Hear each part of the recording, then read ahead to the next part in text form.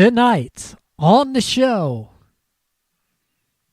we're going to punish chills big time. And this show is going to be a lot of fun. And it all happens right here on Monday Night Live. Let's get to the show.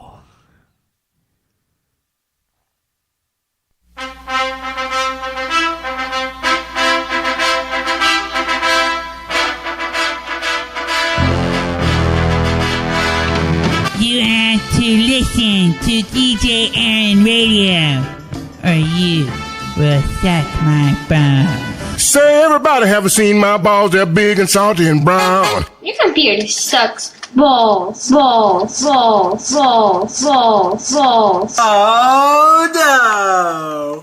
Oh, yes. Welcome to another edition of the Monday Night Live show.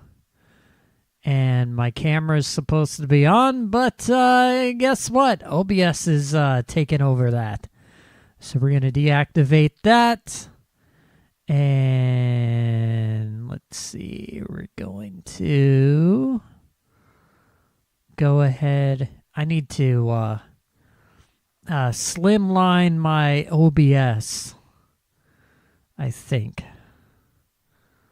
So let's do that again. Let's go to OBS virtual camera and then go to that. And I am going to turn on my camera. And then we're going to go into the live on air. Should I say the the live on air in OBS here. All right, so we are ready to go. And yeah, it's going to be a fun show tonight. And we are going to punish Chills for not showing up last week. And we got good old Tim. Hello. We got Robin as well. She has to turn on her webcam. Hello. Who's ready to punish Chills tonight? I am. He didn't show up last week. You know what that means he gets? Yep. He gets 30 push-ups. It's a wall slap.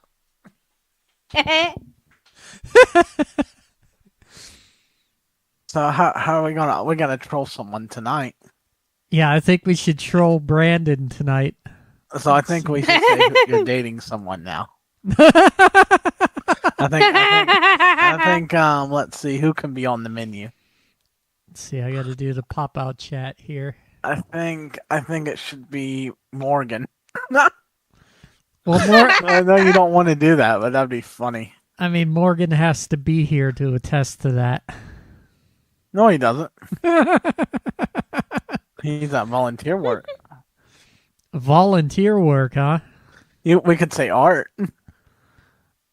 Eh, Art could work. Art doesn't swing that way, though. Oh, yeah. Oh, well. Oh, well. About it, then. Oh, well. Not much we can do there. It's going to be a fun type of show.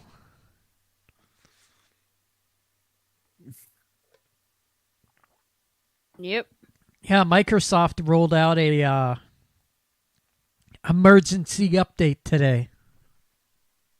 Oh, yeah, I think I heard about that. I didn't have any issues. Nope. I don't think I did either. I didn't even notice. But they rolled it out anyways. I just applied it to prevent from any future issues. I ate something tonight that's gonna make tonight really fun. Oh boy. A THC gummy. I ate a gummy. Oh really? Uh-huh. My manager gave me it. Ah. I ate one I ate the whole one last week, and that was a big mistake. so I broke it off into little pieces. I think Discord's fucked up because our boxes are lighting up when they're not supposed to. Oh, Mine's not. jeez, I just noticed that. Oh well. I think Discord fucked up. It had one job.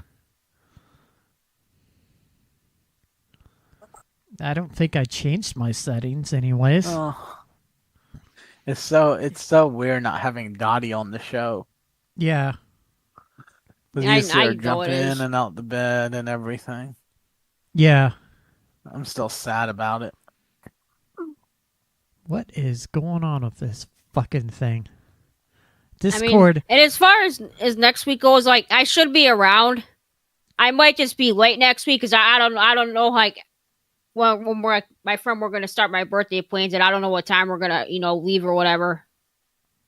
Yeah. Discord seriously needs to fix their API shit. It's getting bad. Yes, it is. And people pay for that shit. Oh yeah, people pay for Discord. See, I got streamer mode on. Let's see, I'm going through my shit here. I don't see any. I was thinking about installing Linux on my 3 days off, but I really don't. But I looked into it and I'll get worse gaming performance, so I'll be sticking to 11. I mean, unless you're like doing Steam. I mean, there's a lot of Steam titles that work. I play games too, and I don't want less performance. I'll just do my daily Windows disk cleanup and keep it as light as possible. I mean, for me, I'd probably be doing Linux because I don't do much. All I really do is stream and do my DJ thing, and that's it.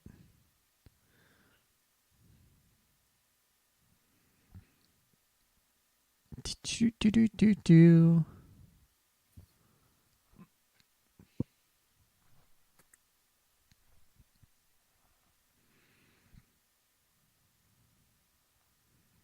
Okay, chat.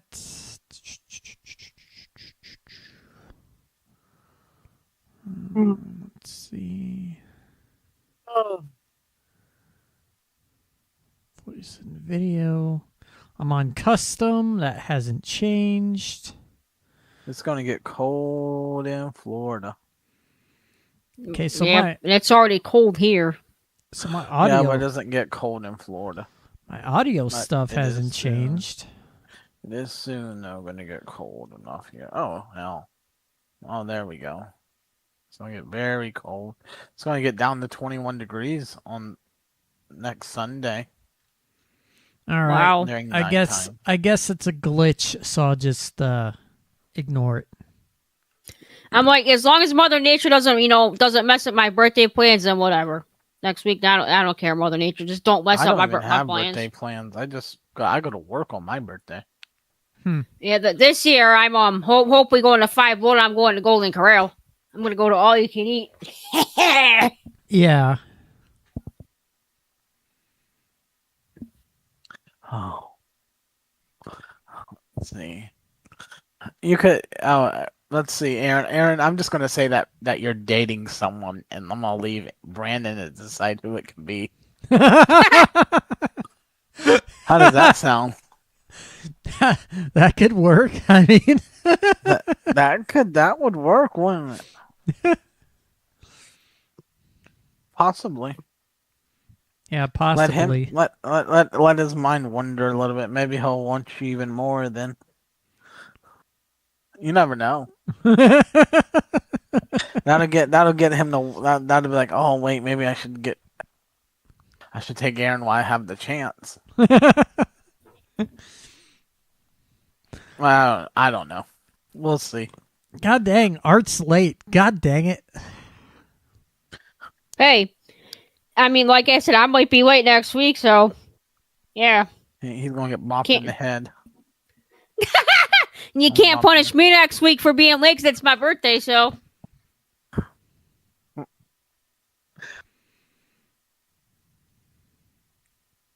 Oh, I guess I can't. No. You can't what? We can't punish Robin even if she'll be late. Because like I said, I don't know what time my friend, I don't know what time we're heading out for my plans next week. That's the thing right now. I don't know anything yet. The only reason I'm early this week is because I got off at 1 o'clock today. I had the early shift. I've been home all day, but I've been pretty much home all day because of the temperatures and whatnot. But I'll be home. Because I know next week, I think we're gonna have to go pick up my friend's wife and daughter from the school. I think out near before we go out to Golden Corral. I know that much.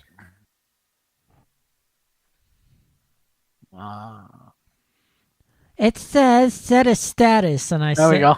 Set a status. There we go. I'm just gonna have a white Chrome window in front of me for the rest of the show. It'd be like a flashbang. So bright. Oh, I forgot to start the event. Shit, my bad. You had one job. Oh, Aaron, you get. Oh, there you go. Aaron gets I get several lashings. I don't know why Discord is acting funky this week. It never used to do that.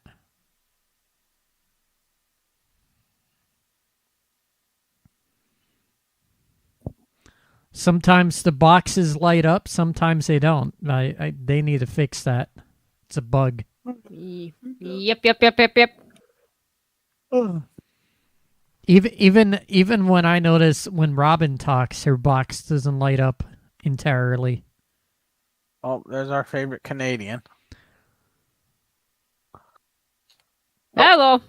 Test 1, 2, 3. Hey, Art. I hear you. If you've noticed, we have some glitches with the chat boxes. Oh, okay. I haven't noticed. It's not. I don't have any issues on my end. Well, I'm having issues on my end for some reason. They'll light up once in a while, and then they won't light up. Oh, well, that's unusual. Yeah. Let me exit the call and come back. All right. Maybe it will fix it.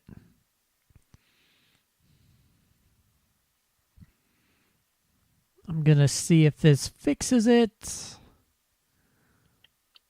All right, no. Let me fully restart my Discord.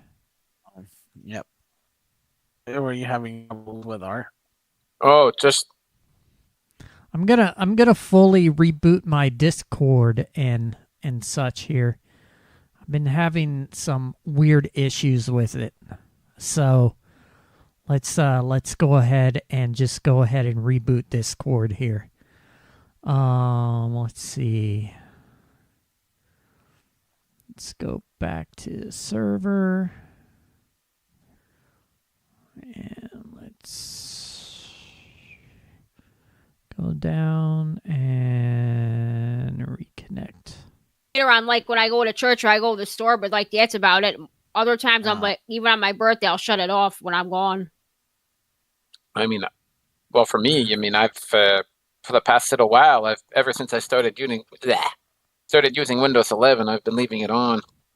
That's a big mistake. Yeah, it's a glitch. Glitch. I'm trying to explain to Art, Aaron, that he should turn his computer off every night, but he just leaves it on. Well, I've been doing that for a little while, but I might have to. I might change that. That's a mistake right there. Discord must have did some updates recently because I see some new shit. Like every time I enter, it asks me to invite people to the call and shit. They did some changes I don't fucking like. Fucking Discord. I'll have to make some changes. I'm gonna have to make some adjustments on mine too, which I'm not. Whoops. We need to get in the habit of turning the computer off. Well, I've been told that what is it? The recent update for Windows 11 has been glitched. Check that out, Art. I started a puzzle yesterday and I finished it today, actually. 500 pieces. Yeah, I've got a 500-piece one myself. With me eating that little piece of gummy, Aaron, you might actually see me fall asleep on the call. Oh, wow. I can set up the some tablet puzzles to where I'm like I'm sleeping in bed. Let's see if I could. Let's see if I could turn off. Let's see. I'm gonna turn off the. Let's go in advanced. Let's turn off hardware acceleration. Change and change and restart. Like some puzzles.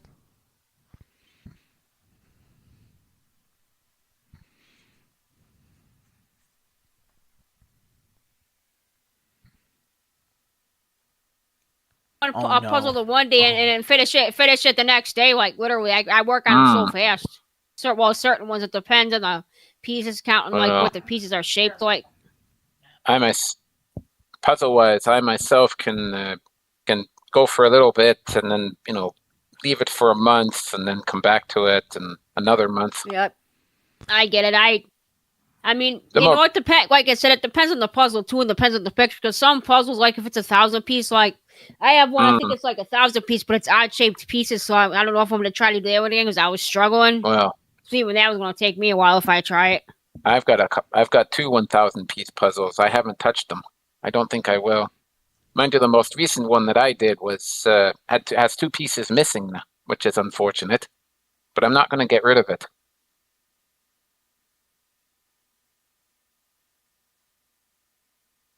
As I said,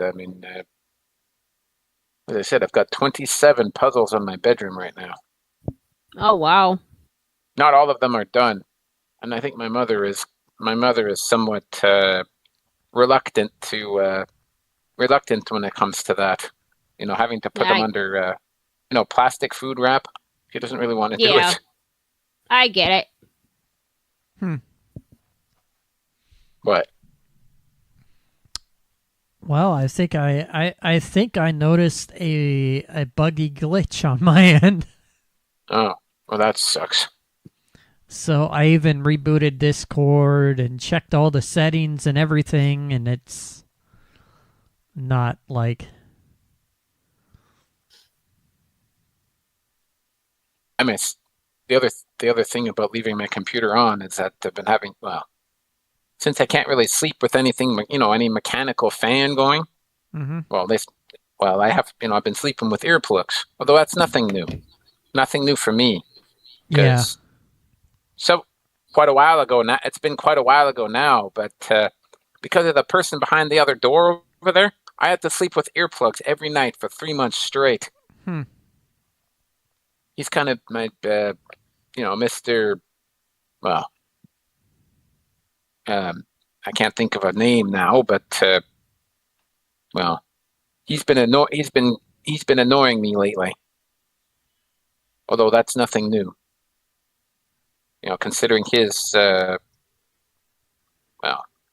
his issues, which will remain unnamed. Yeah. I'm doing that out of respect for you, Aaron. I'm sure I don't want to, what's that line again? Oh yeah, I'm not going to air my dirty laundry. Well, metaphorically speaking. Yeah. I've done that before, and I've been, I've done that. Like I said, I've done that before, and I've been punished for it in one way or another. Jeez, did everybody leave the call or what? I think Tim might have gone to the washroom. Tim and they might have gone to the, use the facilities, which happens. Oh yeah, I had pizza for supper tonight. By the way. Well, I might as well just change back the hardware acceleration. Oh, okay. I'll leave and then come back here. All right. Because it's got to reboot Discord anyways.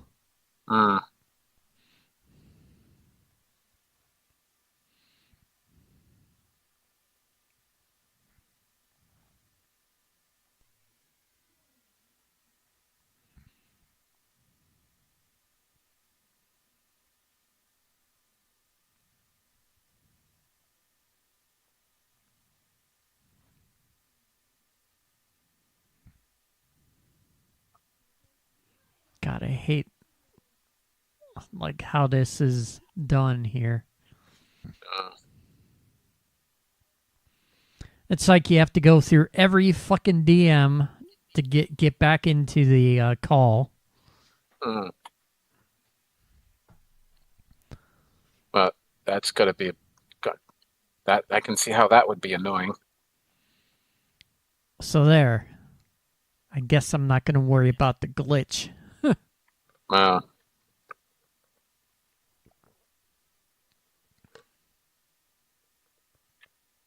although no, that's surprising. The surprising thing was that I was actually, a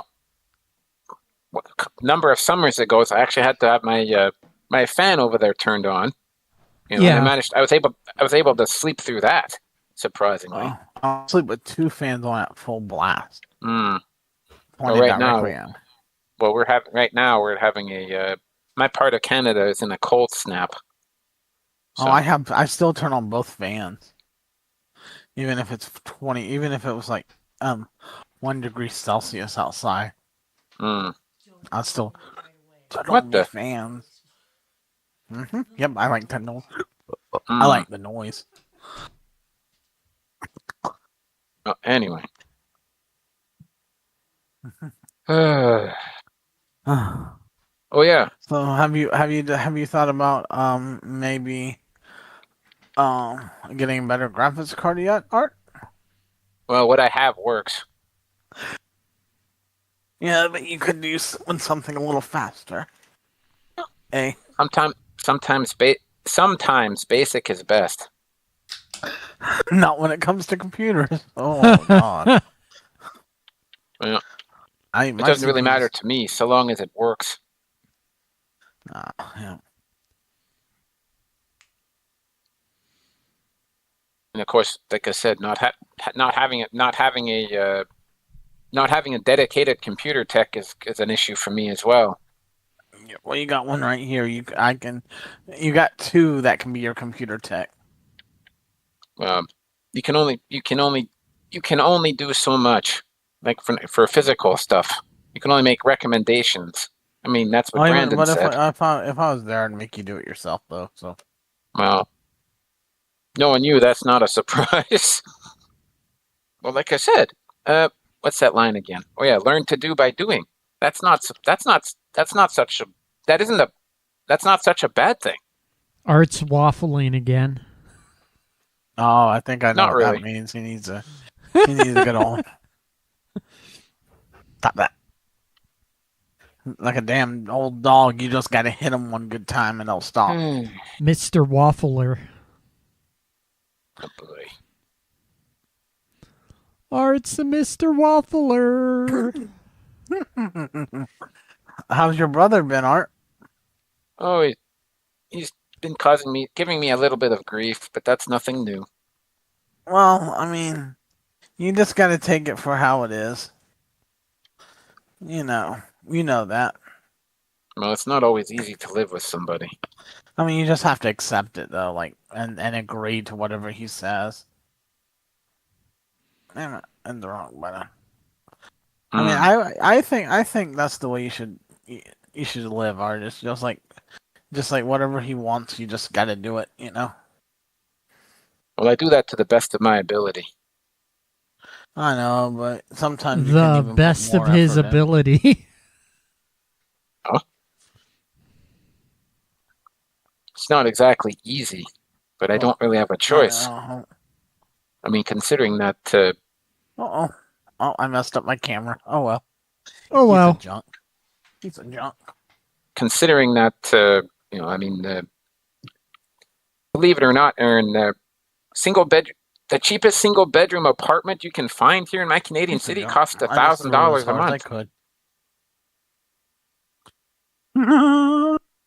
Which is which is insane. Yep, I just threw the phone as hard as I could against my nightstand just for fun. I don't feel like messing with it now. It pissed me off that fast. Oh, there you go.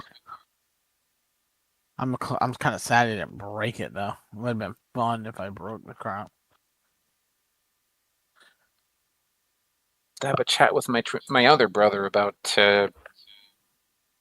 what's the word? Oh yeah, muscle pain. Oh, that was what blew out of it. Was the stylus? It'll turn out. Which one it was? I think it was one. I think it was a Wasn't it a Samsung phone that came with its own stylus? Yep, Samsung, Motorola, and LG all did it. Oh, okay. I didn't realize that. Yes. That's very interesting. I mean, oops. Someone's just texted me on my phone. Okay. I'm not going to say who it is. Oh. Art, even inside, you tuck your shirt and everything. Well, it's just a way to keep warm. Oh, I see. I'm in my night clothes. I noticed something. The border where it lights up has a lag, so if I'm not talking after a while, it goes away. Oh. Yeah, that's normal. Well, no, it has an infinite lag. It doesn't go away like how you normally talk. It will light up for a bit and with your voice and then go away. This is an infinite lag. Oh. I think there has been some problems with Discord servers. Yeah, there we go. Okay, come here, phone. Let's try this again, and let's see if I'm going to throw you again or not. Even harder. Of course, me being on the West Coast.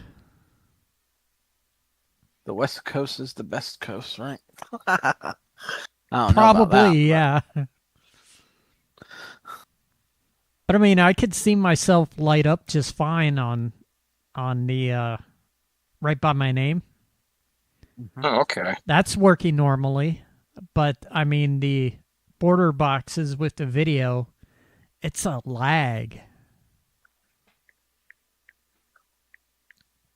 It doesn't go away yeah, after it's still so red and laggy. Oh my god, yeah. It doesn't go away after I finish talking until, like. Okay, I don't have to throw this I don't have to throw this phone yet. My god. Might have to though. You never know. Maybe. You never know. It depends on how the gummy kicks in. Yeah. We'll see. Then I'll be high on Discord on the show. Yeah. I might get more dirtier though. We'll have to see. You never know. You know. It's not a kid-friendly show though, so it's all good. Yeah, I don't think I could do Discord from my phone. I don't know if I can enter the call from my phone. Otherwise, it would kick me off of the call here. Mm.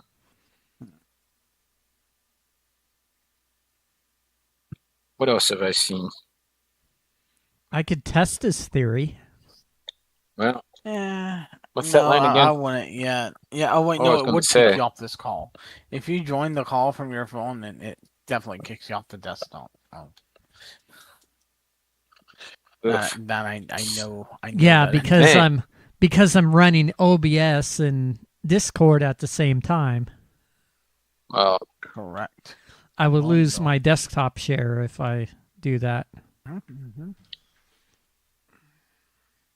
What else? Well, someone else would have to run OBS if I were to jump in on my phone. Then I would have to give the stream key to my channel to someone. Yeah, well, I think not that I'm obviously not going to reveal that, but I think I actually have it, Aaron. Although I haven't used it. We're on YouTube, Art. Oh, that's the YouTube stream. Yes, I would have to give someone the YouTube stream key. I think I've got your cam up stream key. So Brandon's also going to find out that I'm not using cam up. Yeah. Well. Because remember what I said last week that I was going to use cam up. Mm. Oh Well- yeah.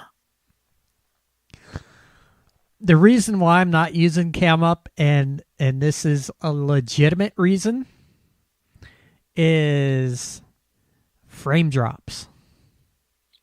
There seems to be a that seems to be an ongoing issue. Because if I'm using let's just say, if people are using Firefox, they're going to miss a whole ton of shit because there's Oh, frame yeah, they drops. will. You know, frame drops affect everything. So for music shows, I don't even care because you're not going to miss much.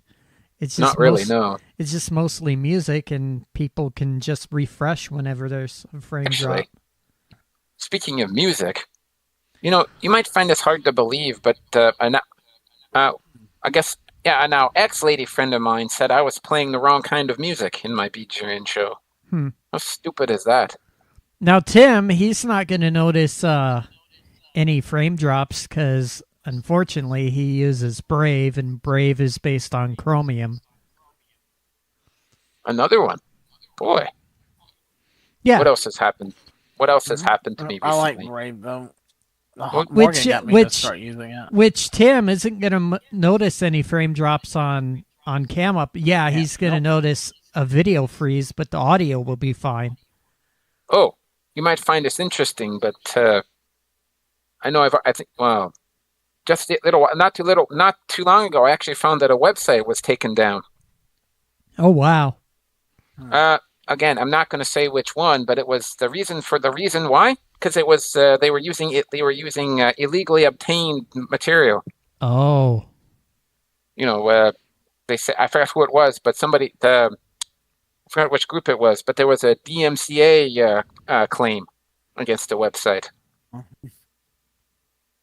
So yeah, And if anybody,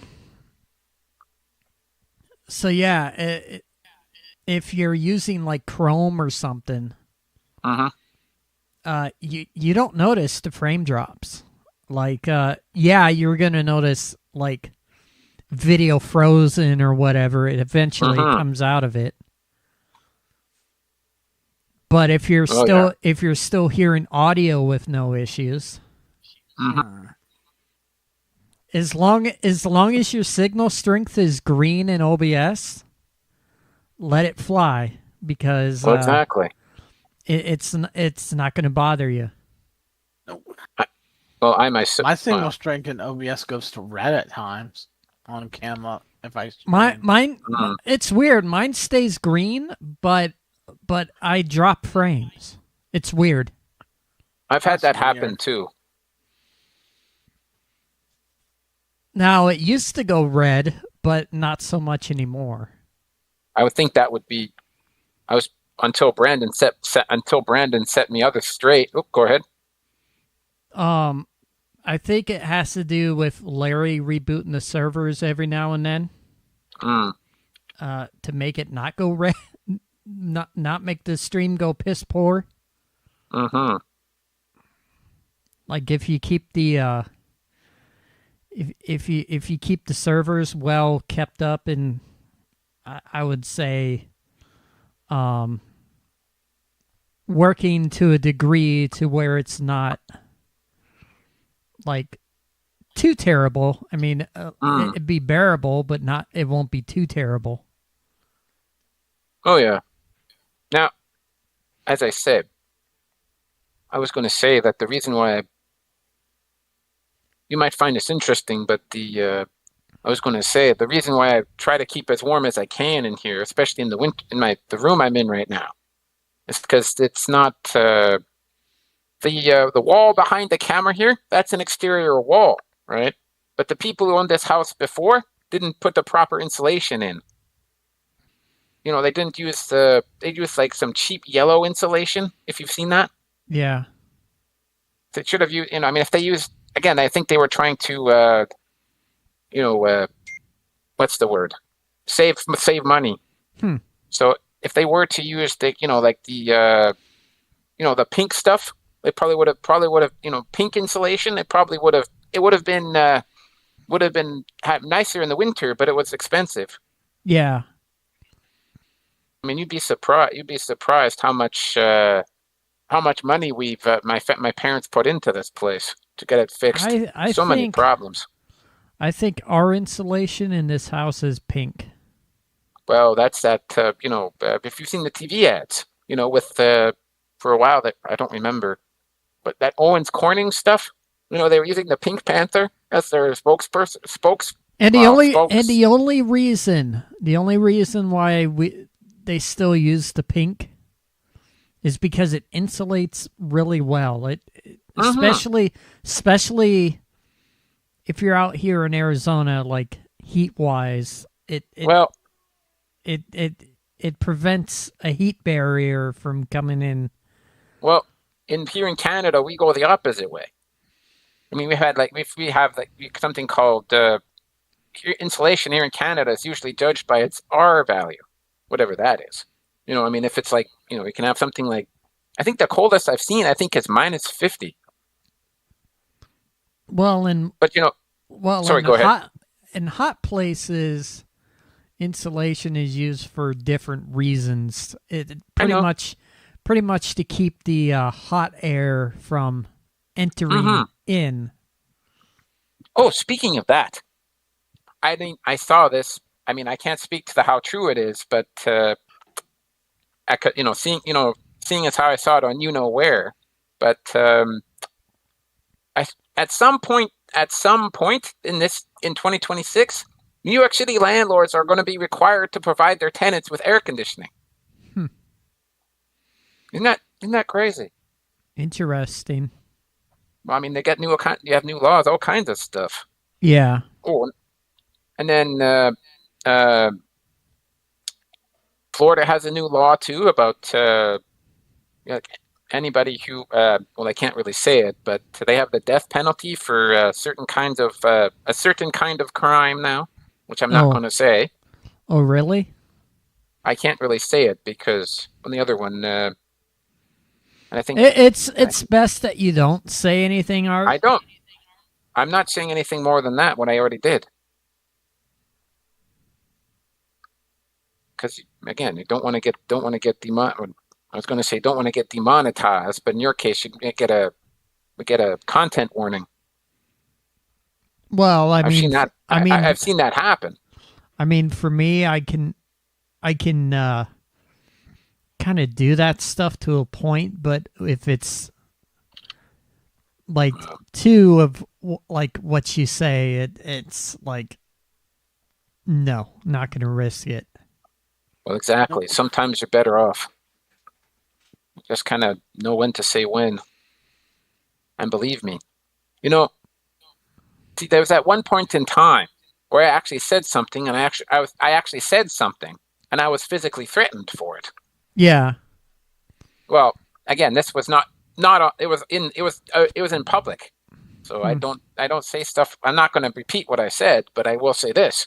After that incident, I never said that. I never said those words again. Believe me. I mean, firsthand experience is a damn good teacher. I think Robin's headphones are wide open again. That's okay though. We're not really saying anything not supposed to. Oh yeah. And what else did I do? I actually put one of my 2026 calendars up now. Mm-hmm. I had two. Oh, there's the other puzzle, by the way. Wow.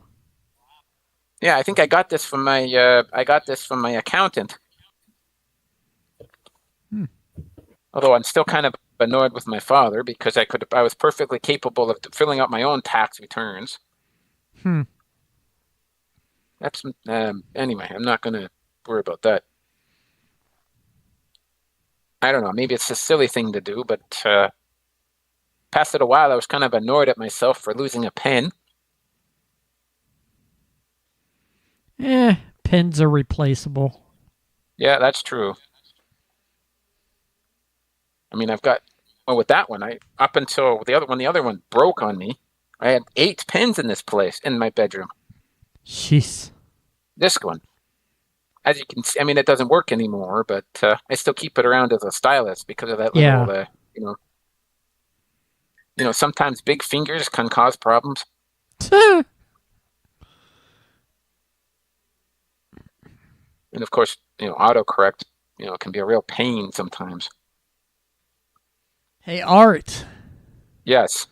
Do you know what CD this is? Isn't that's Journey CD? I can't remember which album. I think I have that. Greatest Hits. No, I don't have that one. Sorry. Oh, the only one that I've got a Santana CD that comes close to that. This is a 2006 copy. Okay. This has the bonus track "When You Love a Woman." Oh, okay. I don't think I've heard that. I can probably find it. That track is originally off of Greatest Hits 2. Hey. But since they had enough room, they put it on Greatest Hits 1. Hey. You have this CD? I saw it at the thrift store, but I didn't get it. I wish I could get the other one, called Songs in the Key of Springfield. I just don't have it. You guys and your CDs. Now, Tim, you need to get on that CD train. No, I'm back on Apple Music at least. I'm not on Spotify anymore. It's the only way I just pay for iTunes every month. Mm. And Art. Oh, my bro. No, sorry. That's Guns N' Roses. I think, my twin brother has that CD. This is Guns N' Roses' Greatest Hits. Yeah, he has that one. And because they have done a version of a Bond tune. What's neat is they did the label like it's like scratches. Mm-hmm. That's kind of cool. As I said, that is. But the CD's not scratched. Well, no. They just made it. Well, yeah. They just made it look like that. It's kind of like when what do they call it again? Oh yeah, something they make a rat rod. They basically take a piece of brand new metal and make it look old. It's happened. Yeah, it has. And actually, you guys don't get the episode, you don't get the program, but one of the more interesting things it's all repeats now, but we used to get a program called Rust Rally Restorers, and guess what happened? What? Somebody went to a car show with a new car, and they actually powder coated a fly onto a piece of their car's body. So later they had to scratch it off. Oh, that's you. No, I was going to say lose your illusion, but I think the proper term is use your illusion. That's either one or two. Nope. This is their debut album. That's their brand new. That's their first one ever. Appetite for Destruction. Okay. The only difference with this one is, remember how the old disc was just all silver with the lettering on it? What was it? This one is a remaster, and it has kind of a unique label on it. Speaking of Guns N' Roses, did they ever release their album Chinese Democracy? Yes, back in 2000, I think. Okay, because I never, again, like I said, I don't pay all that close attention to the music industry. Oh, and, and there's the one you were looking for, Art. Oh, okay. User Illusion 1. I don't have 2. Well, I'm sure you can probably find it at some point. Yeah, but if I find 2, it'd probably be a remaster. This is the original. Yeah. When labels actually had color. I know I myself have been doing a lot of well, not recently. Well, not in the past couple of weeks, but for a while I was into trying to find lost media. And I also have GNR Lies as well, which has the tune One in a Million, the one that's controversial. Oh, that's the one that I think that's the one that has the has a certain word in it, which is causes some major problems. And it's an acoustic version too. Sometimes an acoustic version is better. Actually, I know while I was out shopping. Sorry, go ahead. That album is part live and part acoustic. Oh, okay. So it's kind of like the.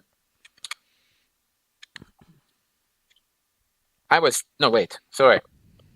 It's similar to that one, although that is part recording and part studio and part live. Well, in Guns N' Roses fashion, they did the live part first, and then they did the studio second, which was more acoustic. And the second part of the album has the song "Patience" on it. Oh boy. Oh yeah, well that has Axl Rose whistling in the start, right? And that became a single. Well, that's pretty cool. It goes to show you, when it comes to musical train, when you have talent. And that song got a lot of radio airplay off that GNR Lies album. I wouldn't doubt it. I know that for a little while, Axl Rose was touring with AC/DC while their singer was recovering from ear issues. I mean, he had no choice. It was either get someone who could be beneficial to the band, or ask someone that's already on tour and that can do 2 concerts. Well, I think at the time, GNR was touring with AC/DC anyways. Well, fair enough. So they had to do it. I mean, touring takes a lot out of people. All the running around. And even if they didn't tour together, I think they literally allowed Axl to fly from one venue to the next. So he had to have a fast turnaround. I don't remember. Which band was it? There was a band. I don't think it was Guns N' Roses, but there was one band that literally canceled a concert because there was green M&Ms in a candy bowl. Well, Ozzy Osbourne kind of liked brown M&Ms. Yeah, well, actually, I think I saw an interesting story about him on where recently, like how he stopped. How he stopped taking. Well, I hate to say this, but stop. I don't know if I can say this. How he had his had his issues. Yeah. Well, something about it was on one of those. He was on a trip from them, and he said he actually had a horse tell him to to blank off, and that's how he stopped. Which is surprising. Yeah. Well, you would think that his wife and family would make him stop, but apparently not. I watched a documentary on YouTube about creating Woodstock. I think it went a lot. There was a lot that went into that music festival. I know. I think there was. I think it was like a 60th anniversary in 1992, I believe. And I was reading somewhere that a person can actually still visit the site today. Woodstock was not 60 in 92. No. There was an anniversary at some point. I don't remember when exactly. There was an anniversary, but the promoters did not want to promote it. Oh yeah, fair enough. Because I think the original one turned into a disaster. Because Woodstock '99 was such a disaster. Oh, okay. They did not want to repeat what happened during Woodstock '99. And it was. I mean, that is private property? Yeah. The first two Woodstocks were, the original Woodstock and then Woodstock '94. Well, and then I think 4 years after that was Woodstock '99.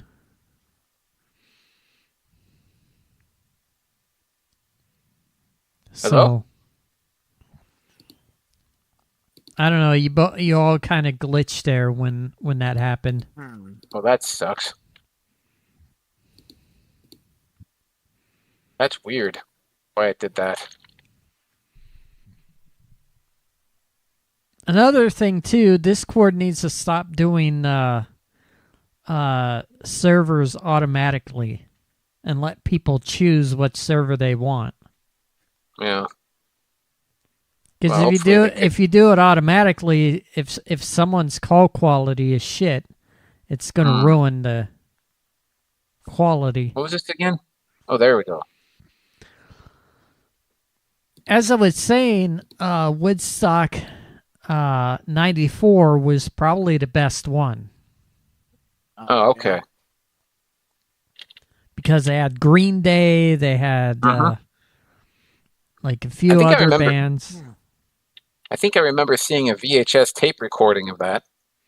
Although now Woodstock '99 was a shit show because you had Kid Rock, you had Limp Bizkit. Gosh, you had other bands that fit the bill. Now for me, I did watch some of Woodstock '99. They just showed more tits on there. Well, I was going to say that's probably there was a lot of sex that wasn't consented. Oh yeah, but I think I remember watching on that something about the VH1's shocking moments in music history or something. But what really brought down Woodstock '99 was the vandalism and arson. Because they lit a lot of shit on fire. Yeah, well, people need to stop doing that. Yeah. Oh my! Actually, not too long. Can't wait. You're not getting this. Actually, a historic hotel in my Canadian city actually burned down recently. Well, I mean, it wasn't enough to bring music festivals as a whole down, but it was enough to bring Woodstock down. Oh, darn it! Because for one, the last Woodstock was on an abandoned army base. That's okay. There was so much concrete. It was so hot. You're trying to appeal to people that were already in bad moods to begin with. Because of all the price hikes in like water and food and all that stuff. Yeah. Which created room for disaster. Yeah. Oh, speaking of that, I saw something on the what did it say? Oh, and if you want to watch, what went down on like Woodstock '99, they have a 3-part documentary on Netflix about it. Oh, okay. Well, that kind of reminds me of a thing, someplace, what was it? Some music festival in Germany. They called it Love Parade, where it was insane. Something Love what did Parade? they say? Like, well, that's what they called it. It's go see it on YouTube. A guy called Dark Records. Anyway, what happened was, and I don't know if this is the same one, but they said something about, what did it say? 3 toilets shared by 6,000 people. I gotta let Corvette fan in. That can't be real. Art, that can't be true. That did happen. Not recently, but it was. I think that was back in. That's 3 toilets. That did happen. Corvette That's so funny. Or the other guy. What was it called again? Oh yeah, the Poop Cruise from Hell. Anyway, I'm not going to worry about that. The Poop Cruise from what? Well, From hell. you may It's recognize insane. I did this place Hey. tonight. I think they Don't had really need one. to be- I think they should have just had 1 toilet. I think that would have been enough. Yeah, well. Recognize that I did this place. You're in a did you different. change- When Let me do show you when do you go back to your house, Steven? Even Wednesday or Thursday. Yeah. But the good news is my power's back on. Did you bring your owl with you? No, because the owl was too big to fit in my suitcase.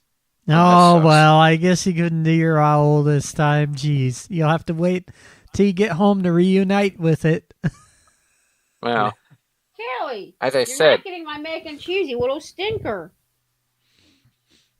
yeah, that's the thing Yep, about that. That's the thing about. But the cool thing is, I love her though. The condo stay.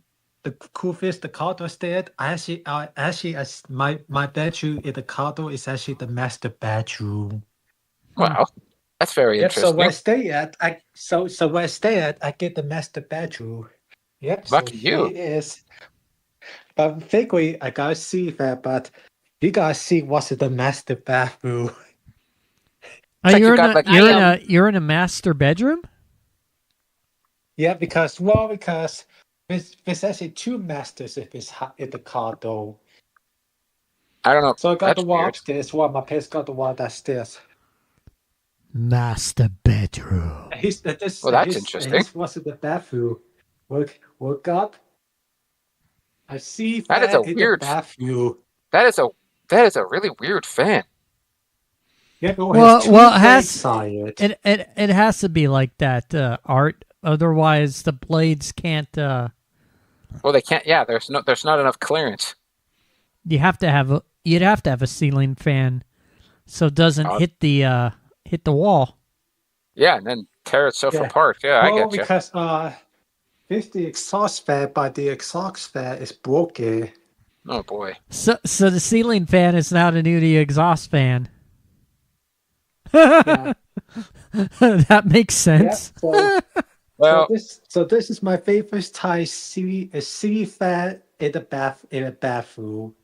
that is definitely that's a very That's very cool. unusual. That is a very unusual fan, though, I must say. But it's again, Yeah, I mean, like it has like an industrial work to it. there's no law against it.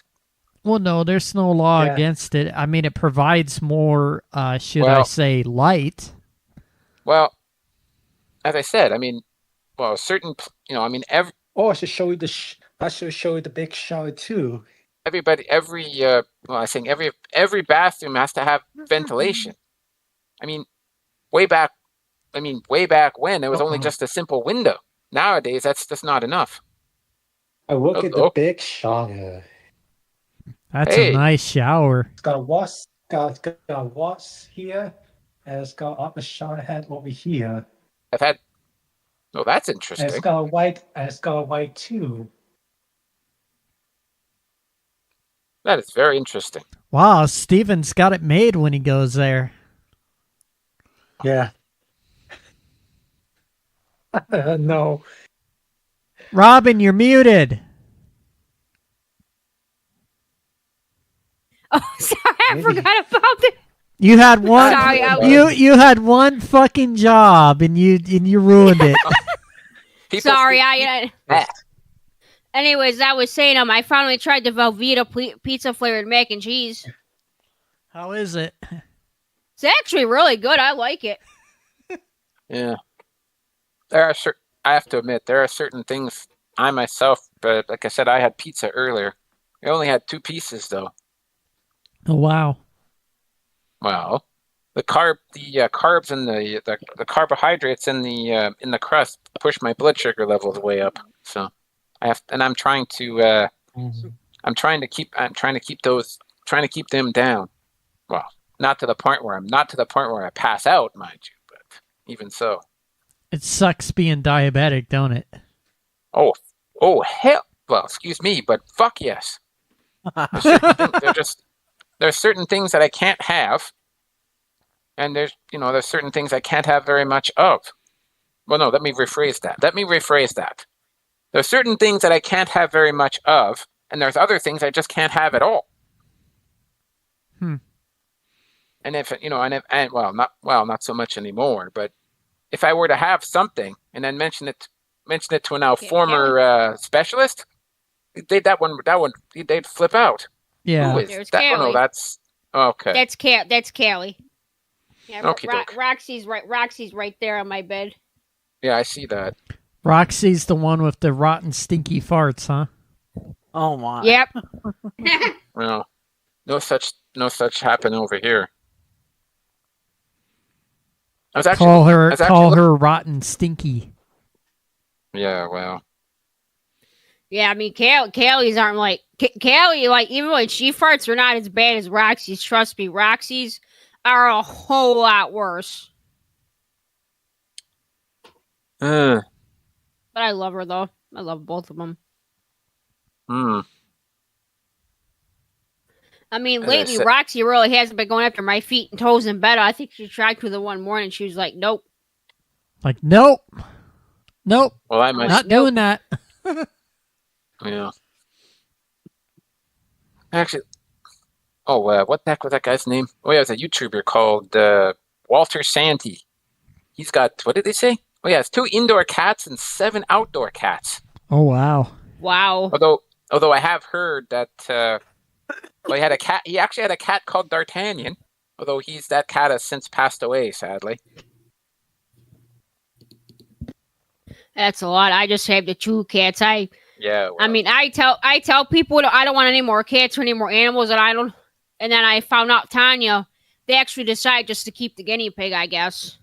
So from what I understand, he when he bit his son's father, I guess she said it was food aggression, and I mean it's hard to say what caused that too. I mean he's the only guinea pig they have, and they usually say you 2 guinea pigs are usually better because they're social animals.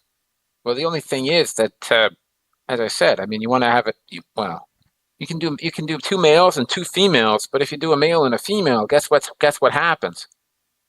Babies. They fuck. Although I have heard, believe it or not, I've actually heard that male guinea pig you can spay and neuter guinea pigs. Although it's a hell of a lot of money.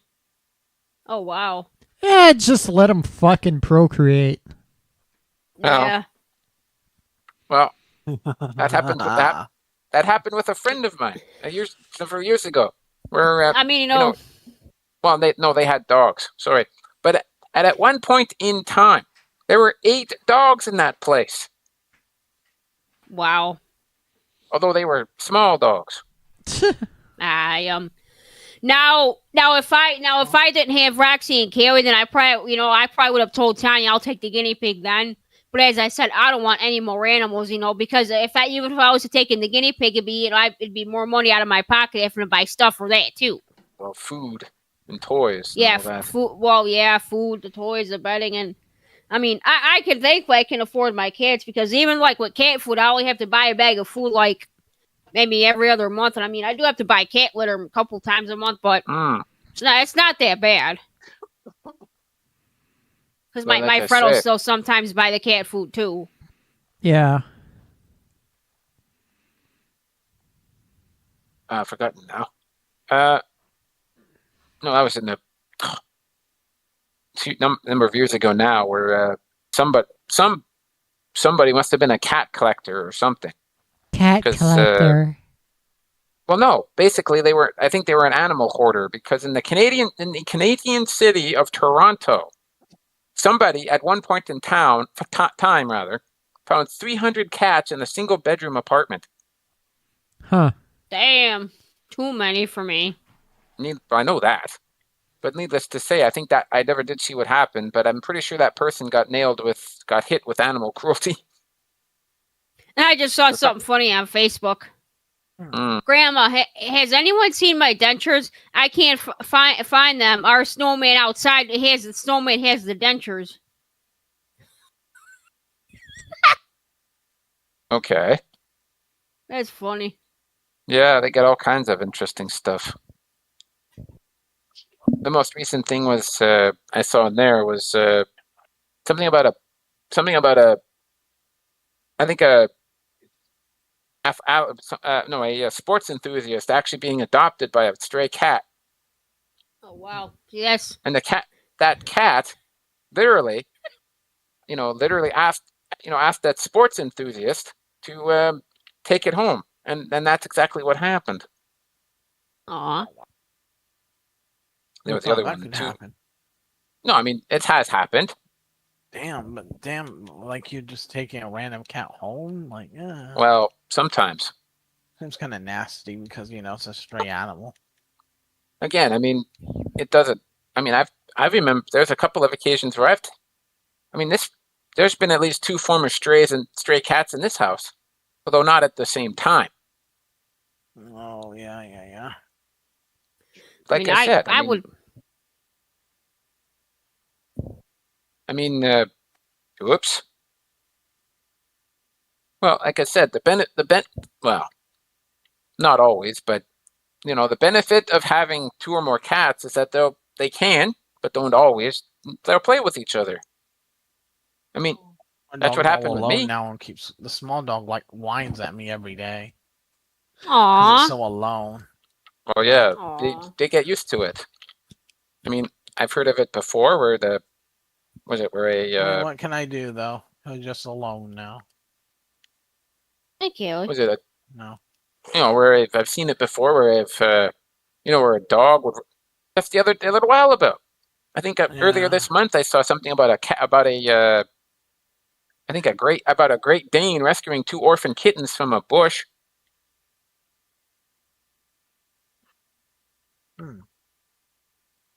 It's remarkable.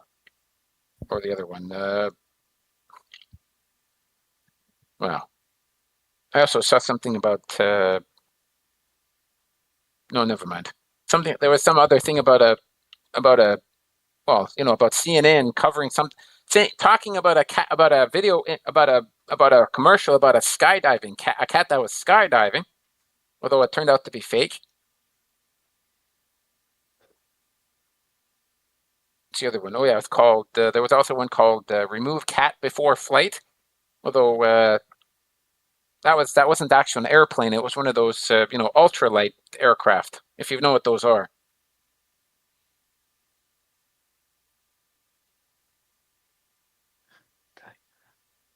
And like I say,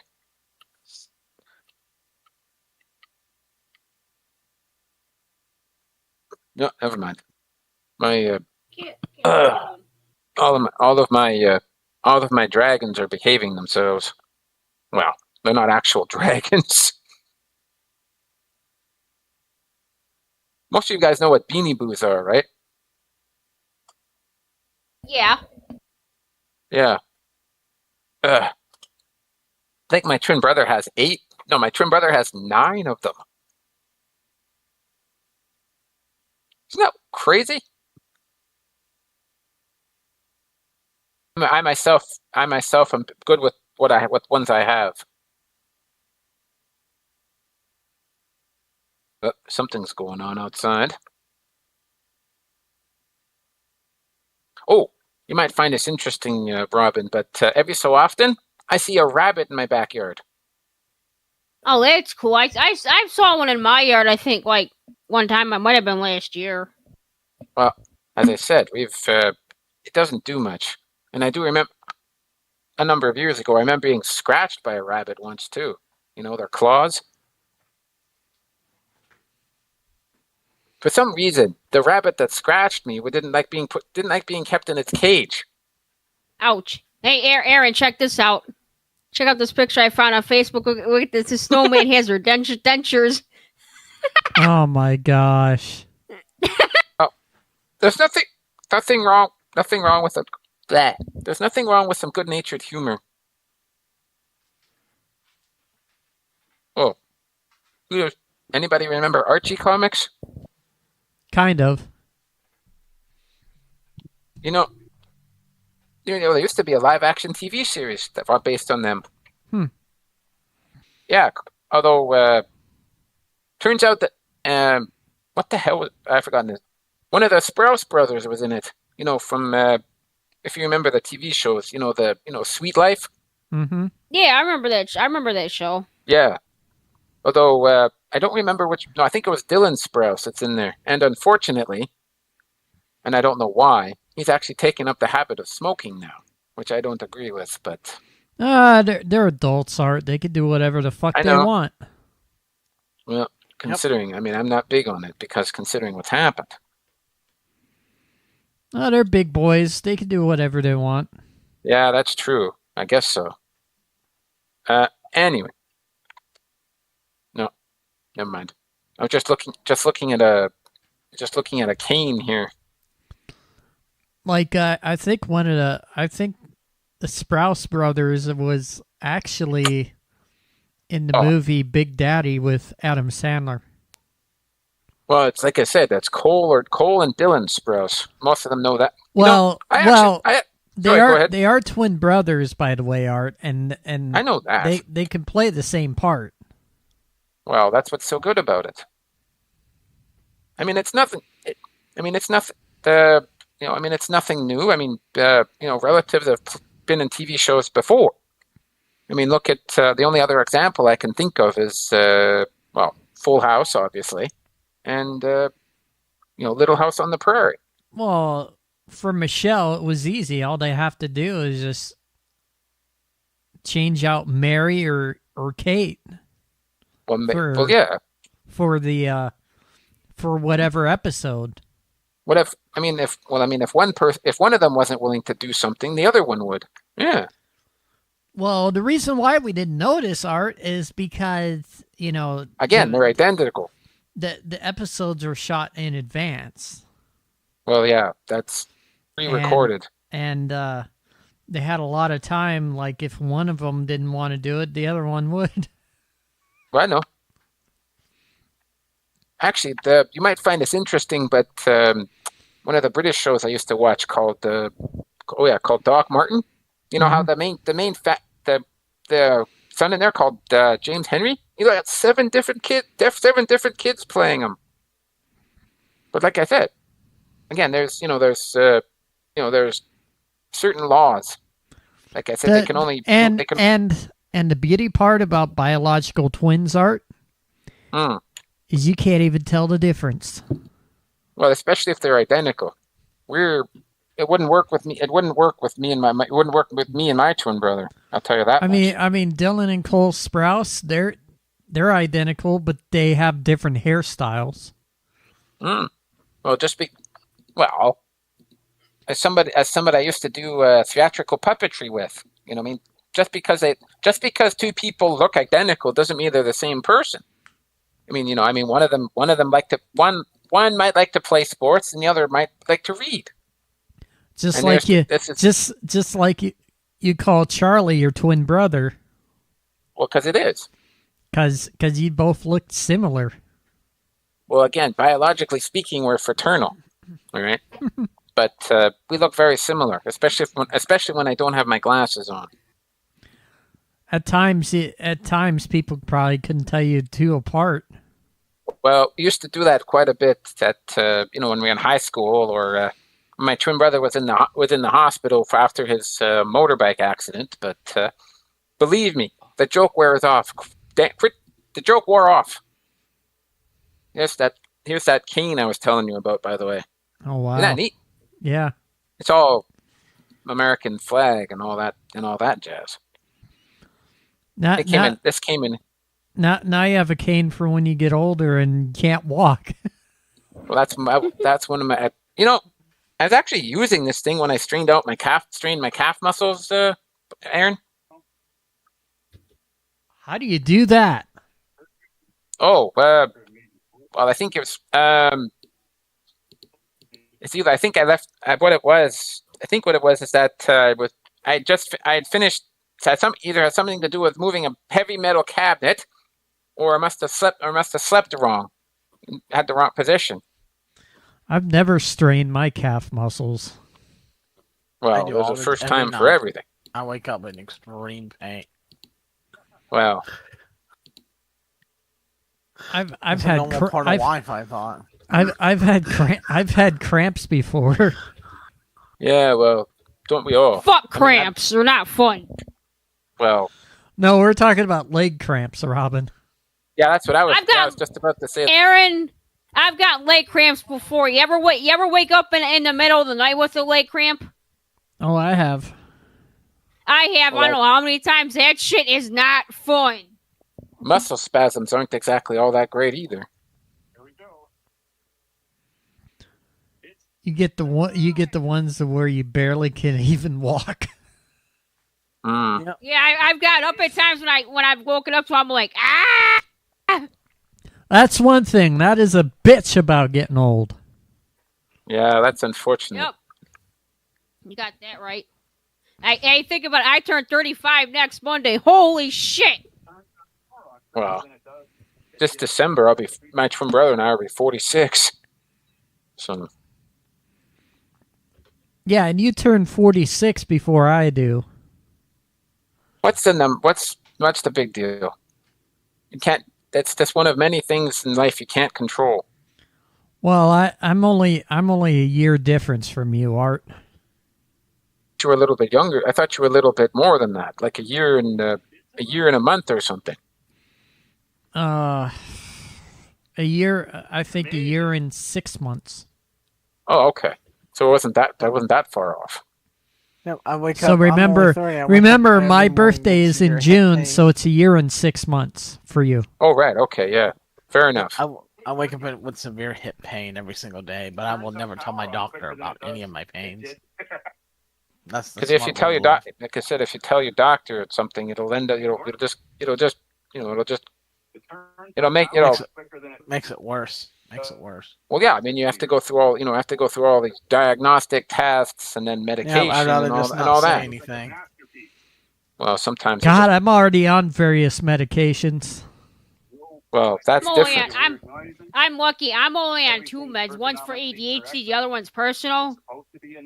But I mean, like, I've been fairly lucky. Like, I'm gonna be honest. Even like when I've hurt myself, I'm actually very thankful I wasn't put on any painkillers because, like, for that, I really just take ibuprofen and Tylenol. Same here. But even when back in 2018, when I had fell down the stairs and hurt my foot and my ankle, I only had pain. The funny thing was, I only had pain the day I hurt my foot and ankle. After that, I had no pain. I've had sprains before. I've never broken anything. Same. Me too. Wow. The worst thing that, as I said, the strained calf muscles is the worst thing I've ever had. For a while, well, I remember before almost, and I don't know if it's shit. I do remember having an accident with a sharp hobby knife once. I've sprained my wrists quite a few times. Ouch. Actually, in my case, the only reason why I built some ramps. Oh, okay. So and I used to jump off of them with rollerblades, which is something that when you're younger you're fucking dumb when doing it. I was going to say. So I sprained this wrist, and I also sprained this one. I'm surprised you didn't watch those things called the X Games. Well, no, I kind of did that for fun, just to be Well, Just to Did be. Steven leave? yeah, Steven Yeah. left because he was listening to his shit again. Oh yeah, okay. Well, Then he can leave. When he I can was go. Yeah, I'll little, just- I did sprain my arm when I was little. I'll just I did sprain my arm when disconnect I was little. I know I've sprained my ankle a few times, and I want to say I sprained my foot because even when I had the stair fall, I think I had a doctor's appointment the next day, and Daddy was sending me for X-rays, and they were negative, thankfully. But I still think I sprained my foot just because of the way it was kind of swelled up Well, at the time. Well, like I said, you know, if I sprained something, I'd just baby it, and then eventually it heal up on its own. Well, that's what I was doing because, like I said, I had because I think it was the day after it happened, I had a doctor's appointment. I mean, I am kind of glad she sent me for X-rays. It did make me feel better, knowing they were negative because, just because you know the way my foot looked, because I've got pictures, of my foot and my ankle when they were swelled up. Like I couldn't even get my shoe on for almost a week. I've never had X-rays for anything. Multiple X-rays. I don't remember. I don't know if I've ever had any X-rays myself, but Shit, X-rays are cool. Many.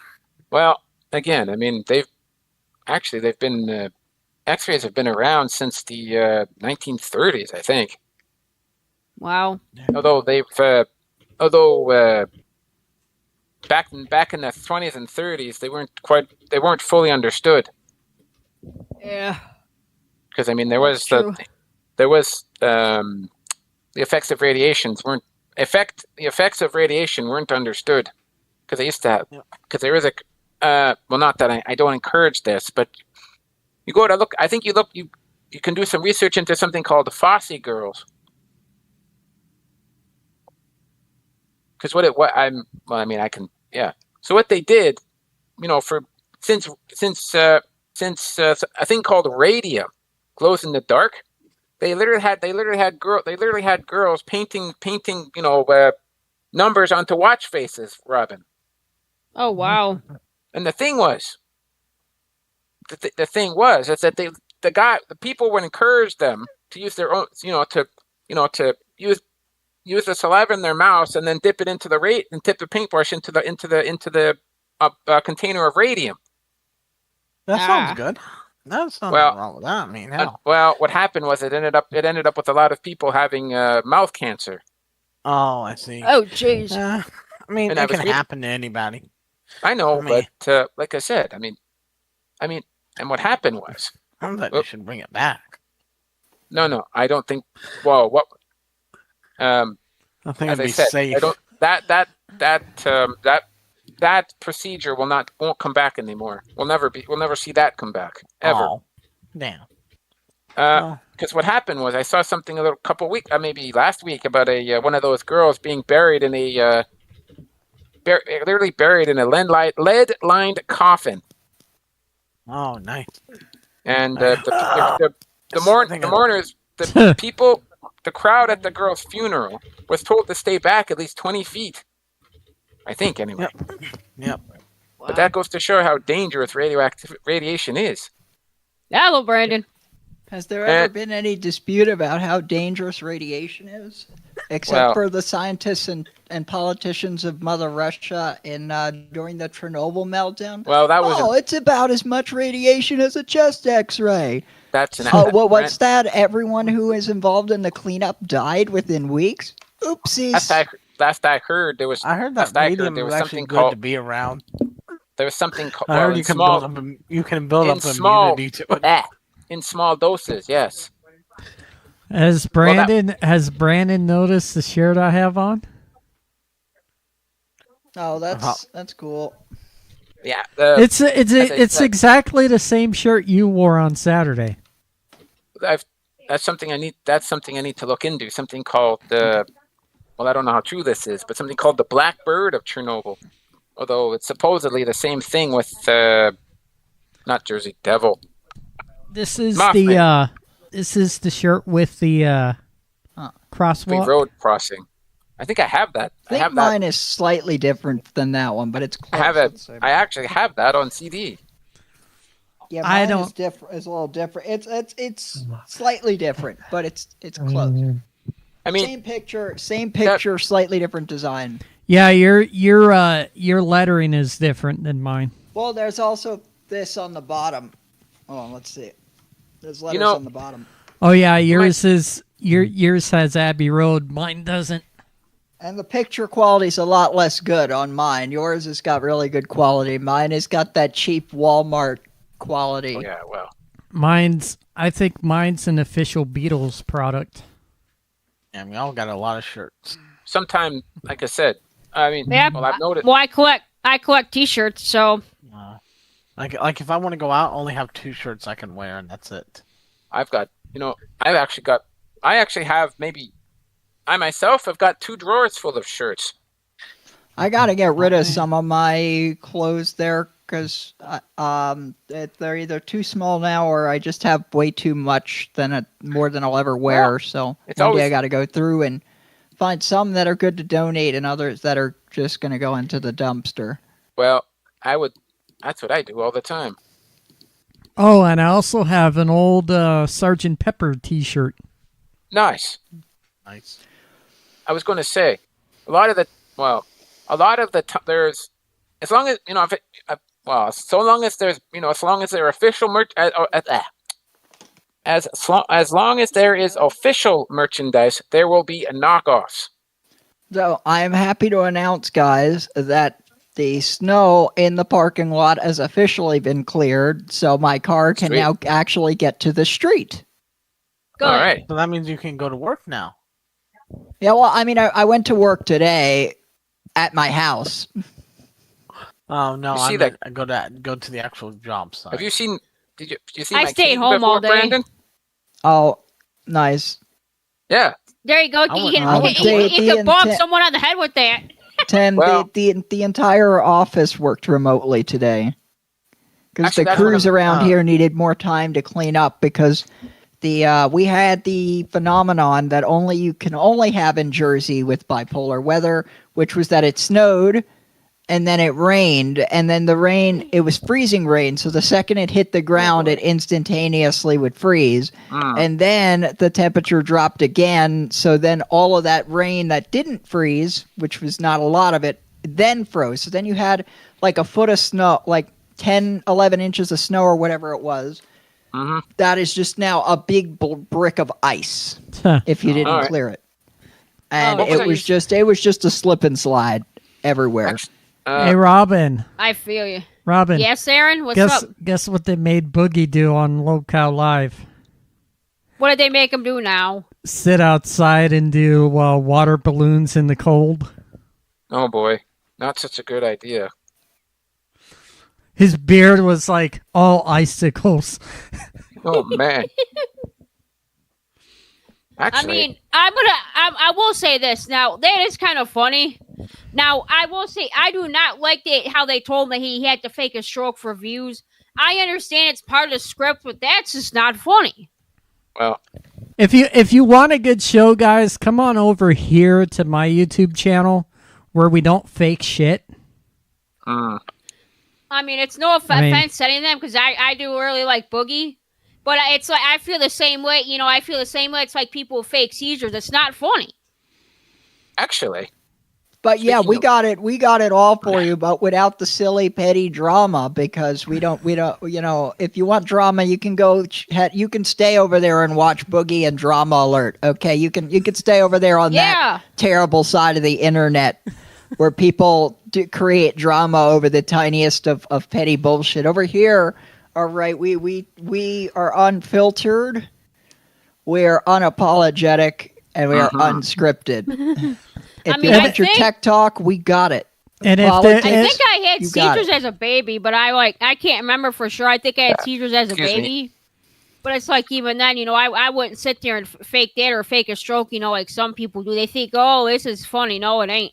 That ain't funny. If there is any drama, it's all real. It's not fake. Yep. Exactly. It's like I said, it's just not funny. I would never fake something like that because God forbid, what if he really does have a stroke in real life? Then he's gonna learn. It's not funny. This kind of reminds me of the Aesop fable, The Boy Who Cried Wolf. And this is how a real podcast should be done. Now, to be fair, I'm not saying that there's not a place for scripted content. Scripted content can be fun. Sometimes it's even necessary, but it does kind of lose that sense of like realness to a degree. I mean, the only thing that's really scripted on this show is us punishing Dylan. That's it. That's really all that's scripted. Well, even that's not scripted. I mean, we just come up and make shit up on the fly. We give Dylan a punishment. He does it. He's our little minion. The only thing that is scripted is Tim supposed to give Chills that beer that's been, through every temperature in the Florida weather for the past year. Oh yeah, because I definitely carry a beer in my car year round. Definitely. Hot cold. It's gonna get cold. If that beer was in my car this week, there's a chance it could bust in the car because how cold it's. Because like if beer freezes, it just busts. Oh yeah. So wait, Tim, you actually really didn't know what rock salt does, huh? You born and raised Floridian? Nope, not really. I knew that y'all put rock salt on the road, but I thought it was to just melt the snow. Well, that is what the snow is there, but it's also good pre-treatment and post-treatment to prevent icing as well, because the more reason it works is it lowers the temperature that water freezes. I always thought salt is bad because it rusts the vehicles. Well, it does. That's the side effect, but it beats having the roads turn into slip and slides, and then you've got 10,000 car crashes to clear. That also degrades infrastructure when you've got cars flying into it at all sorts of speeds. And it also doesn't look good for the public works department or the politicians when the car rates go sky high. The car crash rates go sky high.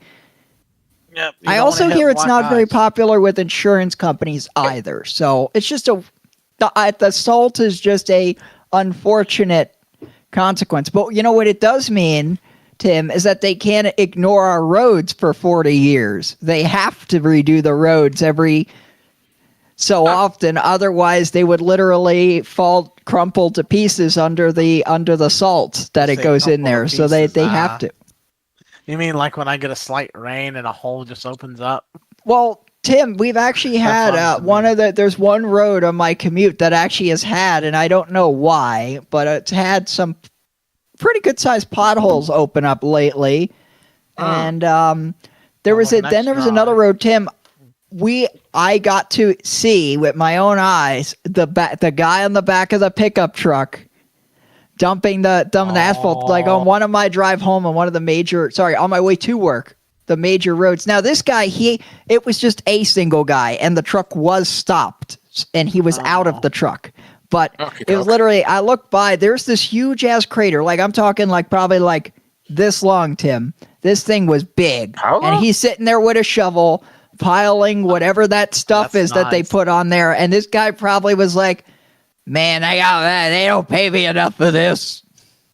And he wasn't even wearing like a reflective vest or anything, and he's standing out there, by the way, like right there in a lane of traffic. That's not safe. I mean, it was like one of those, you know how they have like those sections where there's the double yellow and then it kind of opens up slightly with like to make space. It was like kind of one of those, but it was like right at the end of it. And he did have his truck there with like the lights on, but I mean, I was like, shouldn't you at least have a reflective vest on? Or yes, you should. Like, I'm sure if the city saw him, they would go. They'd be like, sir, you need to do this and that. You're not following proper protocol. Who do you think is paying that guy, Tim? Probably the city commissioner's son. I don't know. Chill says, nope, I'm not here. Oh, Chills, get your ass in here. Hey guys, guess what I'm reading right now? Check that out. I'm reading Christine. I noticed. I noticed. Brandon took his tree down. If you guys noticed last week, he still had his tree up. Yeah, I was gonna leave it up till February just to make you guys keep commenting about it. Actually, Hey, No, where's hey, the, where's You know what? the, I left my bedroom tree up. I'm gonna decorate my bedroom Christmas tree for each holiday now. where's my snow, Brandon? It'll be in the post tomorrow. My car couldn't get out of the parking lot. Don't worry, there's still plenty of snow out there for you. Would you Can you would send you some like snow to Florida? the plowed snow, the shoveled snow, or the untouched snow? You can have your choice. Here's my tree over there, decorated for Valentine's Day. The How compact do you want it? Plowed is most compact. Shoveled is the second. The untouched is just a big block of ice. Hey, Robin. I want it untouched. Yeah, what's up? Untouched, no. Hey, Robin. meow. What's up? We have a tree set up for like all the holidays as well. Oh yeah. Oh, that's cool. We decided to Movie. at least leave one tree up. Hmm. See now, Yeah. Tim. Speaking of what would happen if you had our weather without salt? If you guys had the weather that we had, Tim, there would not be a single Floridian who'd be able to leave their house for like a week straight because you guys don't have plow trucks and salting crews to go clear that. So you guys would have just had to wait until it thawed. Yep. Now Oh. my worker would be like, you still need to try. Yeah, to no, make and it then no, look, you guys, because you guys don't know how to drive in there, you guys, it would just have a whole highway of cars facing all angles with like 50 car pileups in there. Because people they skid and they're like, oh no, gotta slam on the brakes, Yes, which is yes. the worst thing. That's Which is what I the would worst do. thing you want to do when you Slam start on it. sliding. I would slam Now, on him and it's- hit my e-brake. It's I would the do now both. it's the instinct, whenever you're about to like when you're losing control or you're about to like crash or there's an obstacle, your instinct is slam on the brakes. But see, when you learn winter driving, you have to be able to consciously counteract your instinct and be like, no. You don't want to slam on your brakes because then you will, if you're not already fishtailing, you will then guaranteed to go from a fishtail into a donut. It like that. What you want to do, you want to take your foot off the gas and you want to turn. This is the part I always look up. I believe you want to turn in the direction that I thought the it'd be skid is happening. opposite. I thought it'd be the opposite. Hmm. No, because you Some want to. people- Well, you want to straighten. Let's see. Do you turn? Do you turn against or with? Go turn into it or turn out of it. Of That's the turn. That's what you fishtailing. want to figure out. Yeah, so I got it right. You want to turn it in the same direction that the rear of the car is sliding because you want to. The goal is to straighten the car out. So if you're turning right and you turn the wheel left, let's think about it. If you're sliding right, and the car is going this way, and you turn the wheel that way, all you're doing is you're now pushing the car further that way. But if you turn the wheel this way, Nope. it makes the front of the car go in the same direction that the back of the car is going, and now you're straight again. Hmm. Now, what's tricky about that is if you're fishtailing into the opposite lane and you're like, well, I don't want to go into the opposite lane. I want to get away from the opposite lane, but you have to get control of the car back before you can maneuver. I'm so glad I'll be the rest of my life in Florida. Thank you. So glad I'll be here for the rest of my life. I'll never meet what snows. I mean, it's one of those things. The snow wouldn't be a bad thing. It's fun if you're a kid, but then when you're an adult and you have to Nope. worry about how you're getting to work and you have to clear the mess, then it becomes not so fun anymore. The good news is I did get some exercise with that shoveling, so there is that. Yeah. That is a benefit because, I like shoveling snow. Now, I think the reason I wasn't thrilled about shoveling yesterday was because of the temperatures. I think that's what it was, but I like shoveling snow. Well, see, here's the trick. See, I did it the smart way this time, in that I didn't wait for the snow to turn into blocks of ice. I went out there and I shoveled while it was still nice, soft powder. and I was able to go shovel it, and now my parking spot has like that much snow and ice on it to the point where I probably don't even have to clear it anymore. And I also cleared my car. I was out there shoveling. I just took my hand. I was able to like clear so much of it away that I could see my windshield again just with my arm. Okay. So, but you wait until it starts sticking. Now you got to get out the ice scraper. Then you're gonna have a problem. Exactly, because because even yesterday, like it wasn't really that bad. Like as far as it was a snowstorm, I don't know if it even got bad here. Like people wait until it becomes blocks of ice, and then you've got two problems. One, now the snow is heavier because it's solid.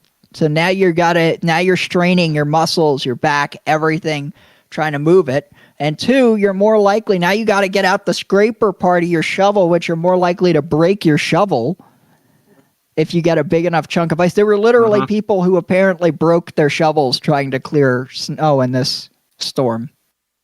Oh my. I don't know about you guys. Well, I've had the same snow shovel for like 6 years now. And it's a plastic one, which is shocking.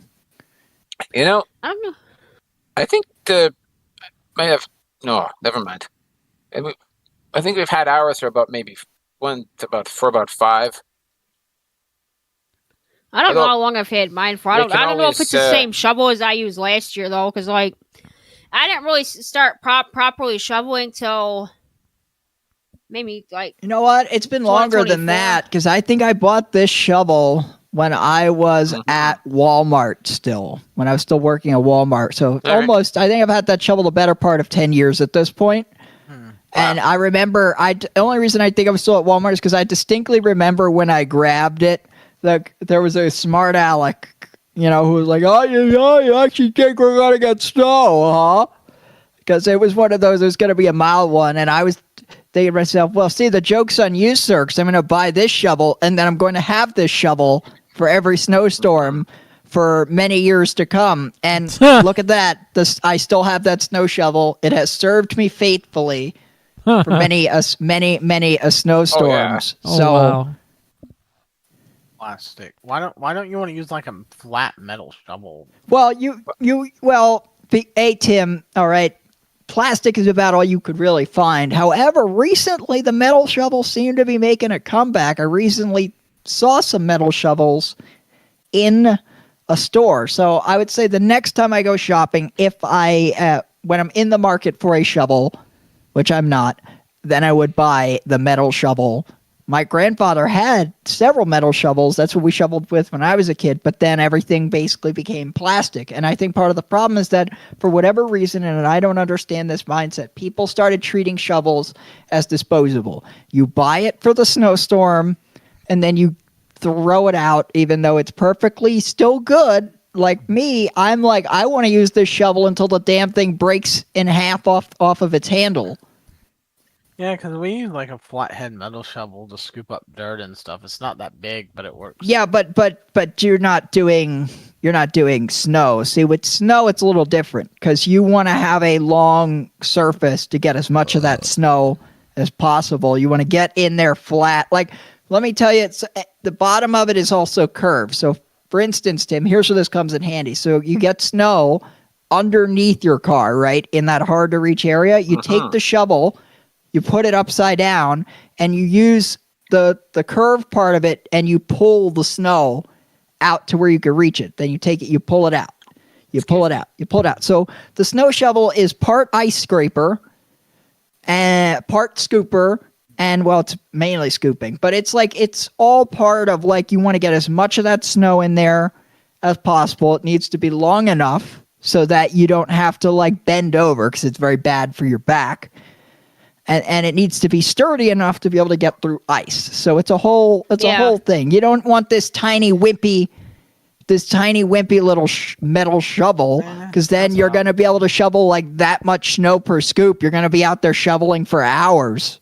Oh, yeah, hey Brandon, check this out. The snowman's got grandma's dentures. I'll get a powerful gas leaf blower. Snowman's got grandma's dentures in its mouth and on it. Whoops. Now, you see, Tim, when you get further north, because if you think our snow is nothing, you get to up north like up near where Robin is, you get that lake effect snow. And you get into Ohio, you get that lake effect snow, and it's just feet and feet of snow every single time. Like you'll get 6 inches of snow, and then as soon as that storm's done, you get the next one in, another 6 inches of snow, or 2 feet of snow. So it's just perpetual, never-ending snow. So they don't do snow shovels out there, Tim. They do snow blowers. The real out there, they go, "What? You got a snow shovel, sucker? Look at my snow blower 3000. It blows all the snow clean all the way to the other side of the damn neighborhood. I don't even have to bend over. I just plug it in and I just push it and it just goes." That's nice. Right? Except I shovel snow, but I'm used to it.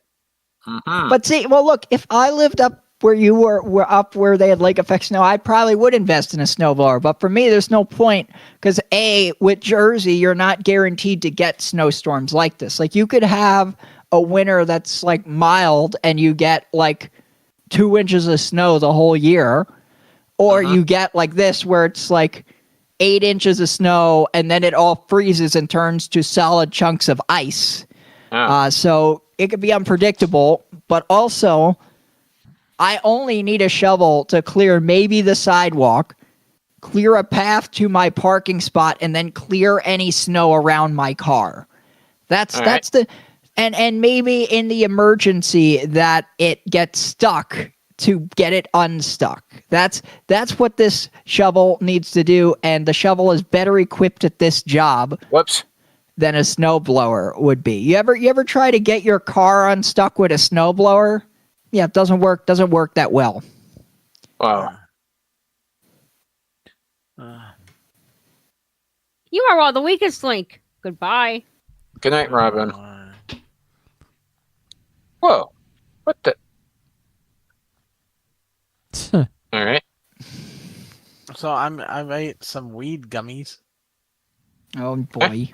Oh boy, Tim is. Last time I took the whole gummy, my manager gave me, and it knocked me flat on my ass because. Speaking of now, Tim, are these even legal out there? Yes, well, medical. So that's how he gets them. And he's like, "Take whatever you want." I'm like, "Okay." I ate one last week. I ate the whole thing, and that was a big mistake. But what the heck was his damn name? So I broke it up into little pieces. There's a YouTuber that takes those too. See, now here in Jersey, Tim, you could smoke the real stuff and it's legal. It's only medically legal here. Oh no, it is the real stuff. It's real gummies. Actually, I think no, like here. You could smoke the real weed.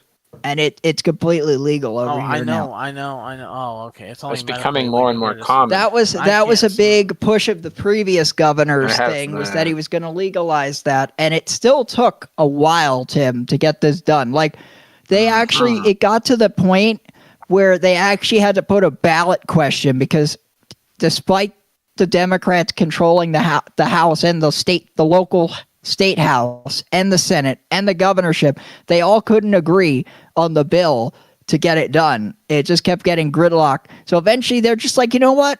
Let's just put it on the ballot. Let's let the voters decide. Oh, we let the voters decide here and it still gets denied. And spoiler alert, Tim, I think this particular ballot question passed by like 75% in the yay. So that was like Trenton was kind of like, damn, I guess the voters really seen what. I guess we probably should get this done and stop procrastinating, shouldn't we? So, they still, spoiler alert, they still procrastinated, but it did actually finally get done. And it was kind of crazy because the first step was to decriminalize it before they could legalize it. So they started doing they had to push to decriminalize it because basically before they did this, right, when it was clear it was going to get decriminalized, the attorney general for the state basically sent out like a letter to all the law enforcement people like, hey, just so you know, we're working on decriminalizing this, but we would strongly recommend that you not enforce this law because it's going to be going away soon. It gets bogged down in political red tape. Here we go. January 1st. In 2024, 56% of Florida voters supported legalizing recreational marijuana, but the measure fell short of the 60% needed to pass. Oh, see, the Jersey one passed by any margin that you could set. It blew it out of the water. Not here. It'll never get legal in Florida. Not fully.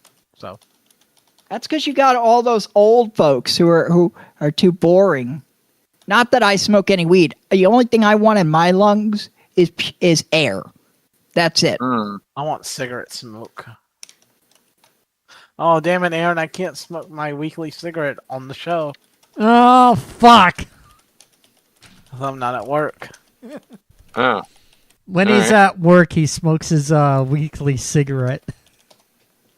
On the Okay, show. okay.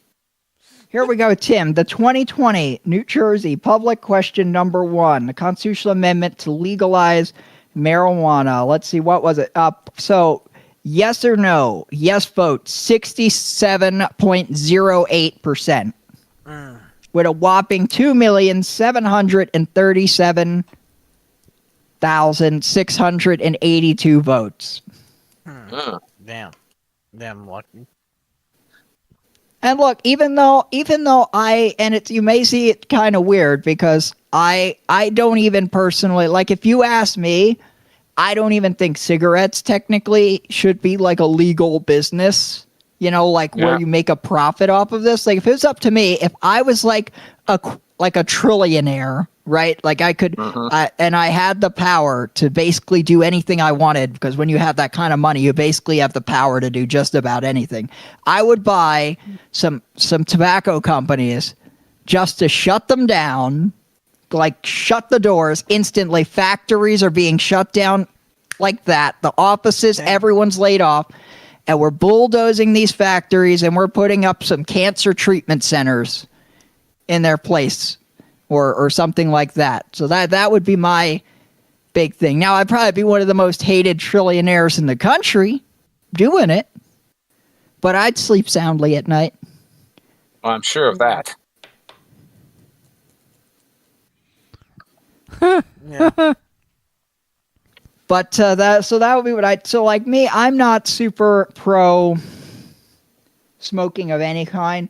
But I did vote yes to that measure, not because I actually cared that weed got legal or not.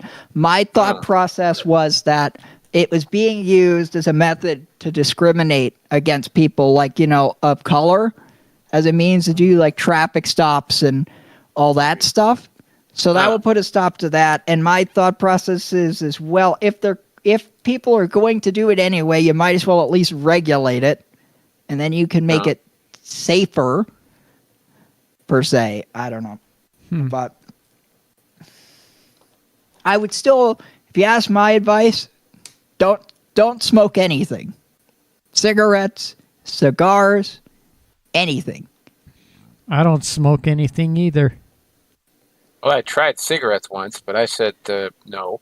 So you guys know how if you get even a little bit of like saliva, it goes down the wrong pipe and it goes into like your airway and you start coughing up a lung? Yeah. The reason for that is because our lungs hate all foreign objects. And to our lungs, anything foreign is anything other than air. If it's not air, our lungs don't like it. Well, I've heard of people choking on water, for crying out loud. I do that from time to time. And bear in mind, our bodies are a large percentage made of water, and our lungs don't like water either. 97% water, as far as I'm aware, as far as I know. I'll have to look into it.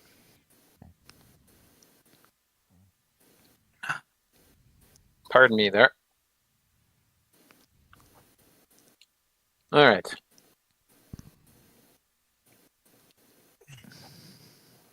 I'm starting to feel tired for some reason. Yeah.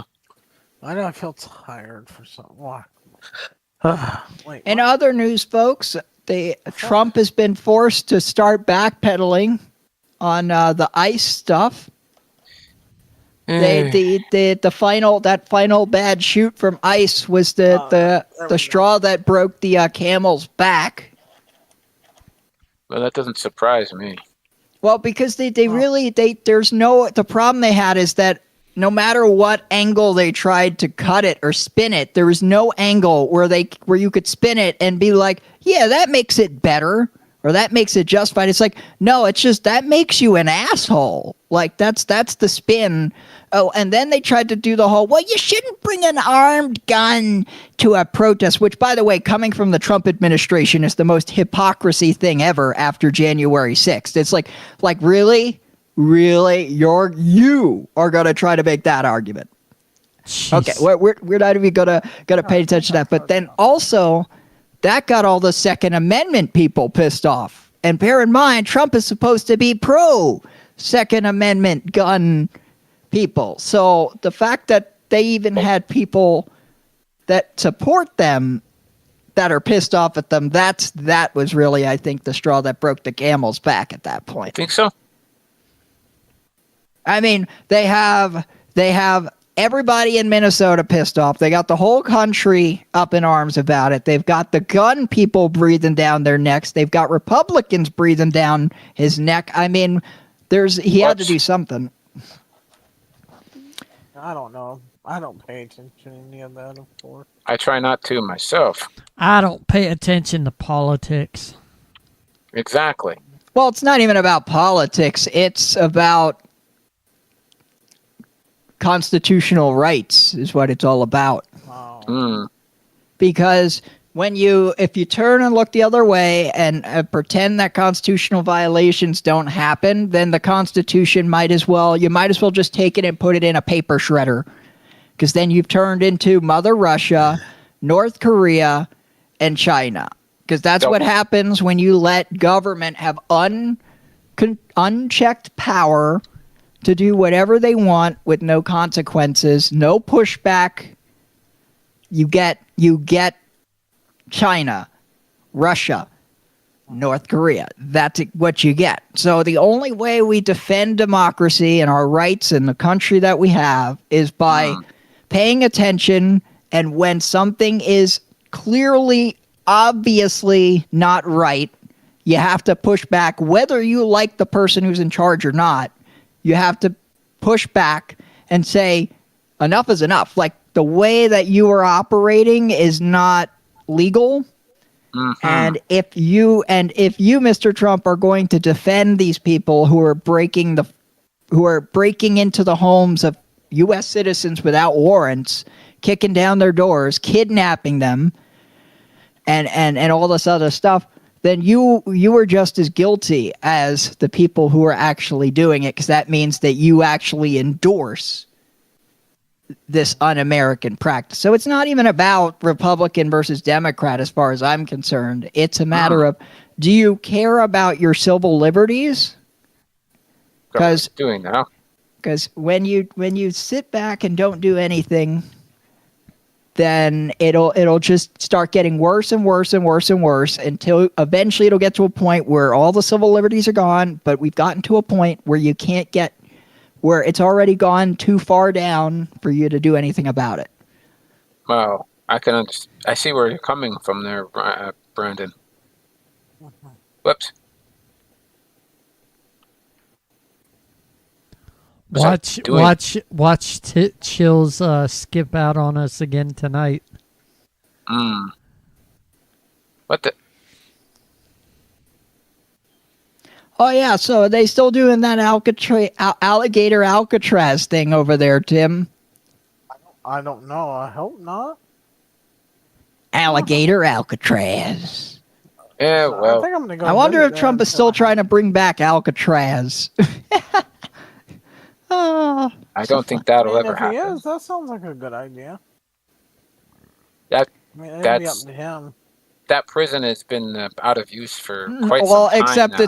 it's in no condition. It hasn't been in any condition to be a prison for like 40 years at this point. And I think the people who run like the museum and like the tours and all that stuff have literally said what it would cost you to fix up Alcatraz to make it a ready prison. You could literally bulldoze the building and build a brand new prison, and it would be cheaper. Well, but then you'd be tearing down a historical landmark. So then you kind of don't want to do that either. So it's just there's bad idea. It's a stupid idea. To be perfect, well, there's if anybody wants to know, You think Trump cares about a historical? Oh no! Well, Trump is the king of Right. stupid ideas. That's why it doesn't surprise me that he would that he says such stupid things. I speaking mean, of- You can't be surprised about speaking anything of, about the best president that's ever existed. Speaking of that, did you know he You know actually he's has the a best. he actually We up all have until to recently agree. he had a star on the Walk of Fame. Yeah, so I know.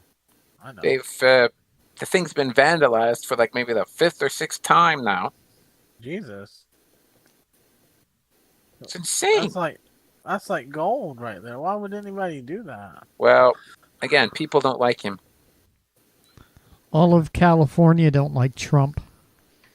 well, it's not just California. I mean, again, if you value your civil liberties, you should be very, very, very, very unhappy with Trump and how Well- he's been handling ICE because those guys have been operating like a band of thugs.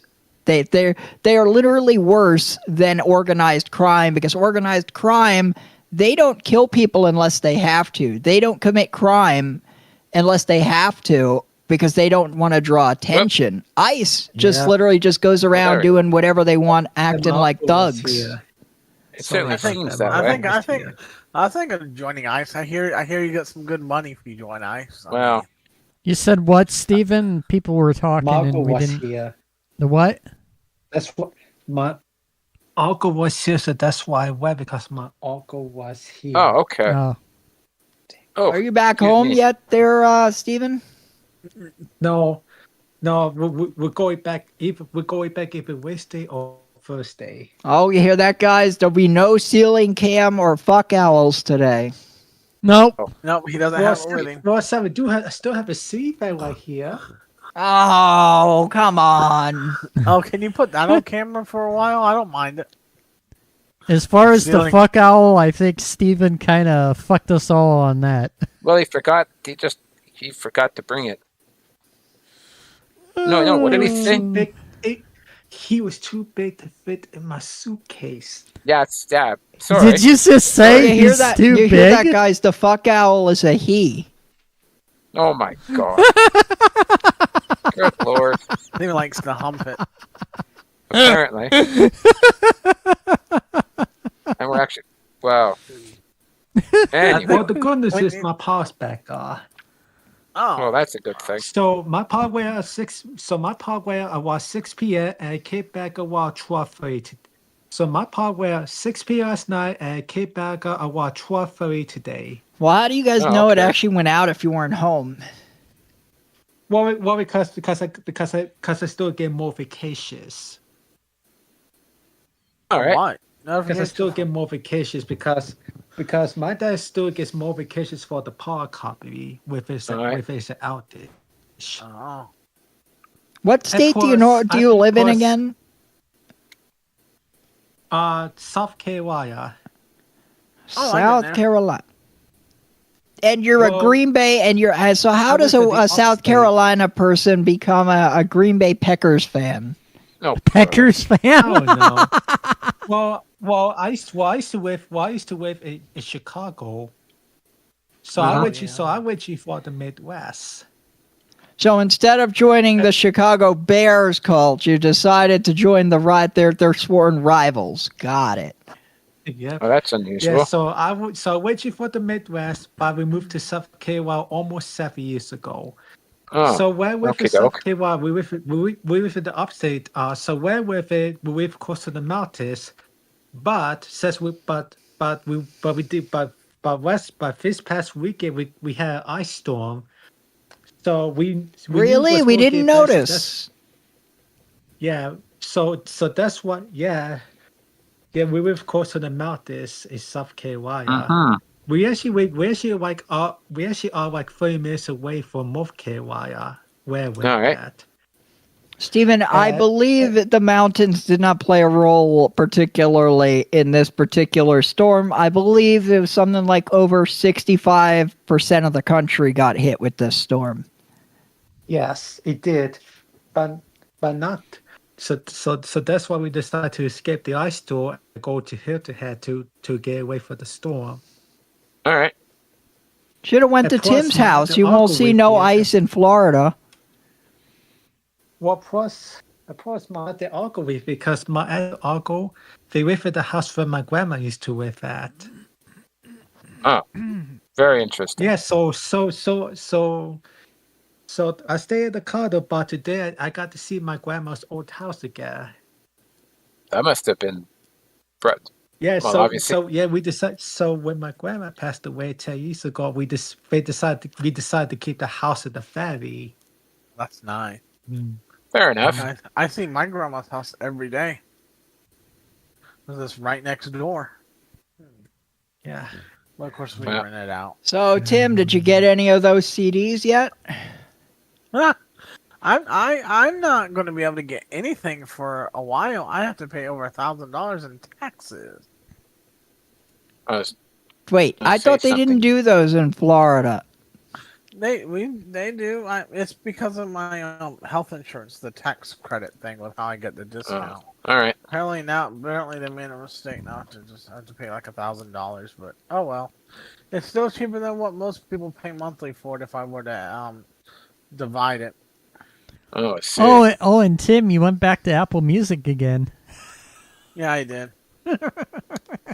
But even with that's regular his decision. lossless on my phone, it still takes up like 40 gigabytes of space. Oh, I see. But so I'm gonna probably have to invest into a phone that has more storage. 128 just can't cut it anymore. Or Tim, yeah, and perish the thought. It's old technology, I know. You could find the rare phone that still has SD cards.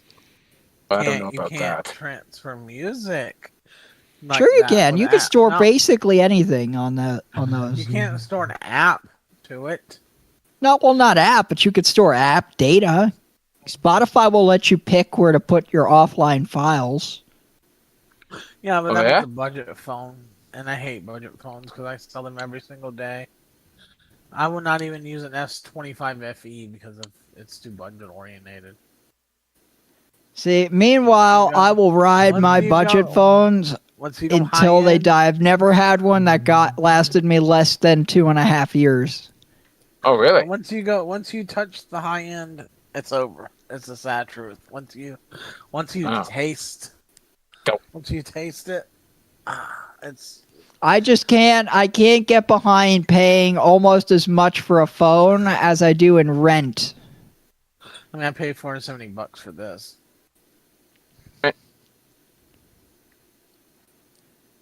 Nah. And I'm sorry, Tim, but I don't like to buy phones in phone stores because I distrust salespeople. I didn't buy this in a phone store.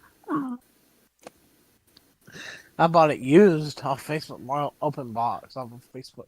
Well, that's like the Wild West, though. Oh, but when you know what you're looking for. Yeah, but even with knowing, people can lie, deceive. Oh, that's why I fully inspected it before I bought it. How do you inspect it through a picture? In person, I've seen how many battery cycles it had. It had 2. That tells me that it's never been Very used. interesting. Or, Tim, it means that they were charged. They would let it go down to like 60% and then charging it again. Because a battery cycle is all the way 100% to 0. Nope. Okay. No, because if you charge it from 60 to 100 twice, that's 80%. Apple considers that a battery cycle. There we go. I have over 100 battery cycles now on this phone. Wow. I have 140. All right. Still at 100% capacity for battery health. Yay. The only thing that is kind of annoying with the budget phones is the cameras, but like I don't use the camera enough to where it's an annoyance. It's only an annoyance when you're trying to get something that you want really nice, like a concert video. or something like that. But it's like, when's the next time I'm going to go to a concert? Probably not anytime soon. Could have a camera. A camera. One. That's all you get is one. That's all you get on. See, and here's the thing. I was kind of loyal to LG phones until they stopped making them. So now I've been trying to find that phone, that phone brand that I kind of would like. I mean, my first non-LG phone was the Samsung A32, and that served me well. I can't have any complaints about it. And then now I have this Moto G Stylo thing. All right. You know, and I mean, it's fine. It's not a bad phone. I mean, I guess, yeah, the battery life probably could be better, especially under performance loads or whatever. And the software, whatever software they wrote for the camera could be better. But otherwise, I mean, it's not a bad phone for my daily needs. It gets the job done, but. Yeah. Ugh. Let's see. Oh, yeah. But see, the other reason I don't see a need to invest that much money into something like a phone is because I actually use actual computers on a daily basis. So like if I need that much like computing power, I'll just turn on my actual laptop. Oh, that's why. Yes. Unlike me, who's could be at work for 12 hours in a day and just uses their phone. But see, then I'd probably invest in a game or YouTube or something, and YouTube doesn't need that much processing power to work well. Oh, I watch YouTube a lot on my phone too. And I play games. Games can take up a lot of battery life if you play them for a long time. And storage, depending on what game it is. But see, Tim, here's the thing. My phone has like over, I think it's either, I forget, it might be 256, I think. Oh. And then I've got an SD card with like 128 gigs. So altogether, I've got almost 500 gigs of storage capacity on my phone. So I could basically fill up this SD card without filling up my phone storage. The only thing I have using up the phone storage is really your apps and stuff. Oh.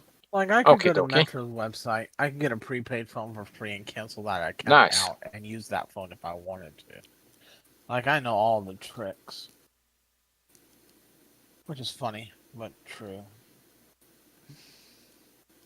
But no, we don't have any phones with 256 gig space. See, Tim, other reason I don't go into phone stores, Tim, because one of those salespeople would try to lean me towards like a folding phone, and I think I wouldn't be able to contain my laughter. Oh yeah? Crap. They're trash. I literally don't think I could contain my chuckling, Tim. They wouldn't like me very much, because then I'd be like, oh, you mean those phones that break after a year? No, sir, they don't break. What are you talking about?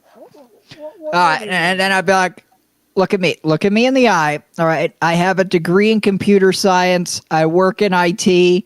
I watch Linus Tech Tips. Okay, look me in the eye and tell me these phones don't break after a year. And hell, even if I didn't do those things, I have firsthand knowledge from my parents that they break after a year. Thank goodness.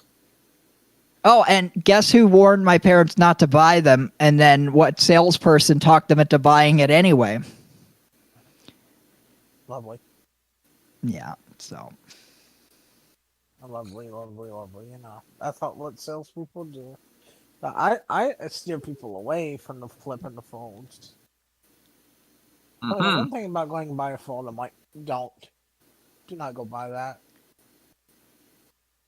You will hate yourself in 6 months. They have the durability of a piece of paper. Of a paper napkin.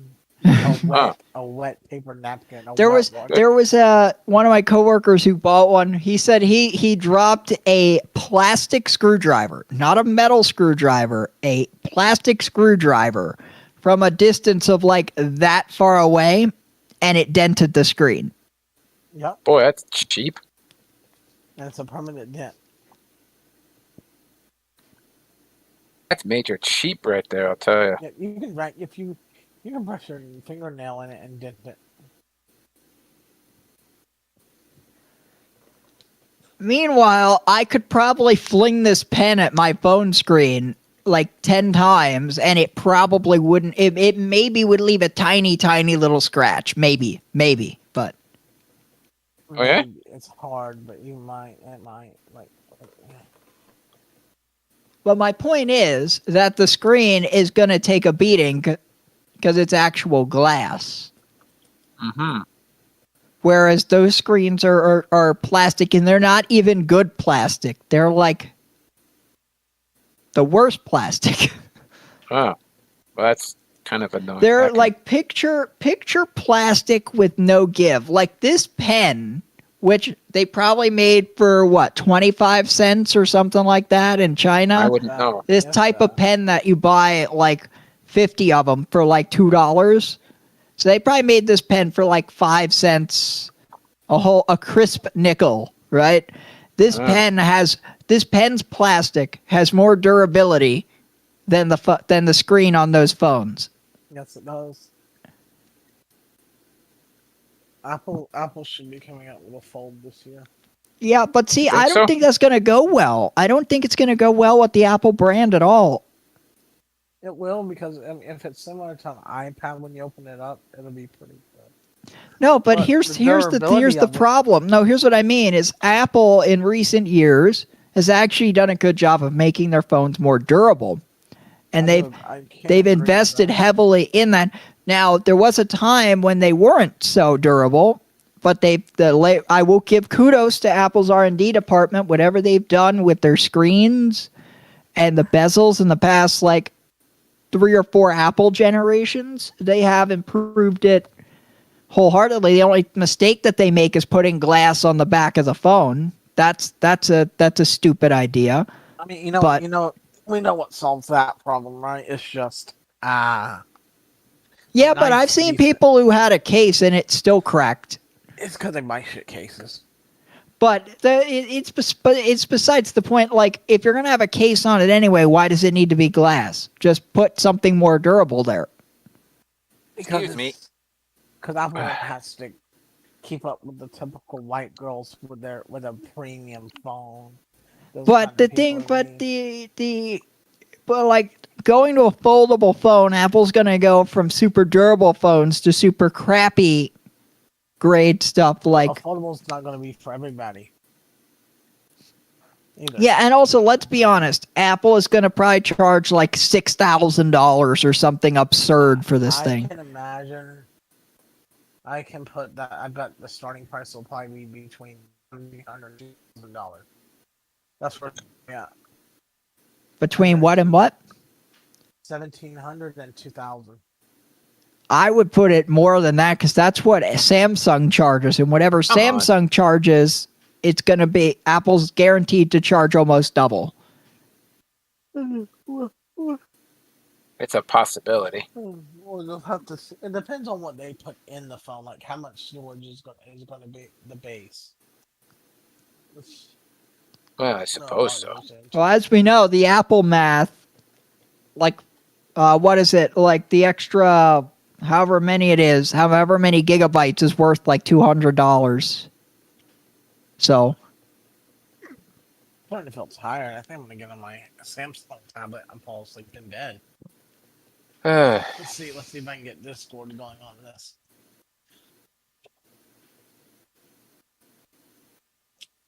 That's right. What the?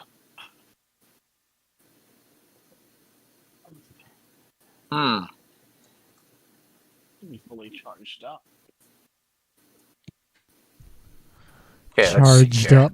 And Chills is laughing at us in the YouTube chat. Oh, jeez. Like, get your fucking ass up here, Chills.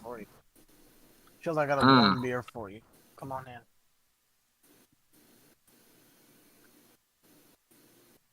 Let's see here. By laughing at us, it serves that you're being a pussy. I would say so.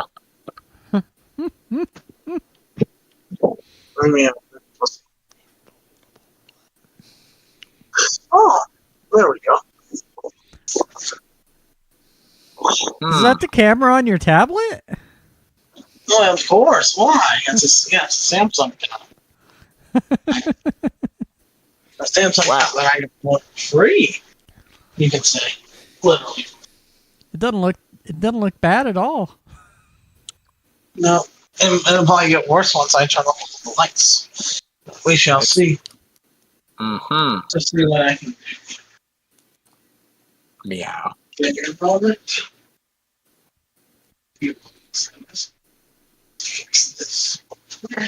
Trying to.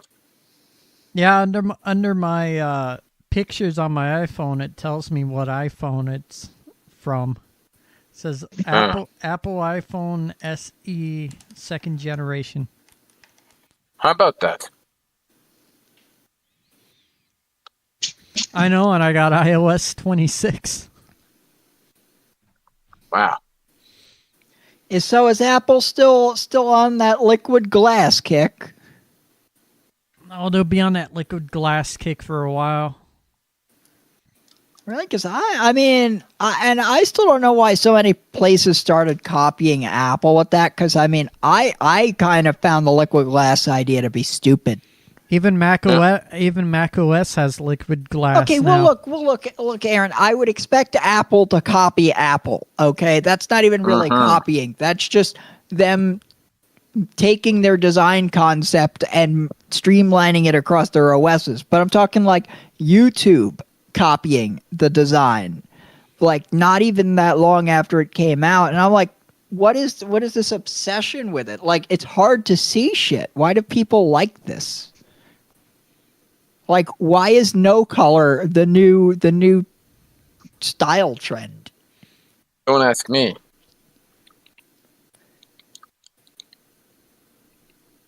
I wonder Apparently our eyesight, it wasn't bad enough from reading the text on our phones. We needed it worse. Imagine, I couldn't tell you. Imagine if Windows went back to glass. Oh, that'd be Well, no. awful. Well, Windows has never done glass. They've done transparency effect, but their transparency effect is never fully transparent. It's more of a glossy look. Well, I think Vista and 7 were Aero glass. Yeah, but there was still some color there, and they didn't go to the extreme that Apple was, where like all your icons are clear. You know, like they did, the windows were clear, and I guess that, like, you know, like your window panes and like they had it on the taskbar and stuff like that, which it really wasn't that bad. I mean, it was the idea behind it, but I mean, the point is they didn't go over the top with it. Like Apple has gone over the top with it, in my opinion. I think Windows 11 has that to a degree if you turn transparency on. Look, the only transparency you have in Windows 11 is they added a little bit of a transparency, and like to the slightest degree to the taskbar if you turn it on, so that you could barely see the color. Depending on what type of background you have, you could maybe see, you know, what's behind it in the taskbar a little bit. But it's like, it's ever so slight to where you would barely call it transparency. Start menu is slightly transparent if you turn transparency on. But it's very, very slight. There's still color there. Let's see. But I mean, I'm talking about the very future of Windows, what Microsoft is going to do.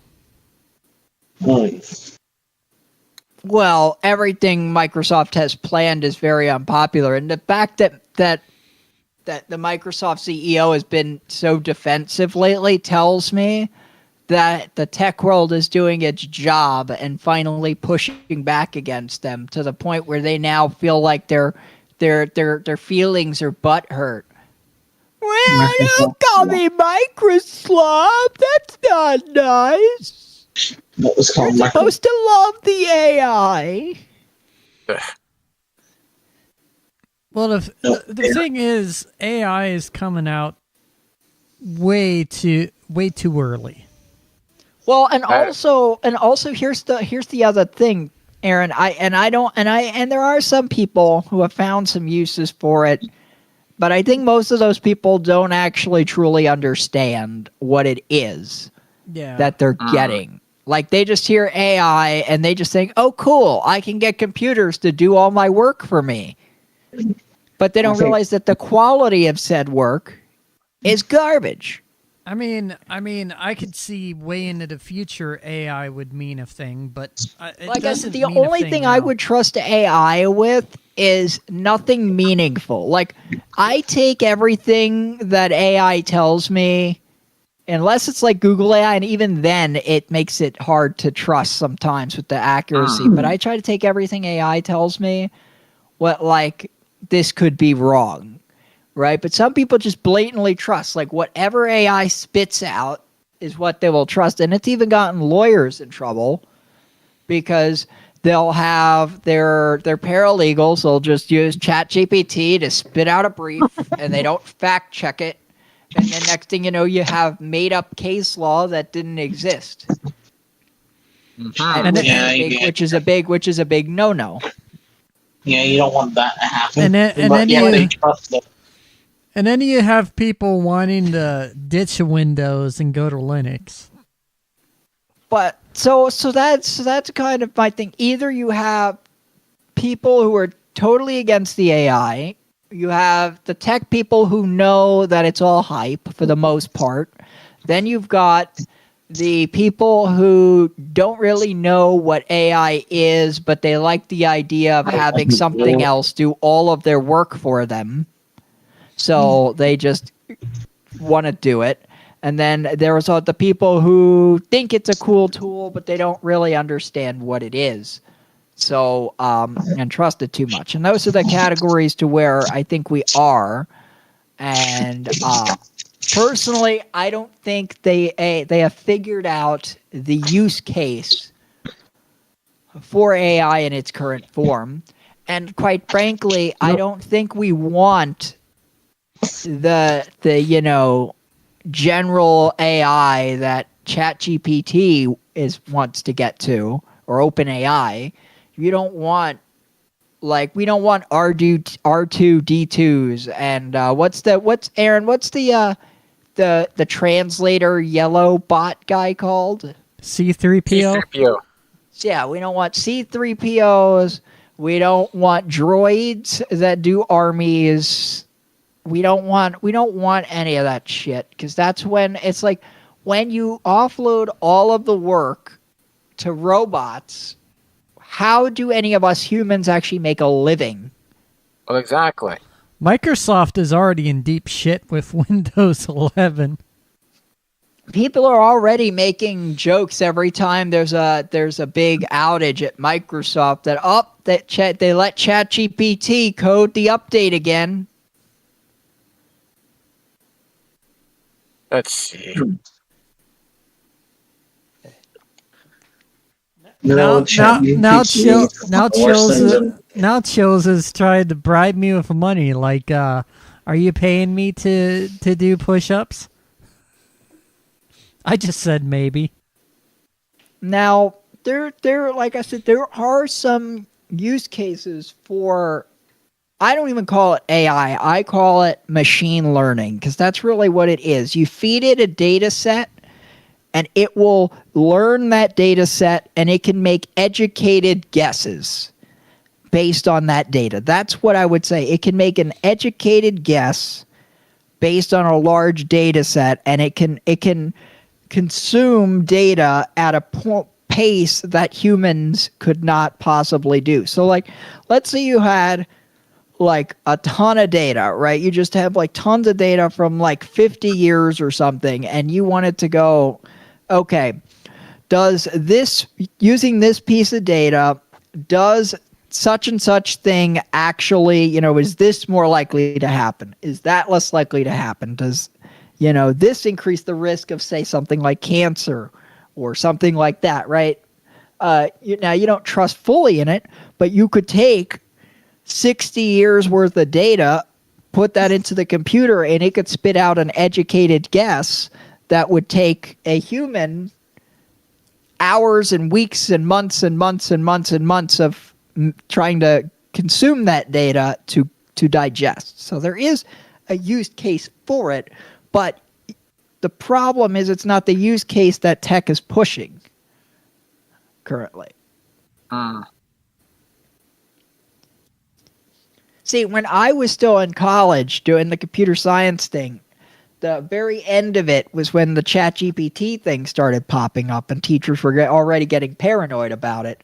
But the they called it machine learning. That's what it was called before ChatGPT came around. It was replace the buzzword was machine learning, and then they just took some PR person said AI sounds better, so let's just start calling machine learning AI.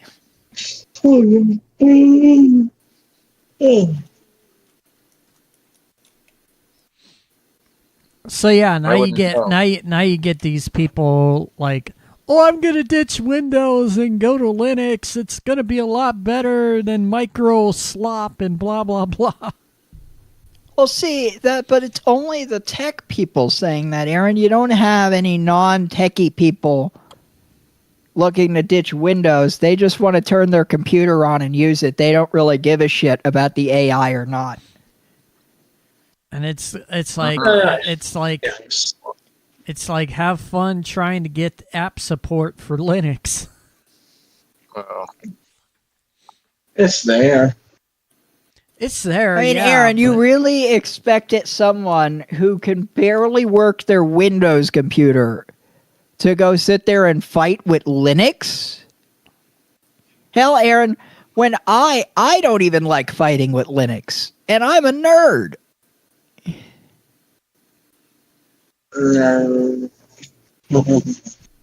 What the? Yeah, but there are Linux distros that you can use without the terminal, like Linux Mint. Yeah, but at its root, Linux was built at its core around that damn terminal, and the reason it can never get to widespread adoption is at its core, it was programmed to be so nerdy, and you need the core, you have to have this, and you got to have the root password, and blah, blah, blah, blah, blah, blah, blah. It's not plug and play. It's not drag and drop. I realize there are some versions where they've done a good job of doing that, but under the hood, it's all the same base code, more or less.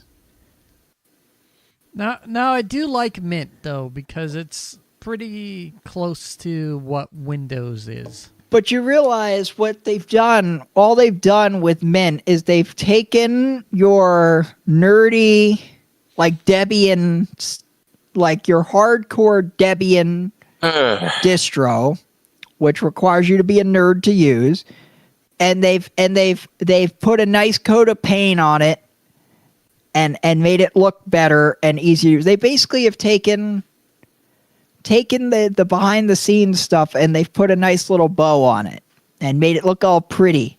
That's what they've done in essence, but it's still Linux is still Linux at the end of the day. I could use Mint as a daily driver. Oh yeah. I mean, I've used. But here's also the point, though, is that, and here's the other reason why that holds Linux back is because the thing that makes Linux special, the open source thing, the customization, is also what holds it back. Because businesses like streamlined, they like predictable, and your average consumer, they don't want to relearn things. They want to learn it one time, and then they want it to be the same. So they don't want 50 different distros that all look different and work different. There's no streamlining in Linux. And that's been the main thing holding it back. Now, don't get me wrong. I think that it's great that you have a customizable OS that's not tied to any big companies, so that there's definitely a use case for it. But it is also the thing that keeps it from reaching Windows scale adoption despite being older than Windows. Well, technically, Windows is older than Linux. Linux was adopted in 1991. Oh. Well, I mean, when did DOS first come out? Because that was really your first version of Windows. I can't remember. I think 80s? 1984. 1983. But before that, wouldn't know. Microsoft was just a software company writing software for... 81. Before that, Microsoft was just a software company writing software for Apple. Oh, yeah? Well, you realize, well, actually, barely even that. I mean, you realize Bill Gates didn't even write DOS. Nope. He bought it, DOS. Oh. It was under a different name. We all know the story. The guy owned it, right? Now, IBM initially tried to buy it, but the guy who wrote it distrusted anyone in suits. And of course, all the IBM bigwigs always came in with suits. Did you know? So then Bill Gates comes in his little polo shirt, and he buys it. And I'm sure the guy probably kicked himself for not getting more money for it. But you know, that's the story. That's the story. He just basically Bill Gates just took somebody else's code, paid them a little bit of money, rebranded it to DOS, and hired a few programmers to tweak a few things, and then the rest is history. Did you know so. Did you know the very first version of Windows was a direct copy of the Xerox operating system? Oh. Yes, Xerox had their own operating system, Art. Well, everything had every computer brand had their own operating system.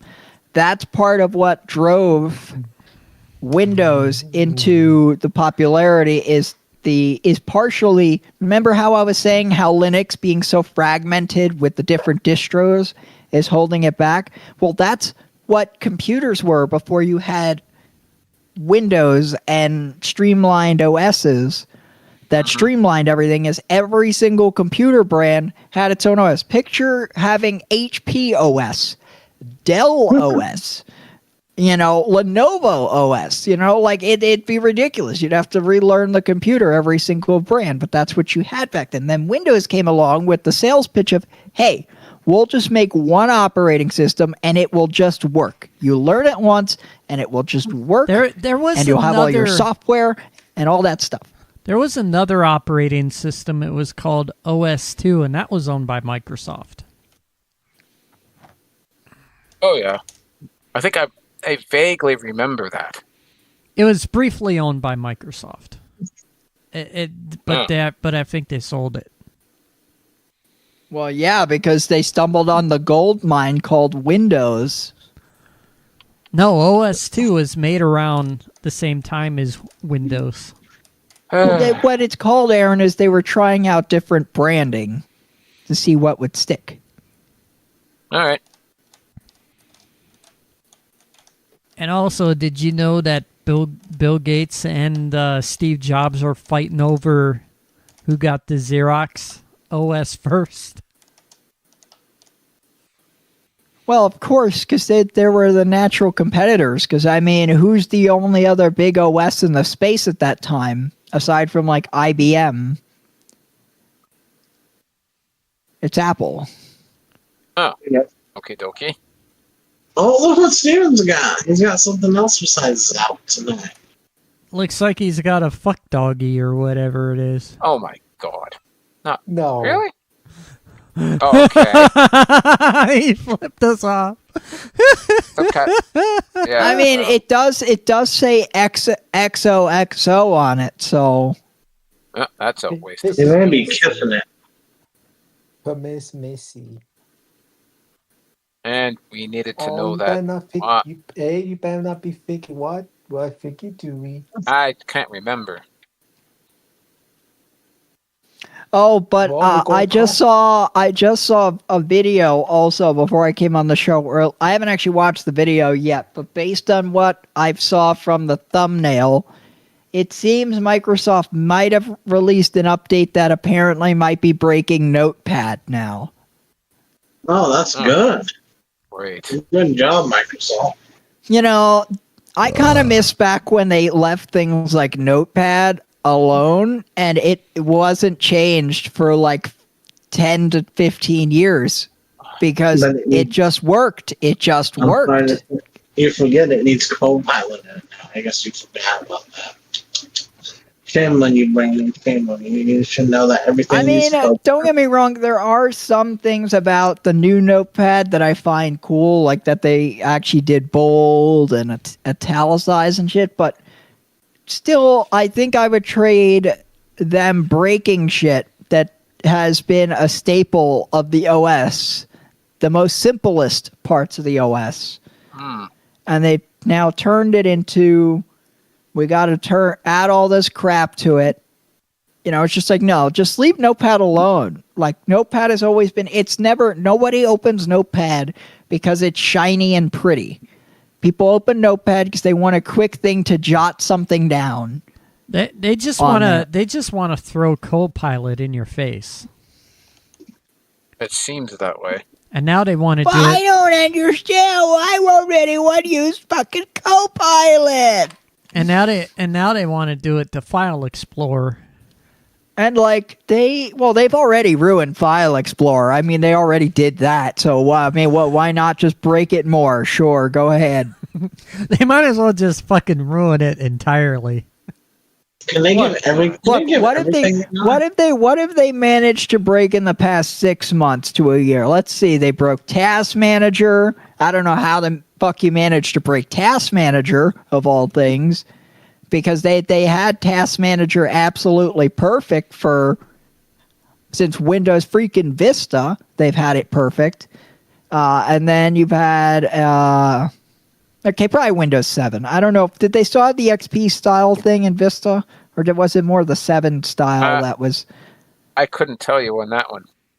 I honestly can't. Because Windows 10 just kept the Windows 7 style one with some minor Windows 10 had a completely different one. Well, no, they improved parts of it. Like, they added the performance section and streamlined that. But at its core, it was the same style. Just improved. But when they improved it, Tim, you notice they didn't break anything. Well, that's because they had experts to test that operating system. Now we are the beta testers. Well, and that, Tim, and they weren't trying to reinvent the wheel. The core functionality never changed. It was just optimizing certain things. They went then you come in with Windows 11 and they're like, we need to completely recode the whole thing. We need a new UI. We need to redo the back end of it because, Task Manager, it isn't perfect as it is, at its job. People open, did you guys know that people open Task Manager because they want to look at pretty stuff on their computer? No, they open it because I want to see what fucking background processes are running? What crap is Microsoft trying to bloat into my computer? How much RAM am I using? So on and so forth. Like, I want to see what my computer is doing. That's why I open Task Manager, not because I want to see something pretty. That's too bad. I think you want to look at it. That's fun. And therein lies the problem, I think, that has been ruining Windows with Windows 11, is that it breaks the concept. And now I understand that there has to be evolution of technology and there's going to be changes. But there were some things that they changed in Windows that didn't need to be changed. Nobody wanted it changed. Nobody asked for it. Nobody even thought to ask of it. And then Microsoft just decided to do it anyway, even though nobody ever wanted it. And therein lies the hardcore problem of it. So. Yeah. Microsoft is here to stay. Like I said, has there ever been anyone who asked, I wish there was Copilot in my computer? Oh, yes, please. We all know how well that worked out with Cortana. And hardly no one used. That was the best. That was the best thing in the world that happened. What are you talking At least about? Cortana knew her limits. She didn't fucking spy on you like Copilot. Well, she probably spied on you, but here's the difference, is that Cortana didn't pretend like she knew how to do everything when she knew how to do very little. Like you have Copilot over here. Yeah, I can run your computer for you and do half of the shit for you. So you want to be too lazy to have to go type in the web address or go to Google? I'll open it for you, except I can't even do that properly. What can I do? I could be a fancy chatbot. Yeah, like every Microsoft demo that they tried to do with Windows 11 and Copilot, like, Copilot, can you open this? It won't do it. It's like it gives you direction on how to do this. Yeah, and then it's funny. Then the people on stage who have to demo this crap have to actually sit there and try to find a way to make it look like it's not garbage. They have to try to play it cool, like, oh, we're having some technical difficulties up here. It's like, gee, if the demo is this bad, I wonder how bad the actual product is. Wow, we got Art's mom up in here. Oh, wow.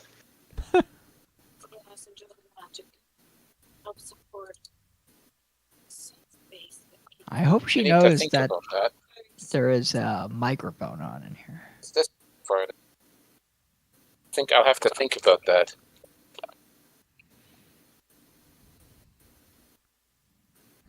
Art might want to mute his mic. I don't think he's aware.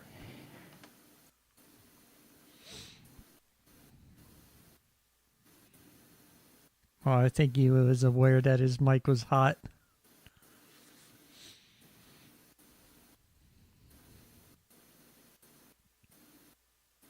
There we go. Yeah, there we go. Sorry about that. Visit from your mom there, Art? Some event this Friday. She doesn't make appearances very often either. Well, I know that. Busy and stuff. Actually, I can't even remember the last time I saw your mom on cam, to the point where I didn't even know that's what she looked like. I don't. Yeah, well, we try to maintain our own spaces here. They are not very often, and I don't know. I'm gonna have to. Oh no, that reminds. I have to do something in a few more minutes, but for now I'm fine. Right, I thought for a second I thought she was coming in there to ask you for help with her phone. No. Here's how to do that. You are the tech expert at the house, so I imagine they ask you a lot. I'm not. What the? How do I add a contact to my phone? That's sure. It's not that. Those are the questions that I get asked. Forward. Whoops. Okay. So let's see here. I just laugh at them. I kind of just want to laugh. I tell them, I'm not trained. I don't know how to help you with that. I wasn't trained. I'm sorry. I'm only trained to solve problems. Yeah, well. You think I know how to work them things? No. What's this thing here? It looks like an icon on here. It just kind of showed up on its own. Does that mean my phone was hacked? Yes, it does, and you need to go to Best Buy for the big geek squad. Have a good day. Here comes Chills. The Geek Squad can help you, not me. Go to Geek Squad. Geek Squad will just sell you a new phone. I don't care. It's not my problem. Wait, but isn't that also your job to sell them a new phone? Hey, Mr. Scammity Scam, you ready to do your 30? You see 5 times in a row. Hey, Mr. Lazy Ass, you ready to do your 30 push-ups? I'll think about that. Are you ready to be in bed like me?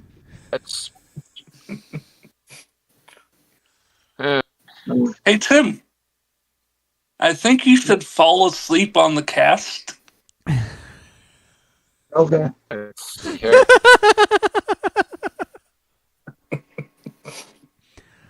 I think Dylan needs to do 30 push-ups.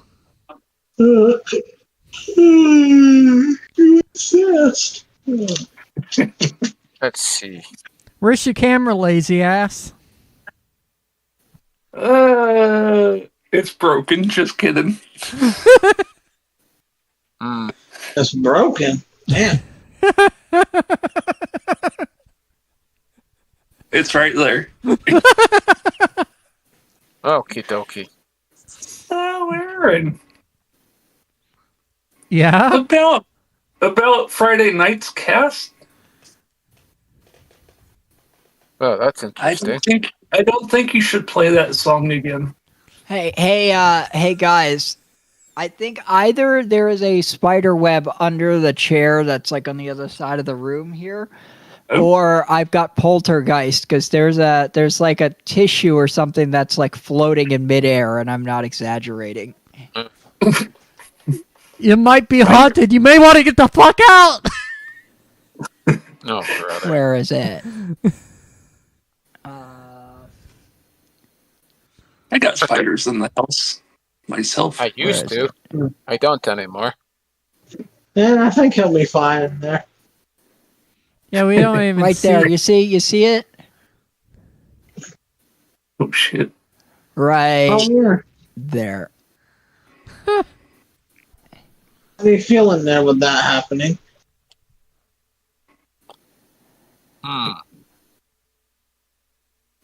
It's just hanging in midair. Yeah, it's probably just a spider. Spider-Man. How did it get there, though, is the question. Like, how did that happen? Probably fell off the table and then fell on the chair and then fell off the chair. It makes sense, but it's still kind of creepy. It is. It really is. I did a double take. I was like, wait. It's literally, that thing's just literally hanging in midair right now. It's kind of freaky. I think I need to call Ghostbusters up over here. I think you need to call like a paranormal specialist. It's called DJ Slim Shaky needs to clean up the studio. I got spiders in my house too. I kill them. Why? Look, here's the thing. I'll let a daddy long legs live because the idea behind it is that it's going to keep other insects I don't want in my house at bay. You mean the only time where we run into a problem is when they try to make a web right above the shower, and then I'm like, yeah, no, that's just not going to work, my friend. That's funny. I had one in my shower. There's a few. I know you guys like moist places, but there's a few places that is not going to work for me. The shower, over my bed, and over the like where I sit here. There's a few places that are off limits if you want to be a spider in my house. Robin says she likes spiders. Oh, good. You can have them all. They have their own. They do their part to help get rid of stuff.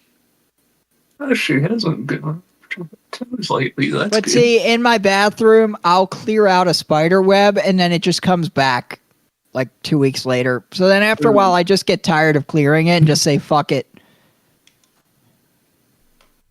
That's and then you end up with like a couple different spiders crawling around in there, and they all kind of like hang out in their own like corners over there. Like they don't want to invade on the other's territory. Okay. He said it's time to fall asleep. Yeah, on cam.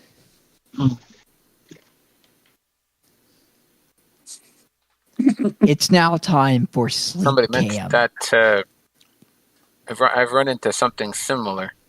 And now, folks, it's now time for the segment we call Tim Sleeping on Cam. I'm trying to sleep. Tim's like, people won't shut the fuck up. That's right. I'm just gonna. Hey. Oh, there's something to look. There's something to look up. Yeah, there we go. Whoops. It's like one of those sitcoms. Like it's time for them trying to sleep. And it's like I'm trying to sleep. That's the sitcom way. Fuck off! Oh, I can Oh, do this. brother. Yeah. I can just tune down my volume all the way off. Your beard sucks balls. What have you done to me, you fucking bitch? Jeez. Damn.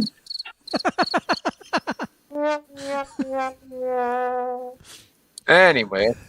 That Elton John. What have you done to me, you fucking bitch? Too loud, man. Jeez. Now wait, do you have to set the little emotes that show up on there, or is it Discord automatically figuring that out? You have to set them. Oh, because I was gonna say if Discord is auto detecting these, it's spot on. No, I set them up. Darn it, Aaron! You were supposed to tell me that the Discord AI was doing it. Discord don't even have AI. Well, exactly. Well, that sucks. Tim's like, knock it the fuck off.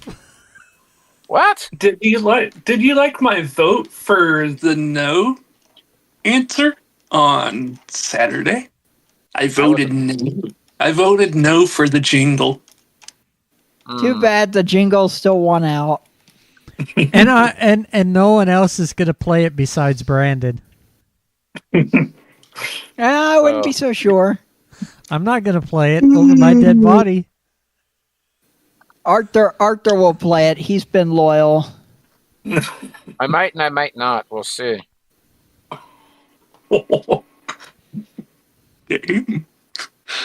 Josh will play it. He loves trolling you. Oh, Josh will definitely play it. He'll make it part of his wake up. Forgot what I was doing now. I doubt it, because I don't pay attention half the time anyways. Oh, all right. Well, that's why he'll play it, because you don't pay attention. I like not paying attention. Well, sometimes Art, it's time for Art's turn to get in bed and go to sleep on camera.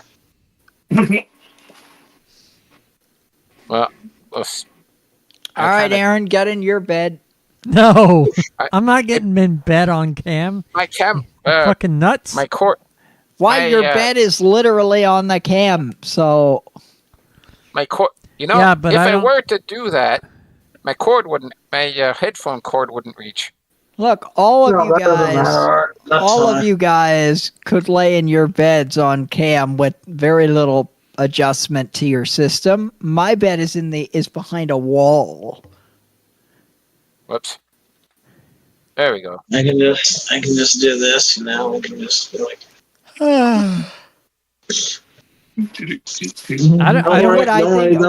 We should have a in-bed edition of the Monday Night Live one day.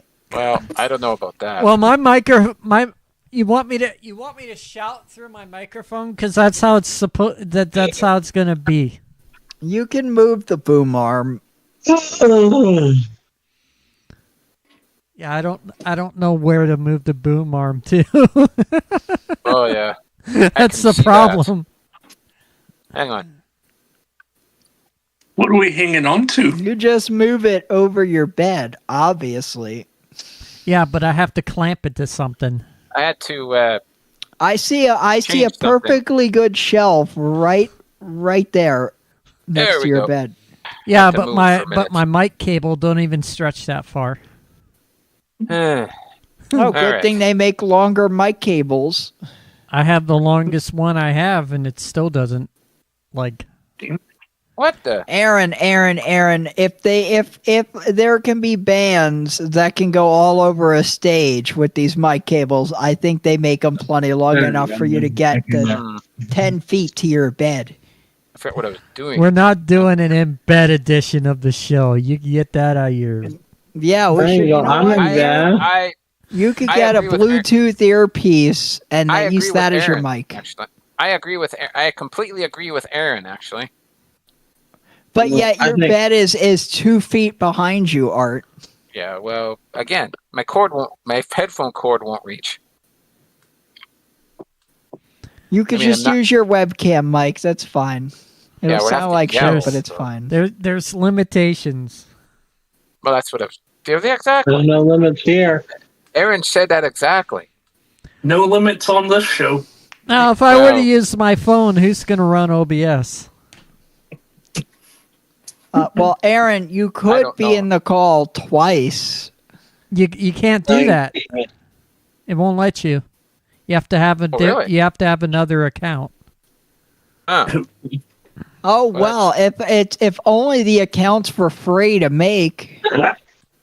Yeah, but I'm not. Anyway. But I'm not going to set up another account just to do one episode. Yeah, it doesn't seem. That doesn't seem. All right, Aaron. Look. All right, Aaron. I have 2 accounts. Yeah, but one's for work. So yeah, but you have a work account. Your main one doesn't count. Oh, there we go. Time to get 10 minutes. See, I have to have. Sometimes I wish I had joined the work one with the personal one because the Discord app mobile app, for some reason, still doesn't fucking let you do account switching on it. It's very annoying. Yeah. That's why I'm not making another account because account switching sucks. I don't understand Discord. You've had how many years have you been around now, and you guys haven't figured out account switching yet? Yeah. That's just how it is, I guess. The day they make account switching a thing is the day I'll make another account. No, Aaron, I know how this will go. They'll roll out account switching on the mobile app, and they'll be like, buy Nitro to use account switching on the mobile. Speaking of that, they want you to have Nitro for everything. It's a load of. Excuse me, but that's what's that? You want to download the latest updates in Discord? You need Nitro. You need Nitro Basic. You want extra features? You got to get Nitro Basic. That's a load of BS. You want to turn on your webcam for the group calls? You need Nitro Basic. You want to make your servers look like eye candy? You need Nitro Basic. I don't know. It's ridiculous. Anyway, I'm going to. Oh, you're not allowed to leave.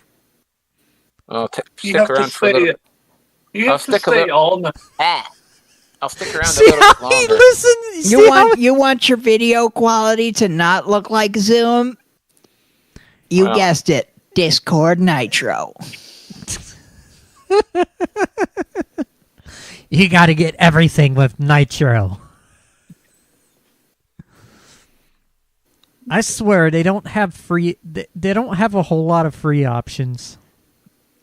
Well, it's limited, which is unfortunate. But what can you do?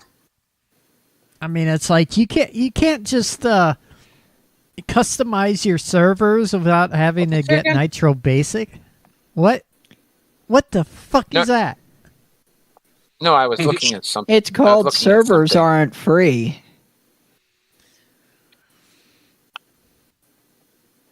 And let's be honest, Aaron, Discord still loses money. Oh. Yeah, they still lose money even with Nitro. It's because of how expensive it is. So if anything, they would argue that they need to make their business model more strict so they can make money. And they're not even a US made application. Aren't they though? No. They're from overseas. Go outside again. Where? I don't know. Yeah, do you want some Germany, again? maybe? I don't know. But they have servers in the U.S. Aaron, they are a U.S. company. Discord's main headquarters is located in San Francisco, California. Yeah, but that's for the U.S. branch. They launched. No, the Discord's main headquarters. That means the headquarters. And the company was founded in San Francisco. The company also has an international office in Amsterdam, Netherlands. But it's not where they're based. Well, fuck me So then. they are literally an American company, Aaron. Whatever gave you the idea that they weren't?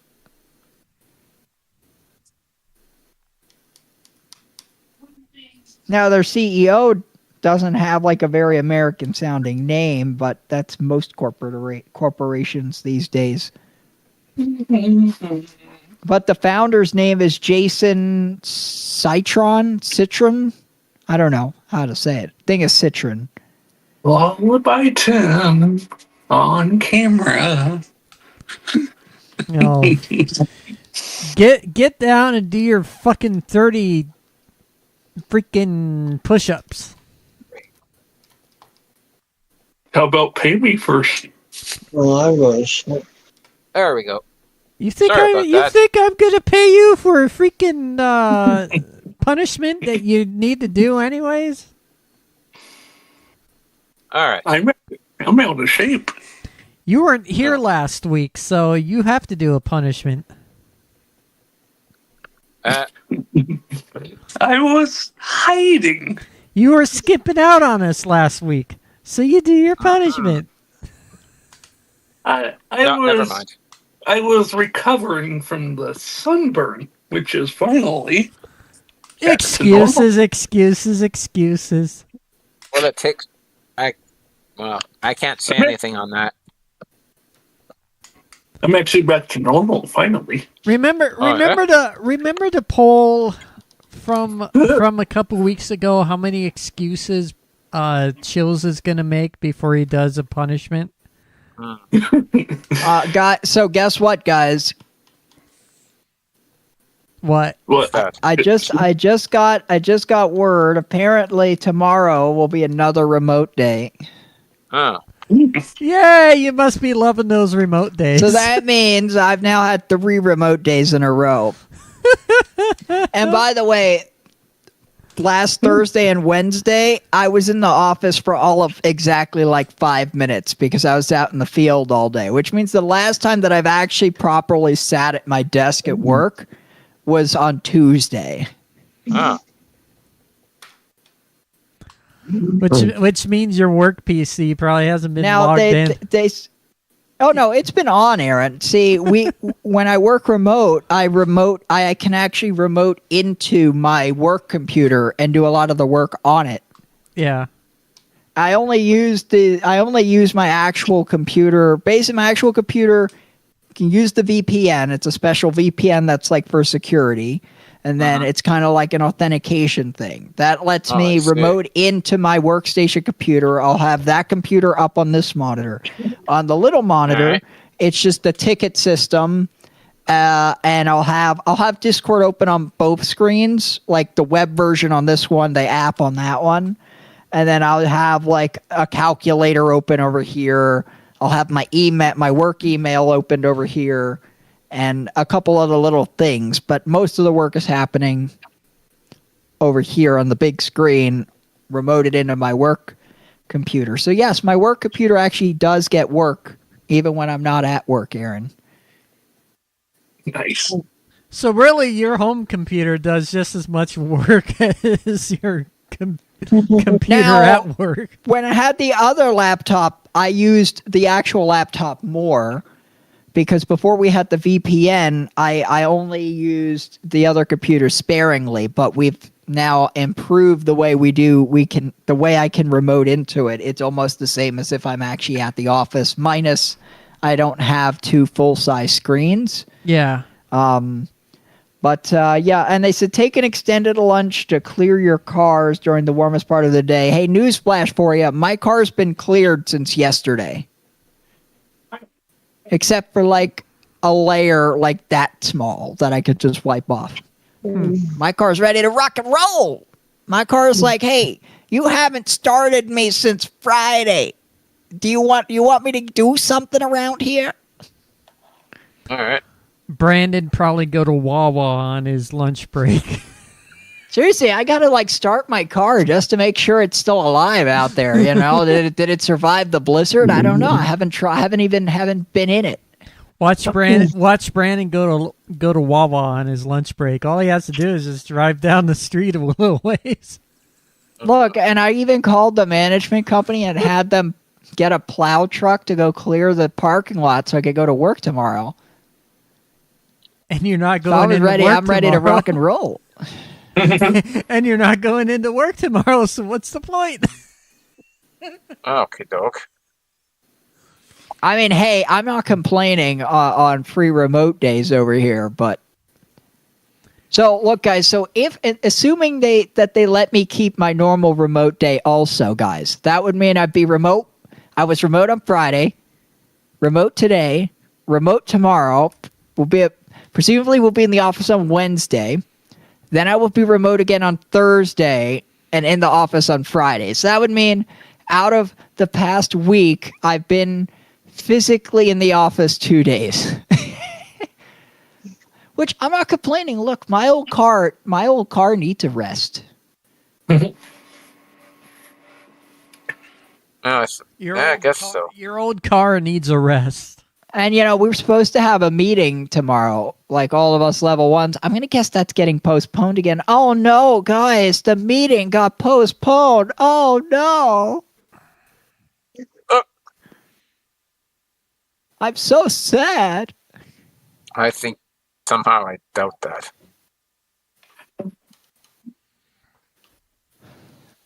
You're so sad. Well, anyway. Well, look, all I know is I hope Mr. Laptop over here is ready because he's going to have another hard day's work ahead of it tomorrow. Huh. You're going into work tomorrow, Brandon. No, you were asleep, Tim. They're having us all work remote again tomorrow. No, that's nice. I do keep drifting in and out of sleep. I don't know why. Oh, weird. Probably because you can still hear us. Oh, of course I do. Like, my body will fall asleep just for a second. I'm like, oh. We have to yell at him. When Aaron yells into the microphone. Wake up, Tim! I wasn't going to even try. Oops. I'm gonna start punishing Tim. Hey, even better. No, Tim rather turn it down all the way. Tim rather punish Chills. Do you guys know who's Chills got me laying in bed? Do you guys He'd know rather who's really punish Brandon. Okay, dog. Do you guys know who's really probably enjoying these free remote days? You are? Well, I am, yes, but the employees who don't actually get a actual remote day regularly, because you have to be there for at least a year to get one. So I think there's 3 of us who are on the level 1 side who has one. I was the first of the people who are still there. And then there was another guy, and then one of the ladies just got hers like a month ago. So the other ones are still a little bit away. There's one guy who's getting close, though. There's 2 people who are getting close, actually, to getting regular ones. But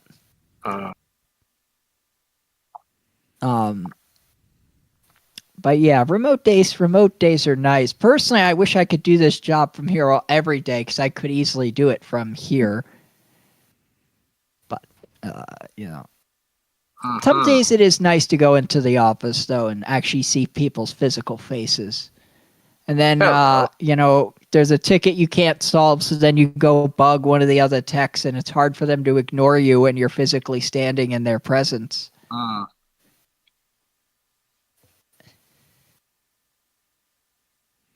Let's see here. Let's see here. I'm gonna sit down. How many fucking beers have Dylan had in the past hour or so? This is my second. This is my second. What do? You fucking chug the. You fucking chug those down or something? I just started. I chugged this one down. Jeez. Now we're gonna make him chug down the second one. Dylan can't chug. We all know They're fucking good. They're fucking good. They're cold though. That fridge keeps them ice cold. Get up there, Steve. Dylan, you want to keep something ice cold? I'll tell you how to do that. You take it outside and you stick it in the snow bank outside. That'll keep it ice cold for you, literally. He's in Florida. He doesn't get snow. That's true. Yeah, you want some snow? Some snow? I got enough to share for everybody. There we go. I've got enough to you. Like Brandon, he's going to be sending me some snow. At some point, yeah. Yeah, see, you can use it to keep your beverages ice cold. It's really good. It'll melt. It'll melt like Florida. Anyway.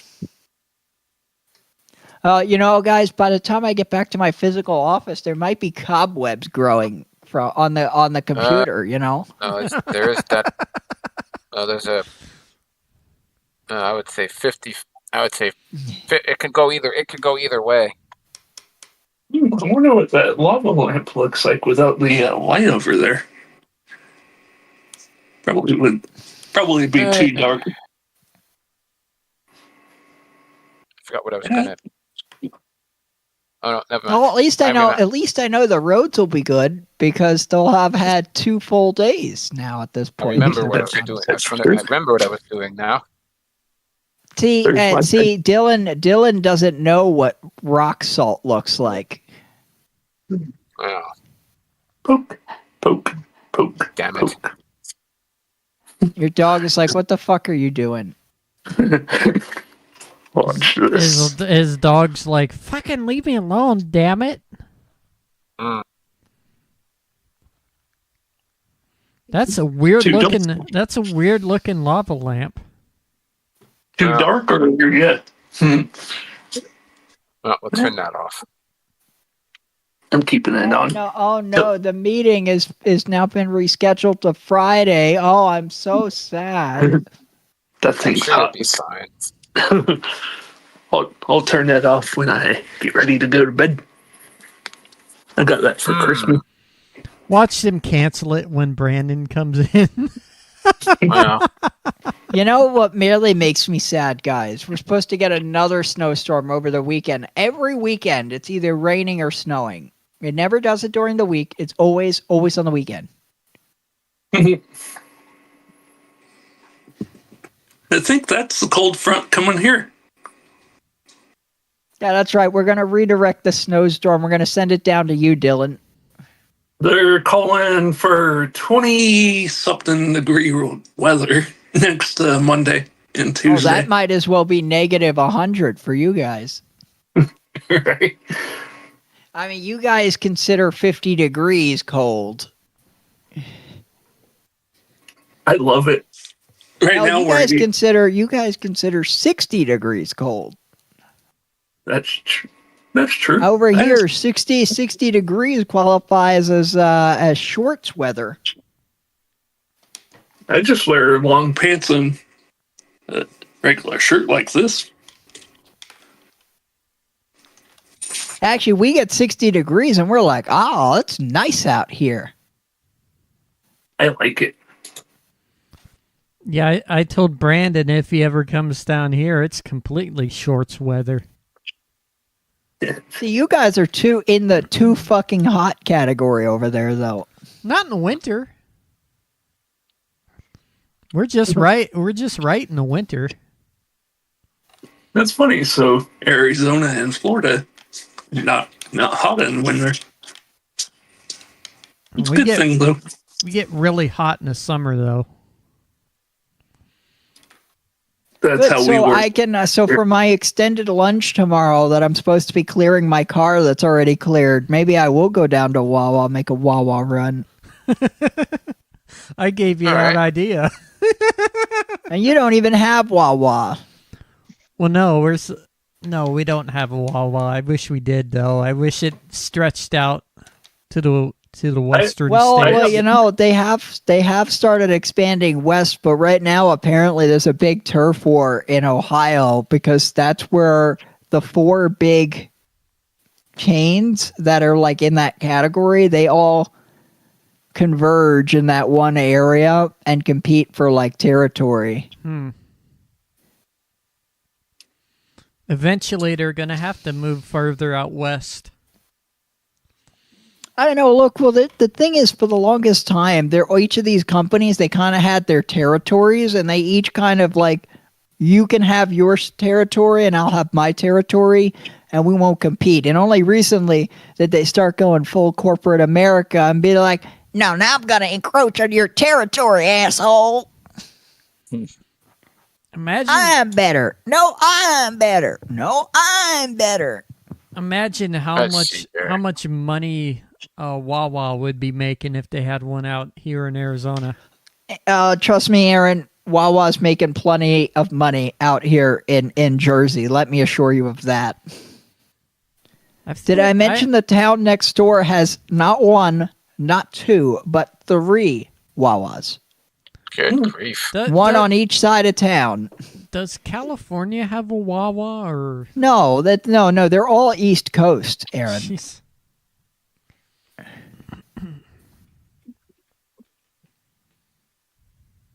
Basically, out west you have 7-Eleven and Buc-ee's. That's what you've got out there.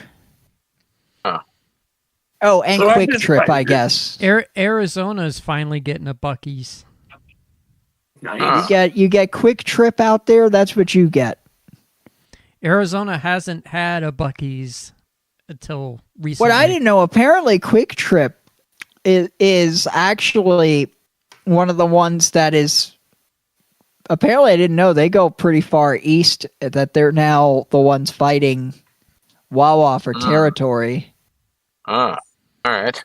Because Quick Trip is more of a one-stop shop kind of thing. Well, Wawa is too, but there's apparently another one that I can't remember the name of because we don't have any of them here. Because again, they always kind of stayed on their side of the line. Like their side of the line was basically from Pennsylvania onwards. Now, the weird thing is both of the companies, Wawa and this other company, were both founded in Pennsylvania, but they were in different parts of Pennsylvania. So like Wawa got like eastern Pennsylvania, like where Philly is. Mm-hmm. And then like to the west of Philly is the other was where the line was. And they all kind of stayed put. So like Wawa had Jersey on lockdown. They had Philly on lockdown. And like that kind of was like the dividing line. And they've only recently started crossing in. But basically the other one is more of a restaurant vibe with like actual tables and everything. But Buc-ee's is kind of a kind of like a store kind of thing as well. I don't know. When your claim to fame is a bathroom, I don't know. That doesn't seem like it's a very good claim to fame to me. I mean, they have their own food too, but they do they do have a store where you could buy different things as well. Now, don't get me wrong. I'm not saying like Wawa's something super crazy. At the end of the day, it's still a convenience store, but it's a I would classify it as kind of like a gourmet convenience store. Like the food that they have is actually better, I would say, in some ways than like you could get at a McDonald's in that it's made to order. Yeah. Okay, doke. And like when Wawa came out with burgers a couple years ago, right? And when they first came out, my first thought was, oh, those burgers, they're going to probably be like crap, right? Like, how can they possibly make burgers? Boy, did they fucking prove me wrong. Their burgers are da bomb. If I ever come to New Jersey, I want to try Wawa. Now, they tried pizza, right?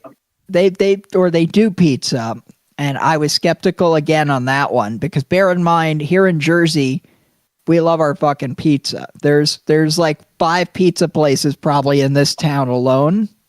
So, you know, there's no shortage of pizza places. So competition is pretty stiff. I'm like, I don't know. Burgers are one thing. Pizza's another. And I tried Wawa's pizza because I was like, look, they surprised me with the burgers. Maybe they'll surprise me with the pizza. And all I can say with the pizza is, it's not bad. But it's not the best. Like as far as New York type pizza, we have something similar, which is called Native New Yorker. Okay, doke. So, if you want New York type of pizza in like out west here, you get like Native New Yorker or something like that. All right.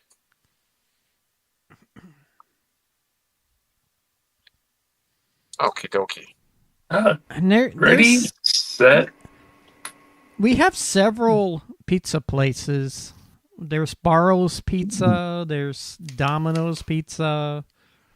There's Little Caesars. Domino's is the only major chain that's left in this area. We don't have any Papa John's. We don't have any. Let's see, what's the other fucking one? The other big chain. You got Domino's. You got Papa John's, and there's one other one, isn't there? Little Caesars. Yeah, there's Little Caesars. We had Domino's and Little Caesars for a while. The Little Caesars went through ownership change like every year for like 5 years straight before finally closing down. The Domino's is still going strong. And then you've got, there's no Papa John's. They don't even bother. We got Papa John's out here. Then they have, then you've got basically your actual like mom and pop pizza joints that always tend to make the best pizza. Like there's one place called Pie's Place that's down the street. Like I used to be like solely ordering Domino's, but I haven't ordered Domino's in a while because this place actually is pretty damn good. And not just with that, like their subs are big. Their pizzas, again, big. And then they also have burgers, which are also pretty damn good, too. I would say definitely their burgers probably are better than Wawa's burgers, but not by much. I would say Wawa does a pretty damn good burger, but it's still got that, like, fast food type of vibe to it. It's just made to order. Whereas this place, you could tell they put their best foot forward with it. Oh, I see. Now we get Little Caesars because it's like, you know, cheap pizza. Because you guys don't know what real pizza is. No, we know what real pizza is. We just tend to get the cheap stuff because it's less expensive. The Little Caesars over here, we used to do Little Caesars for a few years back. At one point, Little Caesars wasn't a bad value. They actually had decent pizza for like $5, which was a bargain, right? But then over time, the quality got worse and worse and worse and worse and worse. And then that's when, you knew the writing was on the wall when they couldn't even keep an owner for more than a year. You're like, that's never a good sign. Okay. And then they closed up. So the only major chain left around here now is Domino's. They're the only ones that can really hold their own. But Funny, that's what I did on Friday. Domino's. Meanwhile, there is at least 4. Okay, probably at least 3 pizza places within a mile of here that I could count. There's probably a couple more. No, there is at least 4, no 5.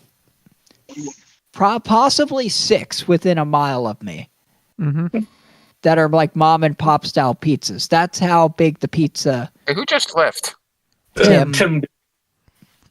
Oh, okay, so he's gone to sleep now. So, like, whatever you guys think you know about pizza, Aaron, I hate to break this to you, but Jersey will put you to shame.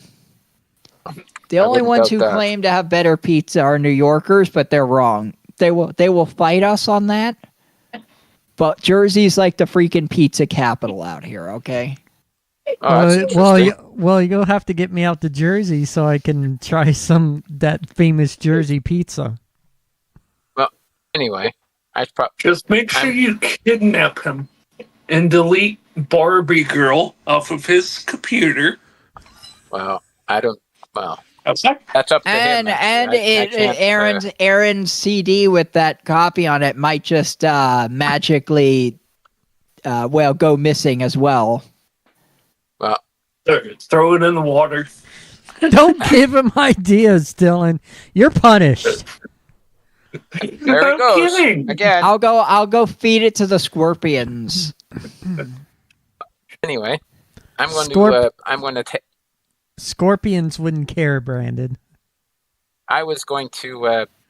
There's some things I need to take care of there, guys. So I've got to head off. All right, take care.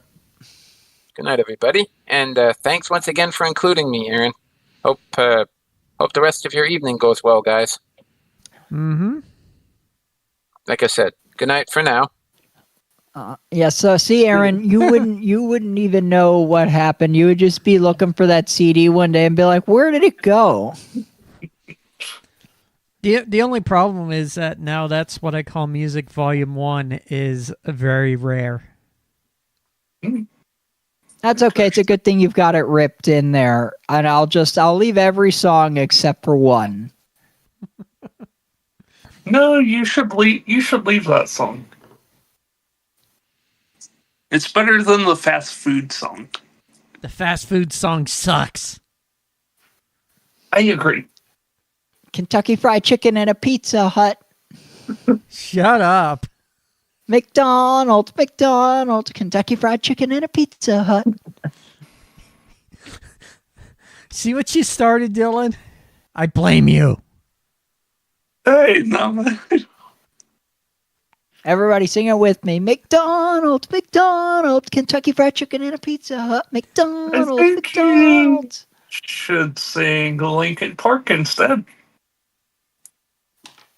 Don't get him all fired up, Dylan. Oh, what's that? You think that I should play some Linkin Park on the air? No, okay. No. I said sing. Same thing. No.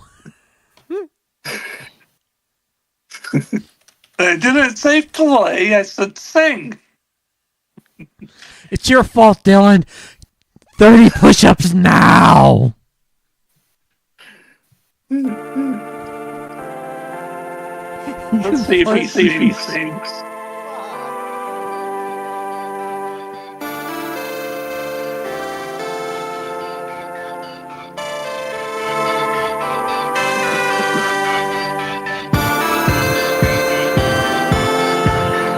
Can I just name that too?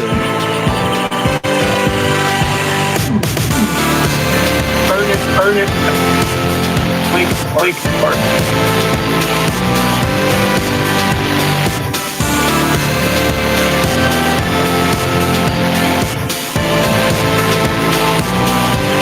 The cycle repeated as explosions broke in the sky. All that I needed was the one thing I couldn't find, and you were there at the turn, waiting to let me know. We're building it up to break it back down. We're building it up to burn it down. We can't wait to burn Aaron's copy of Barbie Girl to the ground.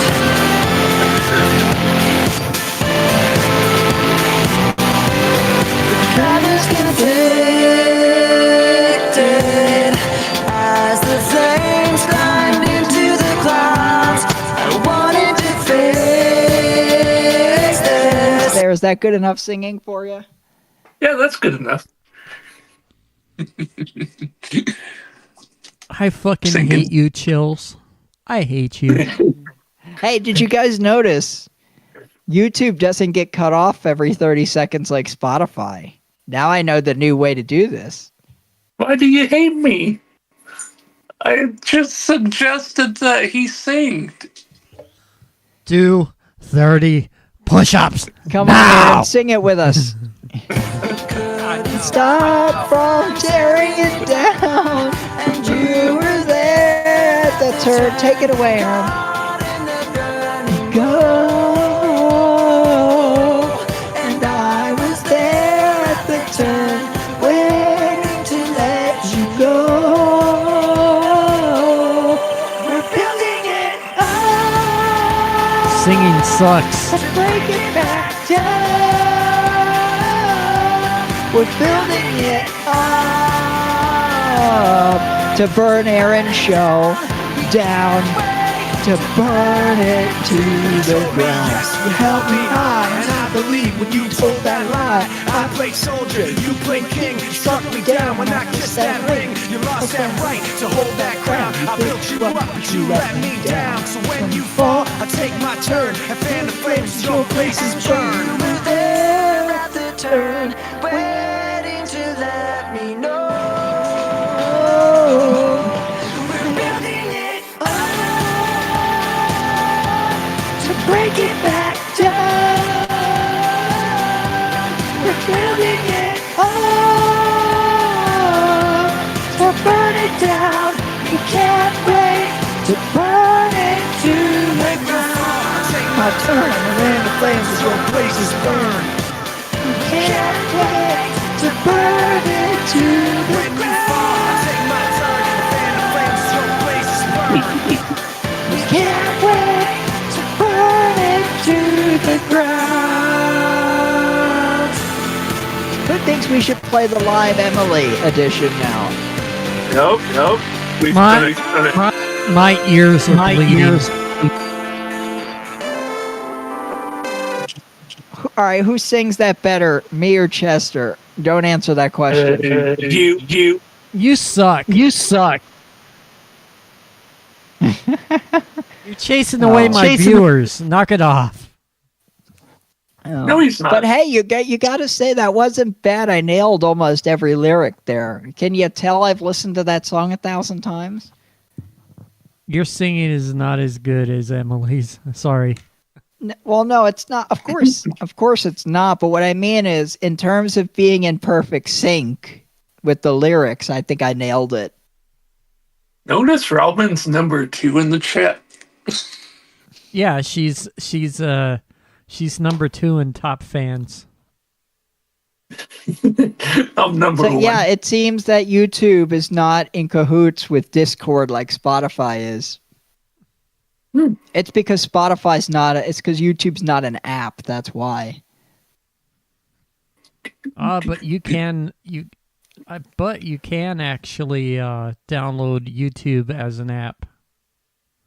Not know why you would want to when the website version works better. I downloaded it on my phone. Well, yeah, the phone, obviously, but on a computer, it really makes no sense. Just how lazy can you be to not open your web browser? That's true. Hell, you don't open your web browser, just make a shortcut to youtube.com. Yeah, and you can put the shortcut on your taskbar if you want to. Right. That is Yeah, true. the problem with those is you clear your cache out. You risk breaking those icons. I had someone, when I worked at Staples, they had a bunch of those, like, ones that they made in, like, Google Chrome where it has, like, the icons and stuff on them. And I forget what it was. We had to do something where I think something broke in their Chrome and we had to, like, clear the cache and like do a bunch of stuff on it, and it completely broke every single one of those icons. And this dude was so upset. I had to go in and manually, by hand, one by fucking one, recreate every single one of these icons. And when I tell you this dude had like 50 of them, I'm not exaggerating. That was the most tedious fucking shit that I've ever done in my life. Jeez.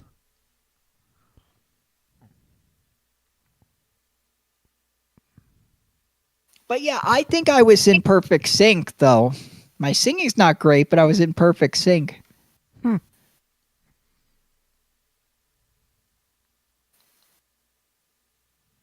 I think we should play the live version. God, no. What is that supposed to mean? I'm gonna make a poll. Good thing I'm not there to see it. Oh well.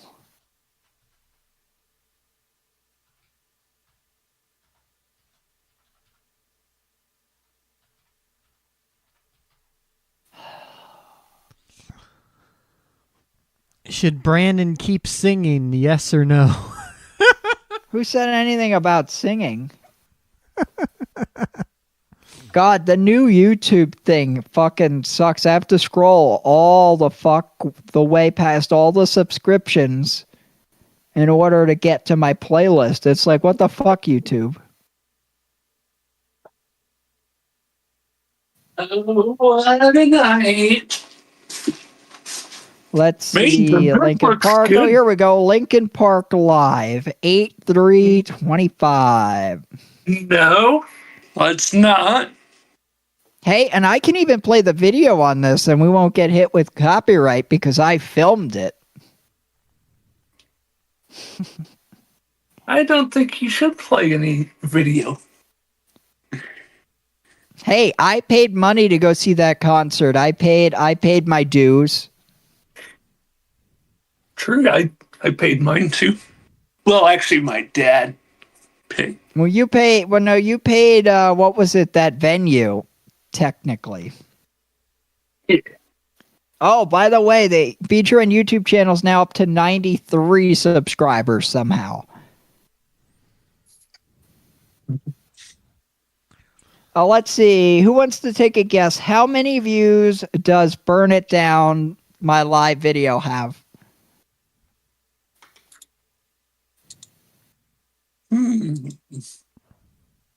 I'm not sure. No guesses? Nope, no guesses. 699. I was actually going to say that. That's no, you funny. weren't. And here's going to be number 700.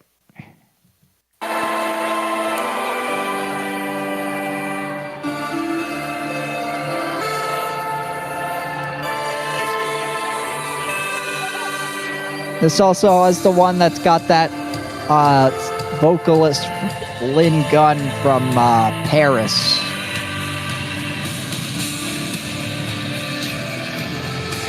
That Aaron didn't think did a good job with the song. I didn't say it did a good job with the song. It just said that it could have tried harder.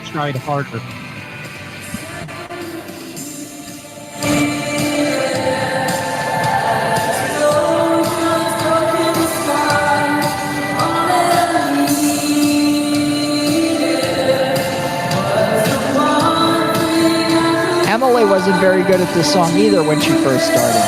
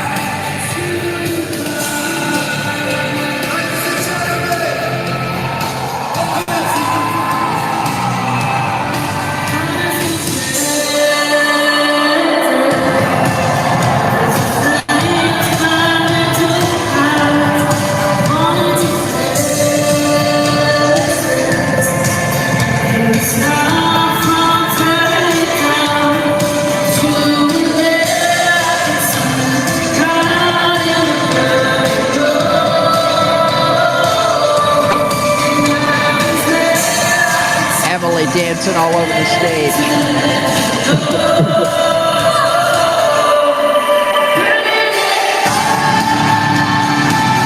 You're supposed to scream it, not sing it. What was that? I said she's supposed to scream it, not sing it. Not sing it. Belt that fucker. Belt that fucker. Who? The lady? Yeah, the lady. She's supposed to belt the fucker. Fucker. She's a what hogger? Sorry, I think when I have the sound on, it makes it cut out. Keep playing it. Just say it again. Now I have the sound muted so I can actually hear you. I said keep playing it. That's not what you said. You said something about hogging. No, I said she needs to fucking belt it, man. She's too tense. Well, you realize, Aaron, that this is only like the second or third show that they've been with Linkin Park, or that they've toured with Linkin Park and they've never toured before. So Emily, when she first started singing Burn It Down, she wasn't very good either. But by this point, by this concert, she had plenty of practice. So Emily should have just sung it alone then. Well, you realize what they were trying to do, Aaron, is they try to let the openers have a part of the show. So I don't know. Did good on the Transformers song. Yeah, she did. Like I said, Emily nails all of the songs at this point. You got to realize by this point, this was like probably they've probably done at least like 50, 60 shows at this point. So they've had some practice. I mean, they had to be hot on the stage when like they were. If you look at 2020, no, they weren't. You know why, Dylan? Because this is an indoor venue. They have this thing called air conditioning. Ah, nice. Something that they didn't have at your concert. Plus, that's what I was saying. Plus, Dylan, they use LED lighting now, which is supposedly less hot. Ah, never thought about that. So maybe they weren't getting. But yeah, no, they did this for being in the middle of August. You couldn't tell. It's the exact opposite of when I went to see Elton John when they picked an outdoor football stadium and it was fucking like 90 degrees outside and it felt like being in a fucking sauna. I don't know how poor Elton didn't like get heat stroke or something. I think they must have had a fan like pointed right at him the whole time. You could see his hair like blowing around. Yeah, they had a fan probably pointing at him. You could see the. I wonder how Linkin Park did it when they were in Daytona. Usually for bands, usually the one that gets the fan is usually the drummer. Well, you also have to realize the folks at Linkin Park are a lot younger than old Elton is, so they can handle the dancing around and in the heat and all that stuff. The only one that probably has a fan is Colin, because he's drumming, he's exerting a lot of energy, which produces sweat. Yeah, but Colin's like the youngest one in the band at this point, so. Well, Emily's kind of young too, so. Yeah, I think they're close. I think it's like a year difference, so it's not crazy. But Emily is like, I don't know what it is, like at least 5 or 6 years younger than like Mike and the other members, like the OG members. Yeah. So, but I think they made a good pick with Emily. She fits in well. She's got the vibe.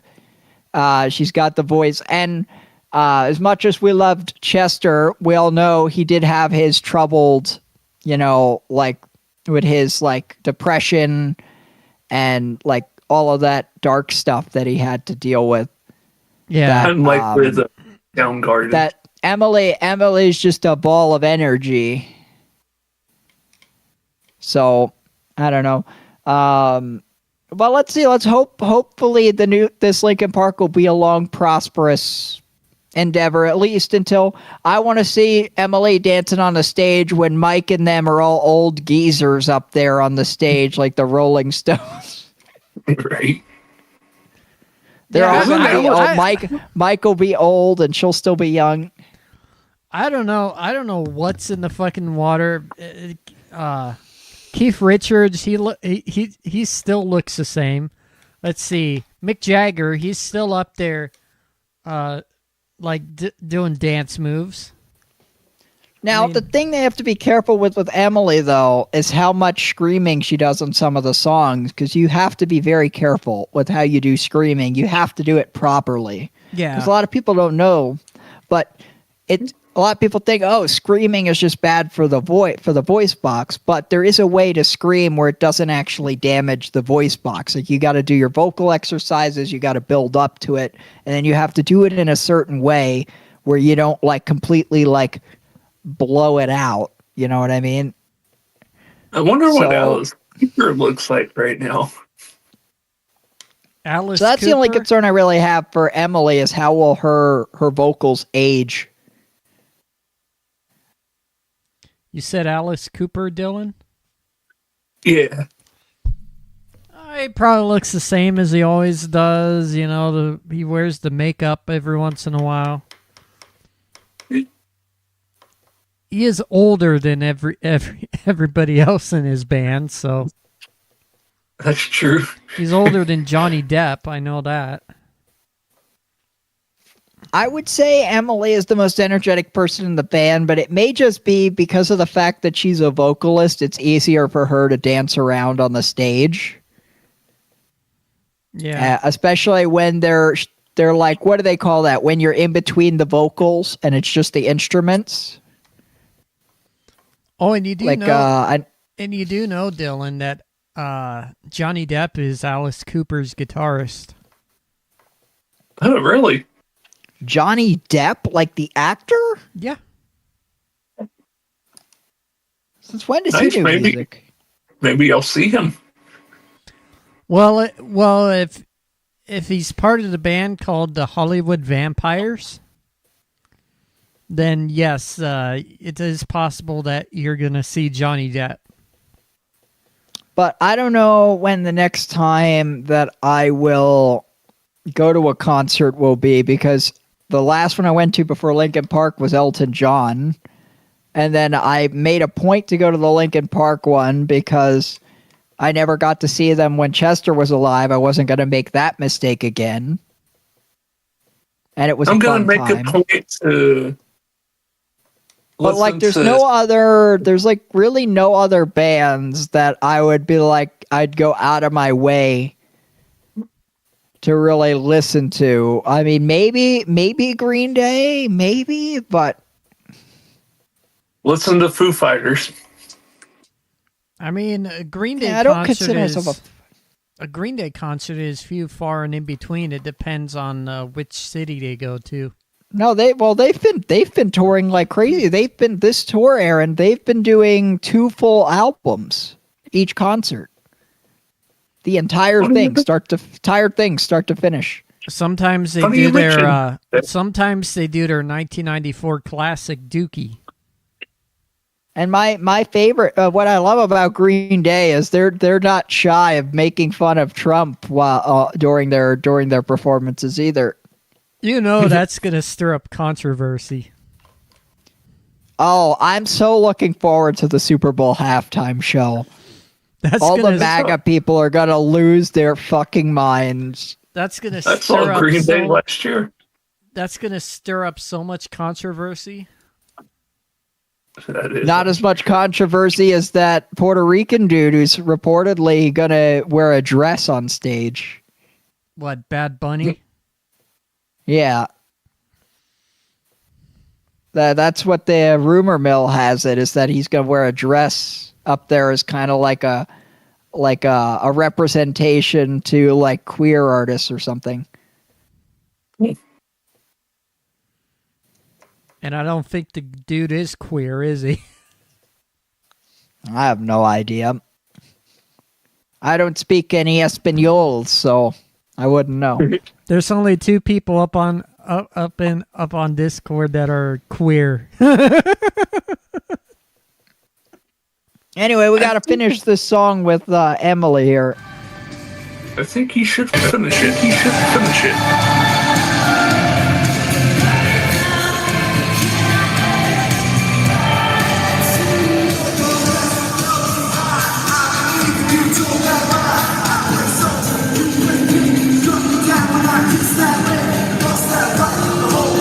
You guys wonder why I couldn't keep the cam still. Look at what Mike's doing.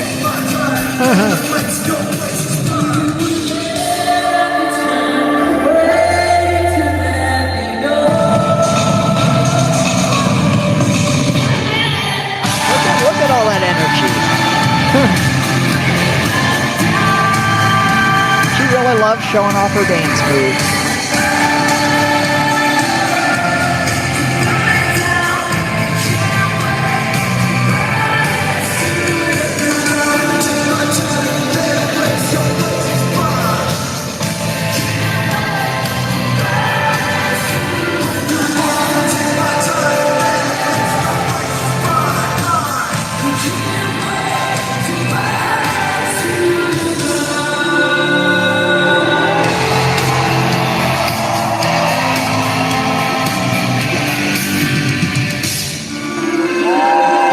Don't do it justice, but the lights were all orange for that song.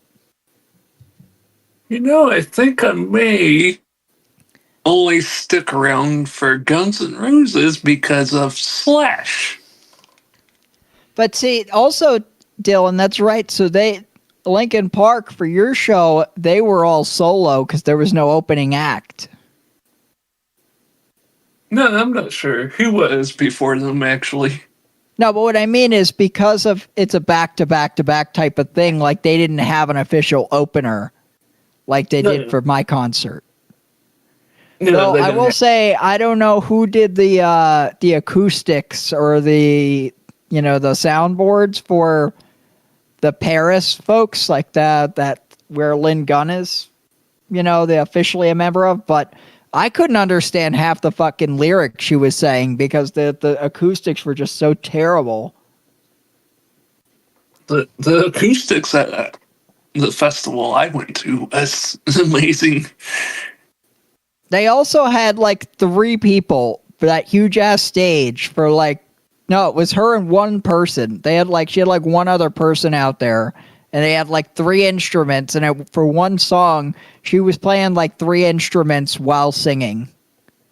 She was doing guitar and the keyboard and singing at the same time. Well, they just had a dude back there playing drums.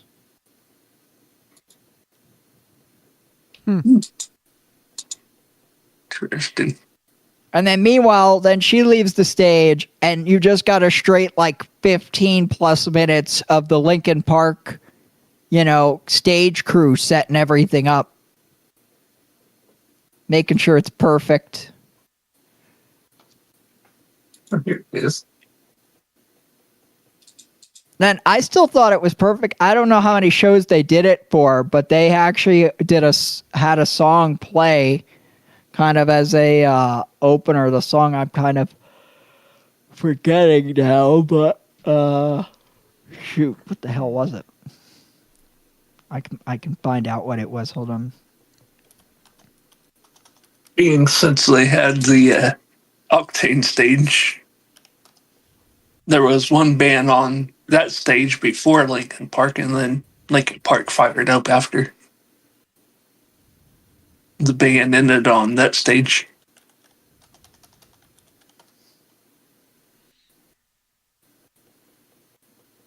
Probably while they had the little countdown timer up, because they started at 10 minutes, where they put a little clock up there. When they got to about, I think it was either 3 minutes or some change, they started to play "I Want to Dance with Somebody" by Whitney Houston.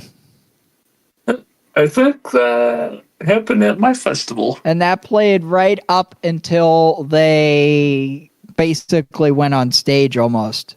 Or no, I think it played up until the 1 minute mark, and then the official from 0 intro started playing. Let's see. You gotta love it when bands play other music for pre-show music. I want to dance with somebody. The crowd was rocking it too. You could tell.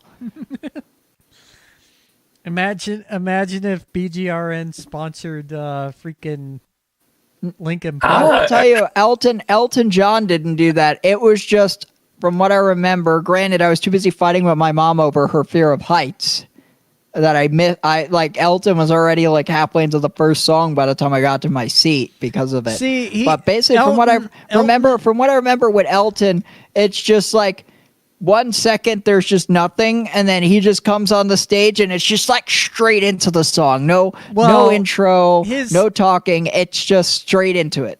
His intro music was a combination of "Funeral for a Friend" and "Good Morning to the Night."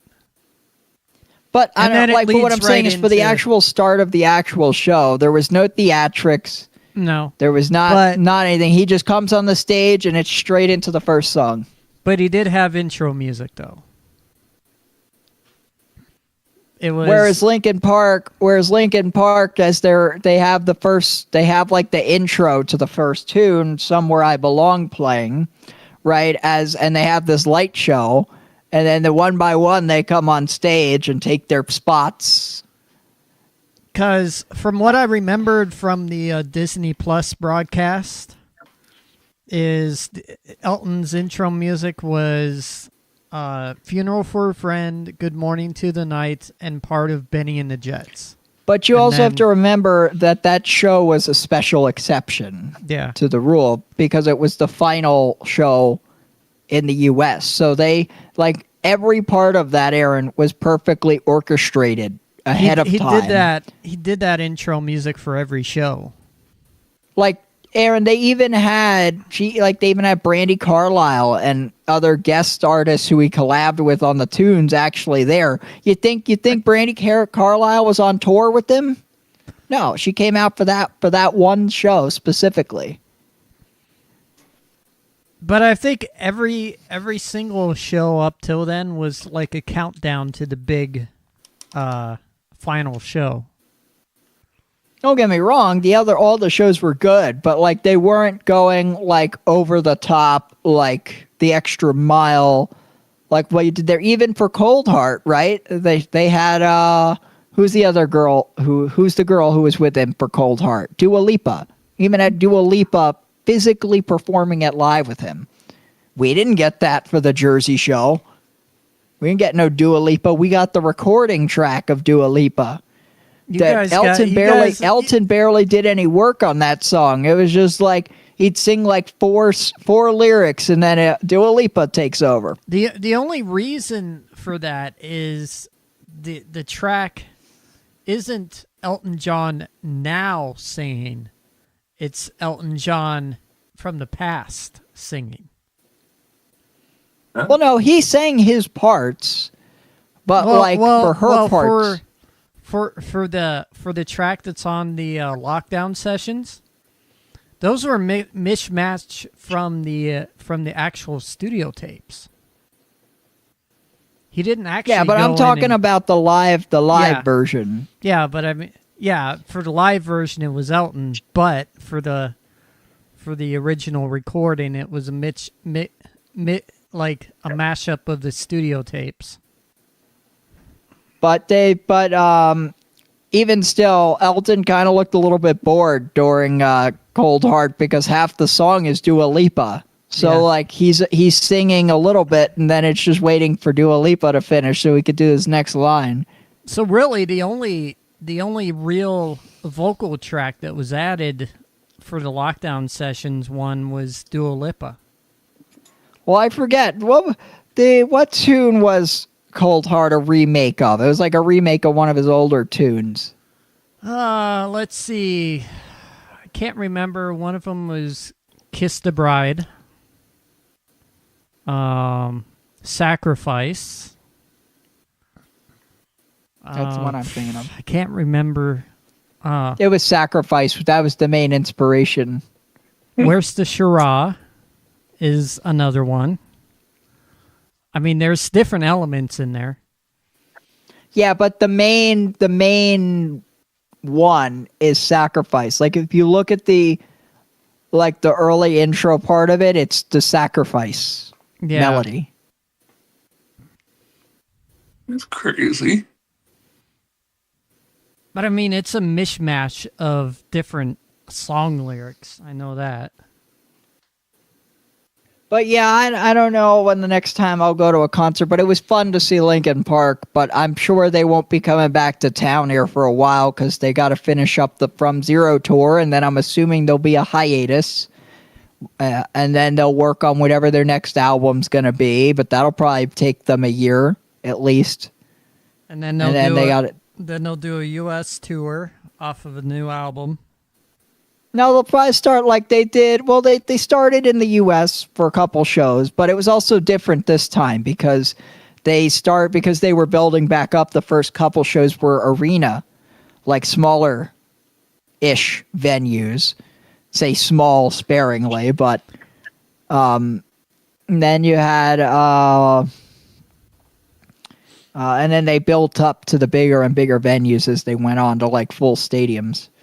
But I mean, whatever the next album will be, it's probably going to be a good one.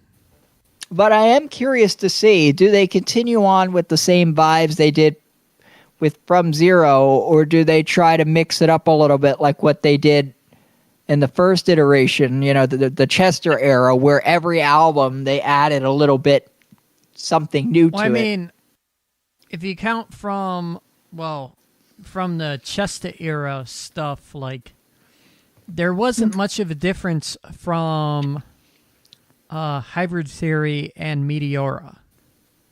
Well, yeah, because those were both the new metal albums. But from then on, you start to have more elements of your rock in there, more slight elements of pop, especially as you get later and later on into it. I'm pretty sure their second album is going to be similar to From Zero. But they basically, let's be honest, after Meteora, they started to become more of a rock band, less of a metal band. Yeah. They still had the new metal, they still had some metal, but they pivoted to more of that rock-centric that we kind of have now.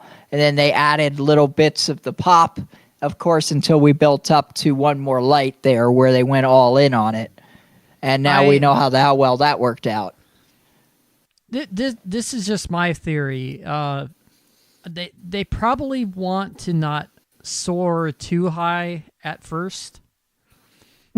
Like, well, no, I think they nailed this one perfectly because they went back to the root. Like, in so many ways, it's both. They have new stuff that sounds in the same type. It's the same type of music. Like, it sounds like Linkin Park stuff, but if you listen to the new Linkin Park stuff, while it clearly has that Linkin Park sound to it, you could tell it's still different from the original, like, Chester era music. Like, there's just a slight enough, like, there's a modern, I don't know how to put it. You know, it's got a new spin to some of the vibes with it. But the fact that they went back to their roots with it. They called it From Zero, which is also a throwback to a name. And I feel like they did a good job with this one, where they tried not to go too over the top. They had a couple hits. They had a good mix of rock tunes and metal tunes in there. Yeah. And that's why I think it was so successful. And then they also did, while some of the original Chester era tunes, they originally started off very rusty with, especially Emily. As the tour has gone on, she perfected it. It obviously it's not the same as when Chester sang it. It can never be the same, but it's still good in the, like, she has perfected it in a way that she can sing it. You know what I mean? To where it actually sounds good, and you're like, okay, this is acceptable. Unless you're just of the closed mind where anything less than Chester is terrible. Yeah. But I mean, it's like you got to learn a little bit more from the first album to the second. Like, well, like I said, but here's the thing, one of the signature things of Linkin Park is that they always mess with their style a little bit. They always alter it a little bit. They mess with it. They experiment with it. But what happened was with One More Light, they took it too far, and fans kind of revolted a little bit on that. Now again, there were some songs from One More Light that I actually liked, because but I also do listen to pop, so I'm not like a metal head. You know what I mean? I mean, the thing about music is if you adventure too far, it's like you're straying away from what your fans like. Now, take example. I don't know what album exactly "Burn It Down" was from. Is that Meteora? That is off of an album from 2014, I believe. Let's see. You'd have to. Did "Burn It Down" come out on? Living Things, 2012. Don't even think I heard of that one. Interesting. Oh yeah, that's right. 2014 was The Hunting Party. But Living Things, I don't even, of all the Linkin Park albums, that one just never pops into my head. Living Things must not have been that. I think Burn It Down was kind of the one big tune from that. Living Things came right after 1,000 Suns. So there was a period and between... 1,000 Suns was really like the first time that they really pivoted into new, like experimenting. Like when you look, let's be honest, Burn It Down, if you compare, Burn It Down would never have been on Hybrid Theory. It's a rock tune through and through, not a metal tune. Now, it's good enough, it's close enough to a metal tune to where metalheads would tolerate it, right? It still fits into the Linkin Park, brand of molding like several genres into one, which is what Linkin Park has always been so good at. 'Cause they're not just one thing. They're metal, they're rock, they're hip hop, they're rap, they're electro, they're all these things kind of melted beautifully and masterfully into one thing, which takes skill. But but yeah, my point is that they kind of went from metal to kind of more rock, and then they kind of went a little more pop as the years went on. Like there was a clear, like every single time they released something, there was something slightly different about the way they did the music after they did the first two albums. So I wonder if they'll do something the same. Like will they continue on where it's like a mix of rock and metal? Will they go more hardcore rock? Will they try to sneak in like another pop tune at some point? Emily doesn't really seem like a pop type singer though. Great. Because she comes from a rock band, but I guess you might say Dead Sarah maybe does a little bit of rock pop though, or pop rock or whatever they call it. I actually banded a troll last night on Came Up in Shotgun Andy's room. You do know that banning trolls really doesn't do shit, right? No, I know. It was the same troll you guys are getting over there. But I figured out the trick though. At least when you're signed in as the caster, if you click on the IP of the guest, it'll show you what it is, and you can basically tell with like 90% accuracy. It's not always perfect, but like with 90% accuracy whether it's the troll or not. Yeah. Because the troll almost always uses some kind of VPN or virtual machine. So, and the IP comes up as a data center. Yeah, I wasn't sure who it was. All I know is I looked at the chat. They said the N word that no one should say. In other words, it's a racist troll. Yeah. So I let Andy know that I painted the guest. He said thanks. Troll better watch out. Shotgun Andy is like basically cam up staff. That's true. Well, I'm modding his Shotgun Andy channel, so I figured if a troll pops in. I'm probably still modded there as well. I figured if someone pops in as a troll, I'll just ban them.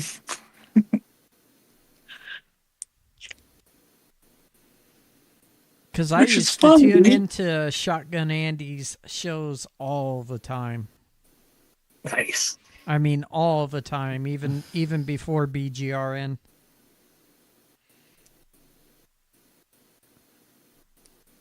I tried to tune in, but his shows were always kind of late over here. Because he's kind of in your time zone, Aaron. Oh, that's right. He is. Yeah, he's in like Oregon, I think. Mm-hmm. So, like, when his show started at like 7 p.m. or something his time, it's like 10 p.m. already over here, so... Not bad. Not bad for my channel. 5K. 5,000 views. Try 20K, Dylan. I'm working on it. I keep leaving the stream auto. Which reminds me, I don't get any dropped frames. Even if I didn't get it. I didn't get any on Saturday. And I'm running a video too. And it was fucking cold as hell out, and it was still didn't drop any frames. Nice. Yeah, sometimes I'm watching Netflix and I check my phone to see how Cam Up's doing, even though it's just auto DJ. No issues. Which is interesting. I personally think in your case, Aaron, because you go live during prime time, like when your parents are watching stuff, I think it's a bandwidth issue partially. Well, they're wired in, so... It don't matter. I mean, the modem can only handle so many devices at once. So you need to make sure you get a modem that can handle like a ton of devices at the same time without breaking a sweat. I never thought about that. Because most consumer-grade modems are designed to handle maybe like 5 to 10 devices at once. And that's like the max load. Maybe 15. Theoretically speaking, a home Wi-Fi network can hold up to almost 200. But the actual modem would probably like kick people off before it got to that point. I'm actually hardwired to my router. But see, I never have that problem because my modem, I have multiple devices, but I'm only ever using like one at a time, maybe two, if I have my phone and something else going at the same time, but that's about it. So my modem doesn't really have to manage multiple connections simultaneously. Let's see, I got my computer, my TV in the living room, and my phone. Oh, and then my dad's phone. Whenever he comes by. That's about it.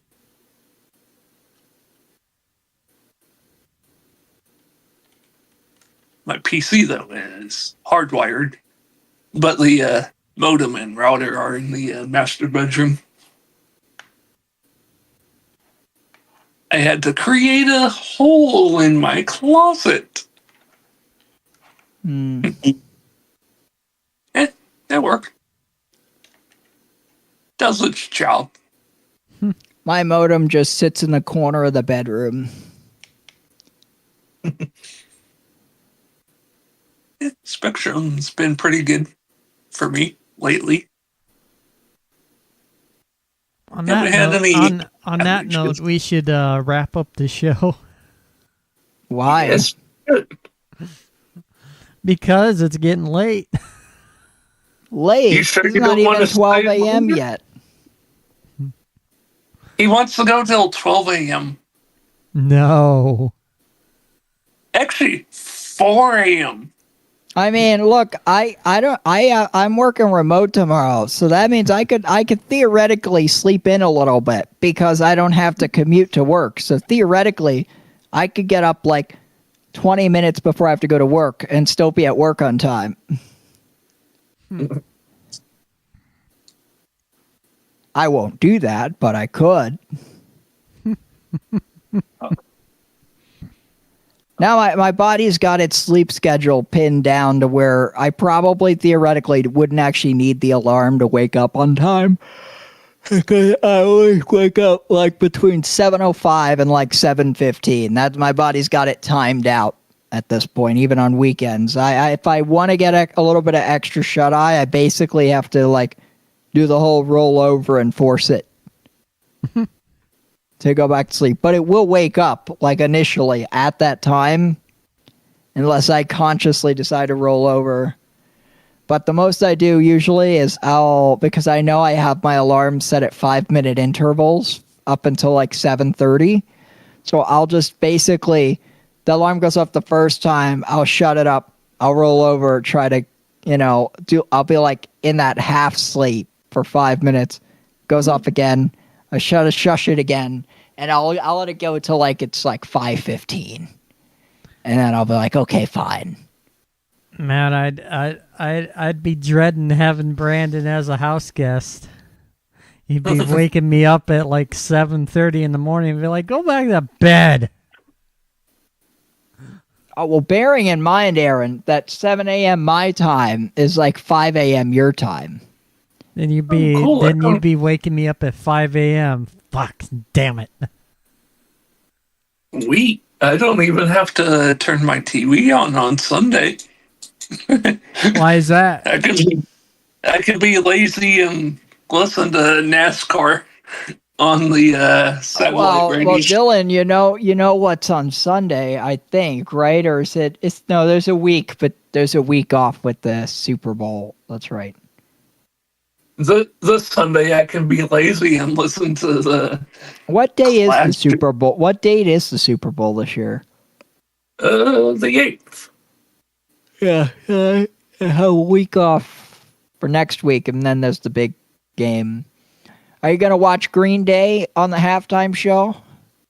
I might. I know this Sunday I plan to listen to NASCAR.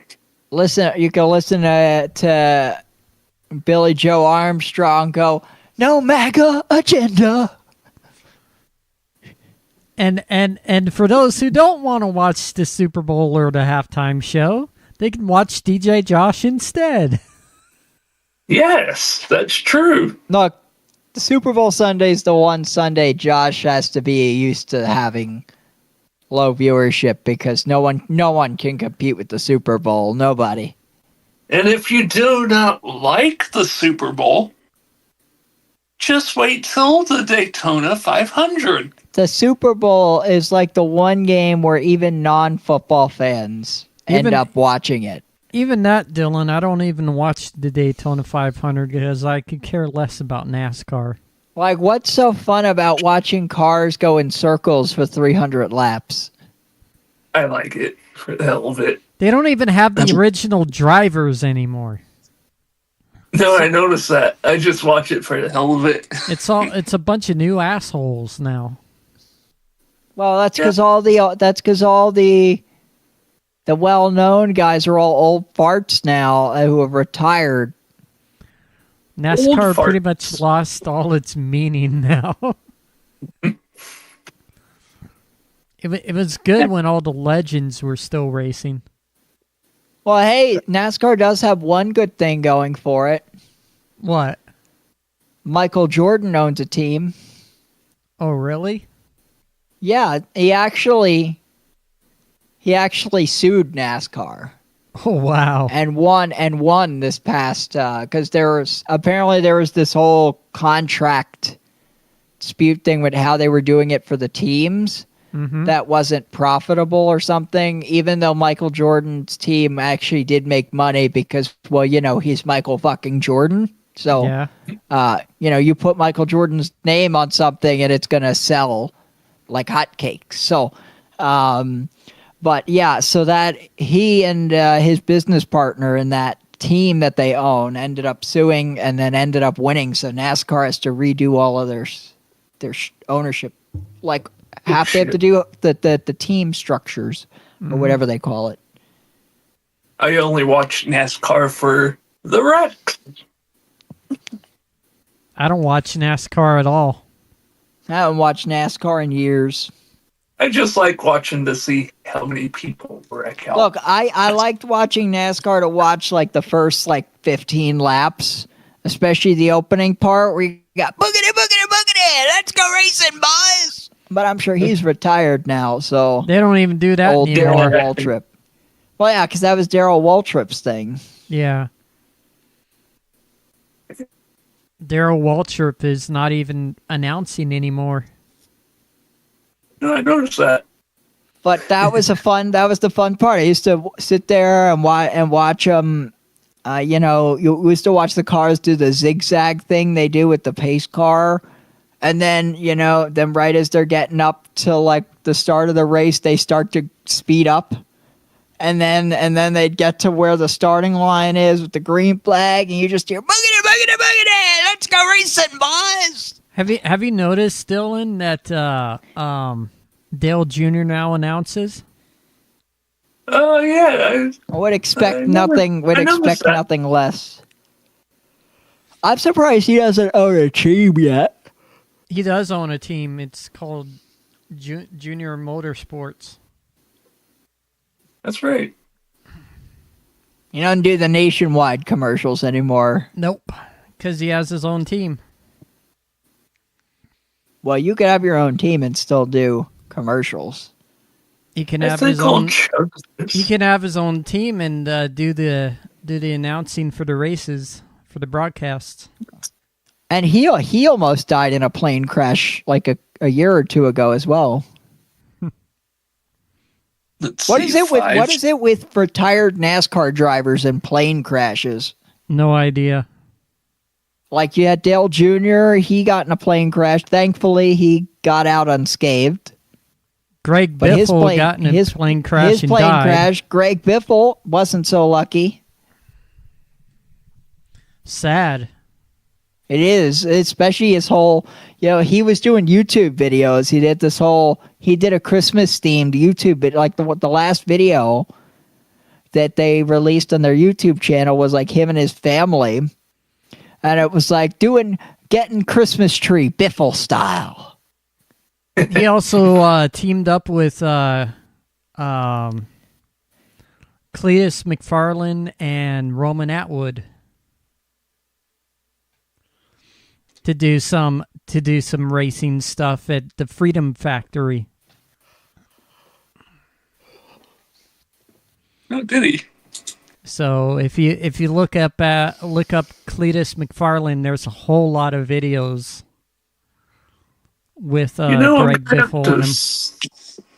I'm gonna have to sue Bush or whoever makes this beer. Why, it don't taste good? I do not approve of the USA flag. But hey, in the words of a certain U.S. president, if you don't love America, we can deport you. I think it's for the Olympics. We'll send you off to Colombia. Then you'll be loving America then. Because those circles are on there too, as well. So I think it's for the Olympics that are coming up. The Olympics, eh? Yeah. So I think I have my Rockville Thursday planned out. I'm going to listen to some of Slash's solos and then dip out early. Well, you want to listen to that? Rockville's back again? You want to listen to that Mickey Mouse sounding Axl Rose? Wait, how often is Rockville? Once a year. Because wait, wasn't it in the spring last year? It's always in the spring. Oh, so you're planning like 3-4 months out. Because, well, when is it? March, April? It's actually May this year. May, right. And Wait, I could tell how it's going to go. It's going to be fucking hot and muggy. They have to do it in May because the racetrack has other things like planned. Imagine being in Florida and you pick an outdoor venue. I'm going to say it's going to be hot all 4 days. With a chance of rain. It's Florida, Dylan. That's true. With a chance of rain, and the fucking thing is going to be rained out like it was 2-3 years ago. Except I'd expect something this year. I'm not sure what. Then again, with El Nino not happening until like maybe June, will probably be dry again. Well, they're predicting El Nino happening earlier than normal. So, did they already announce the lineup for 2026 for Rockville? Yeah, they announced it back a while ago. Jeez, how far in advance do they book these gigs? They got to plan in advance because they got like 4 days. Let's see, you got Foo Fighters. It'll be good. I know. Guns N' Roses. Alice Cooper, I'm definitely checking out for sure. Alice Cooper's in Rockville this year? Yeah, again. You know, he's going to do his Alice Cooper's Attic radio show on the road. Oh, I know. I'm going to check it. I'm going to definitely check him out. He's on the first day. You know, I literally only know 2 bands on this whole fucking thing. You do know that he does a radio show for various radio stations. Oh, I know. He does Alice's Attic, I think, for KSLX and a few other stations that carry it. No, I know 3. So they went from having an all-star lineup last year where they had, what was it? They had Linkin Park, they had Green Day, didn't they? Yeah. Who else did they have? There was they had a few big ones. Oh yeah, didn't they have, what was that other metal band that was, that they had? The one that used to be really, really big back in the day. I don't know. I'd have to look up. I know May 6th is the day I'll be in Daytona. But really, you've got Guns N' Roses, you got Foo Fighters, and you got My Chemical Romance, and literally, I don't know any of these other bands. Yeah, My Chemical Romance, I've never... I've heard of them, at least. The other ones I've literally never even heard of. I heard of them. Here you go, Aaron. What day does Alice Cooper play, Dylan? The same day as Guns N' Roses. They're playing the first day. Oh, the first day? Yeah. All right, there you go. There's the best. There's the best bands. Alice is right after Godsmack. Oh, Alice Cooper. I didn't even see him there. Yeah, Godsmack is like probably gonna be on the right before Guns N' Roses. Actually, now I personally think last year's was better, but that's only because it had Linkin Park and Green Day in it. Yeah. You see a lot more not so metal bands. They definitely went more rock focused this year. They're trying to go like Warped Tour style bands. Zach Sabbath? What? That Some must be rip-off band. That must be a Zach Wild or something like that. Yep, that is.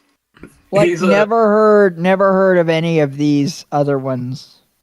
Which is funny, Zach Wild's playing twice. Black Label and... Meanwhile, so they used to have, like, the list last year, they would have, like, your lead up, like your headliner, the smaller headliners, which were still big bands. Then they'd have, like, even the lesser known ones were still recognizable. Down here, I don't know any of these. Switchfoot, we know who that is because they do kind of like... I can't even fucking read what that says. Yeah, they type stuff weird.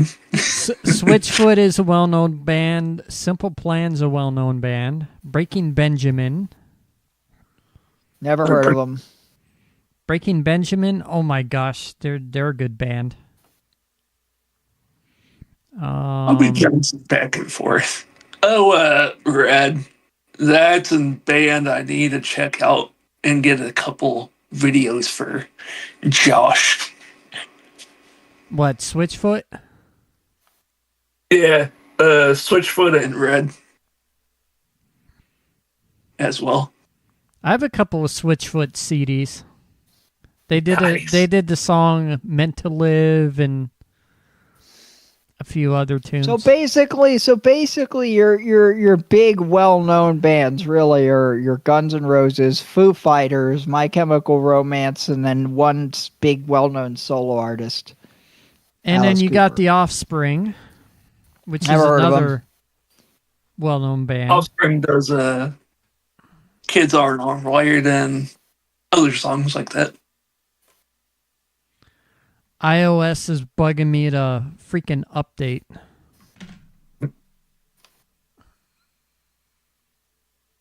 Never seen Plain White Tees before. I'll have to check them Wait, out. they're on there? Oh, I've heard of them, but they're like, oh, and Gym Class Heroes is there. I missed them, so I've heard of them. Plain Only White reason I'm Tees gonna does. A lot of these are ones that have like Plain White Tees. What did they have? Like one good song that hit? Hey There, Delilah. That's a bonus track off their album. Only reason I'm checking them out is because of iCarly. iCarly. Yeah, they were on an episode on iCarly. Who? Plain White Tees. Huh. Yeah, I think they did the first track off their album at the time iCarly came out. Yeah, Oh, was that were they like a boy band? No, they're a rock band. They're more of like a rock pop kind of band.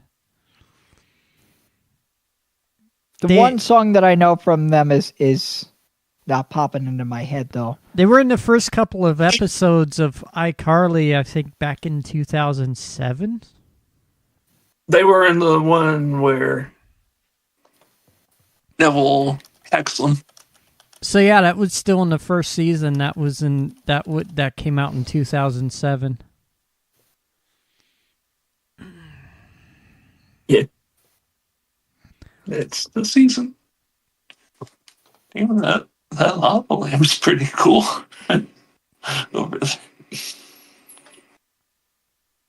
No, I shouldn't have it by my... They were pretty young back then. Oh yeah, They're probably older now.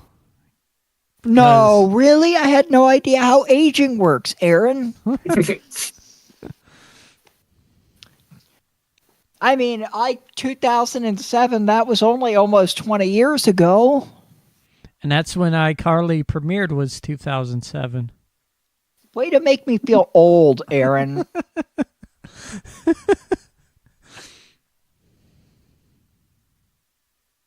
You know what I like about Brandon?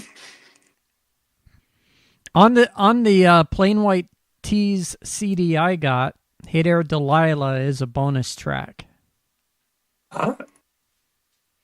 But there was an EP that was made. of that song. Interesting. Unfortunately, it's come out that Nickelodeon had a lot of creeps working for them back in the day. Did you guys know that apparently Drake, from, like Drake and Josh, that he apparently got like sexually assaulted by someone, and while he was filming what was it? The show before they did Drake and Josh, it was shoot. Let's see. It was a small role. What the heck? Family. Oh, Futurama's coming on. Cool. And then King of the Hill.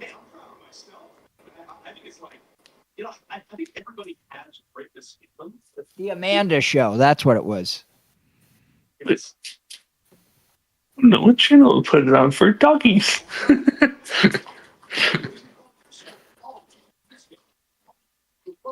I said, "Hey there, Delilah. You have 1, 2, 3, 4." I guess Rhythm of Love's pretty good. There's a channel. I don't know. I'm not super familiar with any of these. Are any of their other ones good here? Mickey Mouse. I have no idea.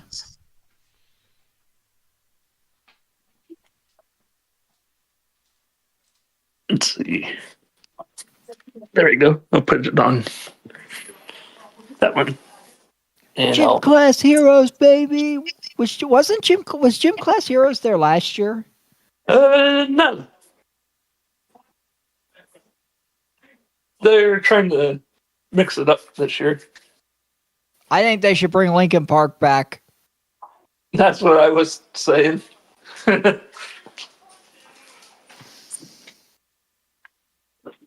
No. Well, that's helping me do that. Thank you. Good. Ryan, are you going straight back to the hotel? Because I'm just going to go back. You're not up to about there yet.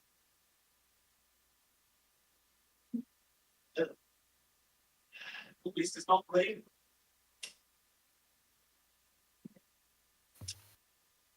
Please let me come with you. Are you funky enough to be a globe truck? Are you? Yes. Are you? I mean, with time, my fuck level can are you? No. Keep it all in the antidepressant. I was masked. I felt everything. So,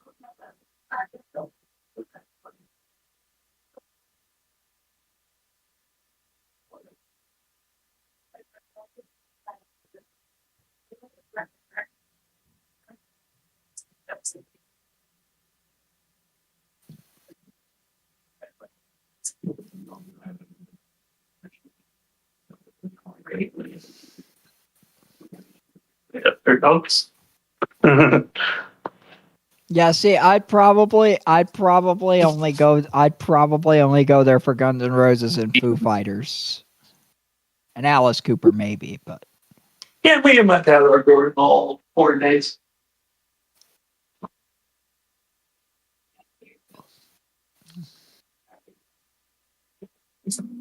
We leave the night there in a cab.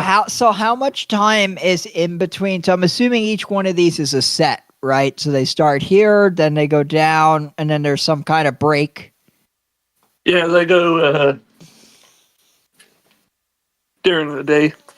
Like they start when the gates first open, and then Because Linkin Park was like one of the first shows the second day, right? yeah, they were the second day. But they were the first show because they were the headliner of the first set of shows, I think. Like for the two main stages, they take breaks. One band will go on the other. And Emily drove a monster truck. Yeah, she did. That was funny. Ought to be fun though. They tried to make it look like they just pulled up spontaneous in that, but then you see the behind the scenes and it was clearly staged, and they had multiple takes on it. Yeah. So the day I'll be heading to Daytona is the same day Aaron's cast is on. What day is that? Wednesday, May 6th. And this time I'm gonna remember not to forget anything. Because we had to drive back to the house last year. What did you forget that was worth driving back? I forgot my Xanax. Xanax? What do you need that for? And my other meds. Geez, Brandon, tabs much? I got 16 gigs of RAM, buddy. What do you do with all them tabs? I see Instagram, I see... Well, that Instagram tab was just from the Rockville. Oh. Then I decided to find a better one because Instagram kind of sucks because it's too zoomed out. Yeah, Instagram isn't all that in a bag of chips. Hell, I don't even use it anymore. Instacart. Oh, I just use the main social medias, Facebook. But Aaron, that's nothing. You should see some of the computers of some of the folks at work. That like they don't ever like.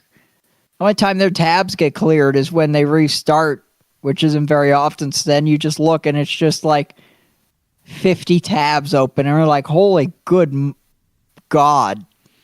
God, even the average user don't do that.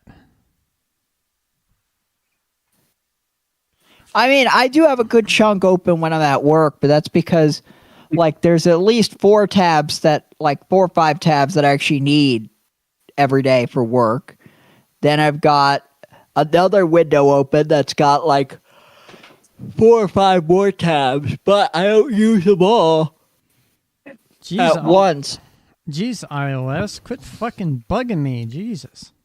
Then I'll have I'll have a container for each of our big clients' email like sign-ins. How the fuck did it update so fast? I'm on iOS 26.2.1. It didn't even wait for you to give it permission. It did it during this whole entire show. It must have like restarted when I wasn't paying attention. It said, "Oh, what's that? You're going to try to ignore me? Well, fuck you. I'll just do it then." I didn't know it restarted. Cuz it had downloaded the update, so it must have had to restart to apply it. See, Aaron, with Android, it'll give you a full page warning that says we're going to update your phone at this time. If you don't want to do it today, just hit remind me later, and then it'll bug you again in like 2 days. Well, no, I had set it up to install later tonight. Well, apparently it's later tonight, and it didn't installed and shit. So. See, the last time that my phone did an update, and I didn't even know that one was happening, or I would have told it to wait a couple days, was when I was on call. And so not only do you have to hope a call doesn't come in while the phone is rebooting, but then it also like kind of messes up the app, because if you don't reopen the app, you won't get the call notifications. Well, see, the thing with Apple, they only give you a certain time frame before it restarts. Like you can set it to download like all of the stuff, so you don't have to go through. Android will let you get away with like on previous phones, Aaron. I've told the update to fuck off for like a month. This phone that I have, I don't like the way it handles the update. So if I ignore it, it will literally pester me with notifications like 50 times a day. Like you get rid of it and it'll come back a minute later. And then you get rid of it, it'll come back a minute later. You get rid of it, it'll come back a minute later. Then you just say, fuck it, I'm just going to leave it there. And then you'll be watching a YouTube video and it'll just abruptly like bring up the box to remind you. I'm trying to watch fucking YouTube. Well, with the iPhone, it only gives you an option to update like later tonight or whatever, like later on. So what if I'm using my phone later on tonight? Apple don't care. They'll restart and install it anyways. It's Christmas time again. But at least it gives you a couple hour window before it has to. See, Android will at least let you kick the can down the road for a couple days before it starts pestering you nonstop. But I mean, like, if it's a mandatory, like, security update, yeah, I want to update now. But you can just update that silently. You don't have to restart for a security update. Yeah. Because I know Apple does security updates, like, on Mondays. So, and sometimes they'll do bug fixes on Mondays as well. That's how iOS works. It's the same for Mac OS as well. They have an update schedule on Mondays.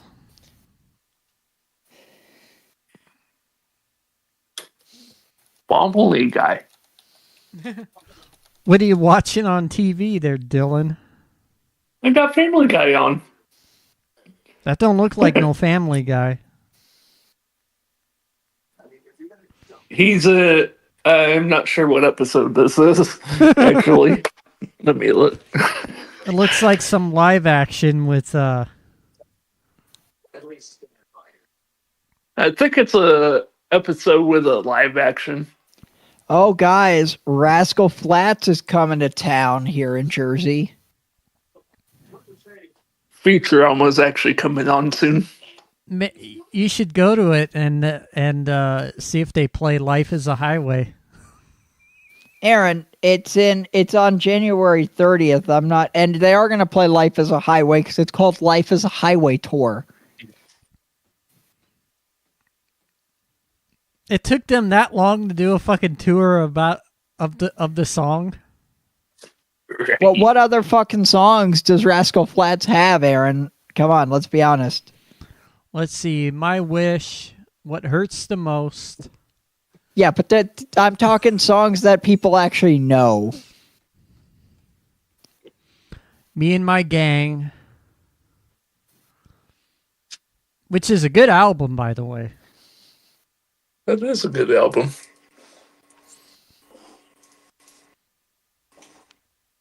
Let's see, that's the only notable artist that's coming to Prudential Center. I mean, there's Cardi B. Not my type of music, though. That's funny. I had Nice Fun Guy complain about my station today. Well, yesterday. Nice Fun Guy, There's someone called Matt Rife. Don't know who that is. Oh, I know who that Nice Fun Guy is. Yeah, he doesn't like rock music. Shame, because that guy needs to get the rap shit out of his ass. Oh, there's 9 Inch Nails, apparently. That's a good band. Now, 9 Inch Nails, that's a good band. They're coming to town February 14th. The band Alice in Chains are still together. But they have a totally different new frontman now. See, Aaron, Rascal Flatts ain't a big enough band for me to drive an hour to Prudential Center in that traffic. No, thank you. What band would you like to go see? Justin Bieber. Like I said, there's only a handful of bands who I even have the desire Because I'm not a big concert guy. So when I go to concerts, it's because like there's an artist that I really, really like and want to see. And so far, the only two that privilege has been reserved for is Elton John and Linkin Park. See, I don't think Justin Bieber will ever tour on his new album. That's true. I mean, never say never, never, never. Well, here's the problem. He's been through so much shit. I mean, publicly. There we go. Got some of the dust. There's also another band called Bad Omens.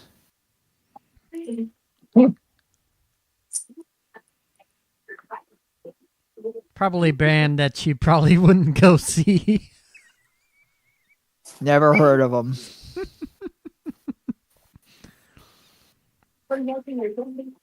See, the only bands that I see are the ones that go to the celebrity theater.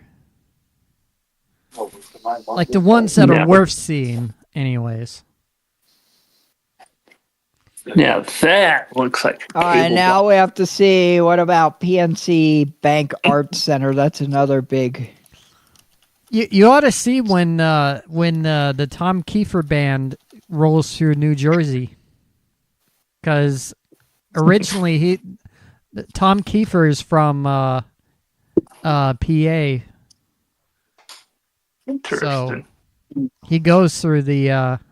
Oh, Weird Al's going to be coming to town in July. I think Weird Al's supposed to be coming to Arizona. as well. He's one that would probably I wouldn't mind. PNC's not quite as bad as Prudential Center going to see, but still might be. We'll have to see how I consider it, how my car is working. Let's see. So, we have some decent ones at PNC. So we have Weird Al, July 12th. But these all aren't until the summer. I think they're closed in the winter. That's what it is. You have Evanescence, That's June a good 26th. There is. Not gonna worry about that. There's Toto with Christopher Cross and the Romantics. Toto's a Train. good band. You got Train. John Mellencamp. Leonard Skinner. Ex-Foreigner. Rob Zombie and Marilyn Manson. Pitbull. And that's as far out as it goes, really. Damn. So you've got some big names there. Or you could see Aqua. Agua is not on this list, sir. Actually, I don't think Aqua's even touring anymore. They're pretty much disbanded. I'm a Barbie girl. Good. In a Barbie world. Oh fuck! Should we kick him, Brandon?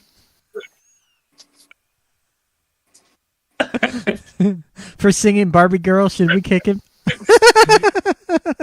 I'm kidding. Guns N' Roses is coming to town in August. And Bruno Mars. Do you really want to hear Mickey Mouse, Axl Rose? Ed Sheeran. AC/DC. MetLife's got all the good ones at the end of the summer. So you've got August 12th, Guns N' Roses. Bruno Mars is going to be there for like a week. He's there the 21st, the 22nd, the 25th, and the 26th of August. Then you have Ed Sheeran September 4th and 5th. AC/DC September 25th. But see, that's the outdoor venue. So in the middle of August, it's going to be like a fucking sauna. And you know how that is. Yeah, it was. That was like that during Elton John. Woohoo! It's 12 o'clock. See, if this was 2012, Bruno Mars would probably be worth the trip, but he hasn't really released anything new except for that one song with Lady Gaga, so... And his last real album was 24 Karat Magic. So, I mean, you're just really he's going to be playing all his old stuff. And his last real album was 24 Karat Magic. I would say of all these bands that I see here, probably the only one that I'd probably even consider would be Weird Al, but only if the price is right, because while I do love Weird Al, I'm not like a diehard fan. Actually, Bruno Mars has a new album in February. That's probably what this tour is for. It's called the Romantic Tour.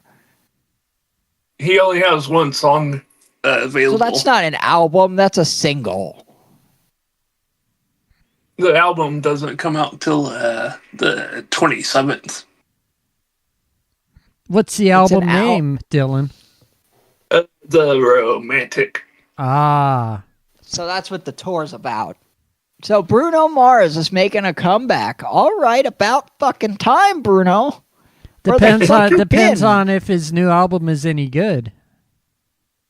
I don't think, Aaron, with how much time has passed, I don't think it fucking matters. The people, look, 2012 called, and they want Bruno Mars back.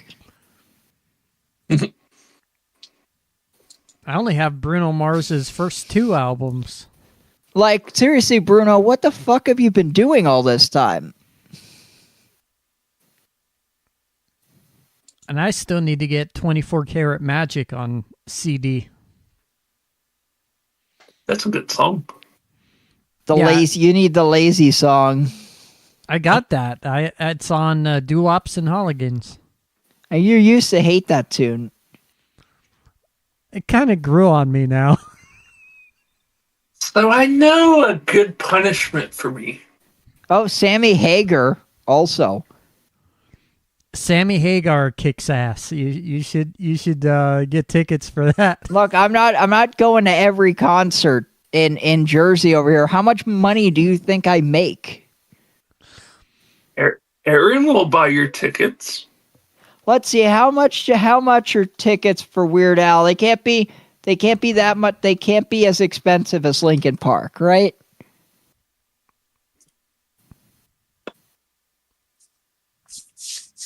I'm happy right now. Not sure why. Weird Al. Oh, I know. Look! It's a surprise! It's a Ticketmaster ticket. That means you got to pay the Ticketmaster extortion fees. And Ticketmaster likes to ass rape people. Let's see. So if we wanted to do the PNC Bank Arts Center one, July 12th. What you need to know, blah, blah, blah, blah, blah, blah. We're going to hit you with extortion fees. Let's see. So if you want one that is near the front of the stage, not standing room, but like with an actual seat, $186.30. Jeez. Which honestly, that's what I paid for my seats for Linkin Park. So yeah. And you saw mine weren't up close, but they weren't far away either. Yeah. Let's see. PNC Bank is kind of a weird arena though, because they don't really have a true upper deck over there. It's all bleacher seats, really. You can get one that's kind of like in the equivalent of the bleacher seat of the nosebleed section for $67. Boy, that's cheap. I bet you the parking costs almost as much as that. You can get one below that for $100. Let's see. And then you could get, as you get closer to the stage, more expensive. to get like probably the equivalent seat to what I had for Lincoln Park was be like $122. Jeez. Well, basically, you could get almost near the front for. Oh, look at they do have like near the stage $158, which ain't bad. Interesting. So, Of course, Did I after you tell you finish guys? paying the Ticketmaster extortion fees, that'll be almost $200. And after you get done paying for parking, that'll probably be another $50. Don't forget you got to pay all those New Jersey tolls on the way. that's true. So, did you guys hear the news? What? How about I show you?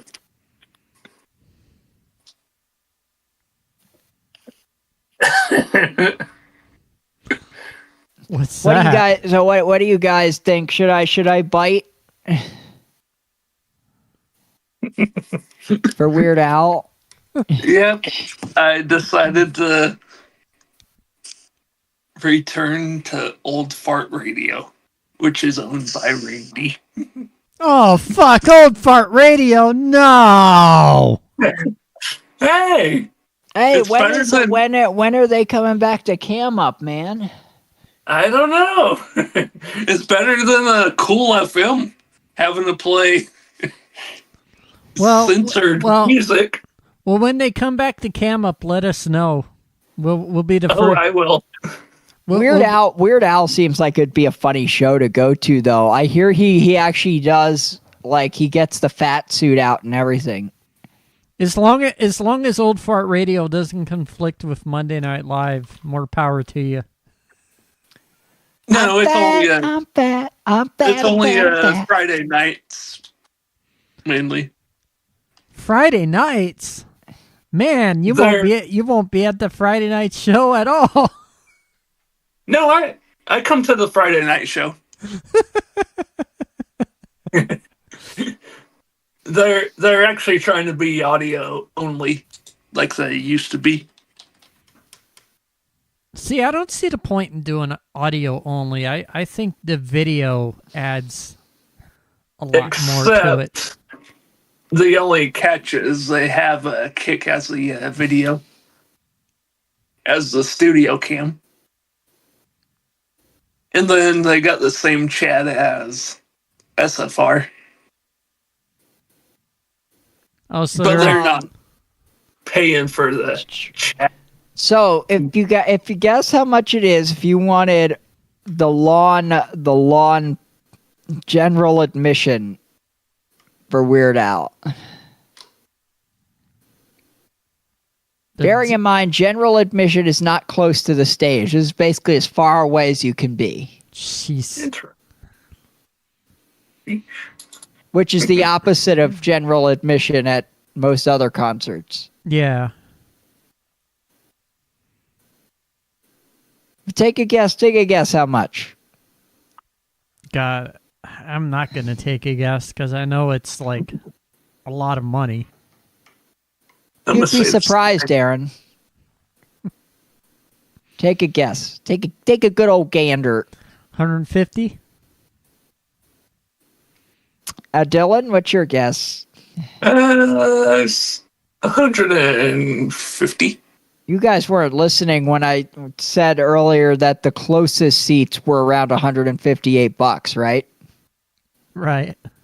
And these are the furthest away standing room that you can get. So take your guess and subtract $103.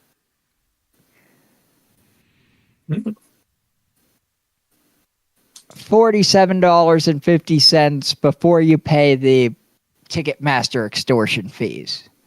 Oh, well. See, that's the problem. Ticketmaster needs to piss up a rope. But see, the Ticketmaster extortion fees are nothing on what you pay for parking, though, because I guarantee you parking's at least half the price of that admission ticket right there. I don't even remember what I paid for parking with Linkin Park concert. I blanked it out of my mind. All I remember, though, is people were losing their minds on the exit out of that parking garage. People were, like, beeping their horns and honking, and I'm thinking to myself, what did you expect? Well, seriously, what did you expect leaving a massive venue parking lot? Like, did you just expect that all the cars were going to magically teleport out of the parking garage? Like, if you park in a parking garage at a major venue, or if you even park near a major venue, you better expect there's going to be traffic. Getting out. Like, you should have seen the line getting out of the Elton John concert. That thing was crazy. The Lincoln Park one wasn't as bad because I managed to, I wasn't at the lowest deck. I was like, probably like maybe 3 up, I want to say, on the parking garage. So I wasn't all the way at the top where I had to wait for everybody else to leave. And I managed to, and where I was parked, right? So you had kind of like, there was a small little break in the thing. So I had to back up. I just kind of gradually backed myself up and angled myself between these 2 cars so that they had no choice but to let me get out. See, you can't be a nice guy in a parking garage like that. You gotta be mean and selfish. So I was giving Rick shit Friday night. I told him he stole my purple banner.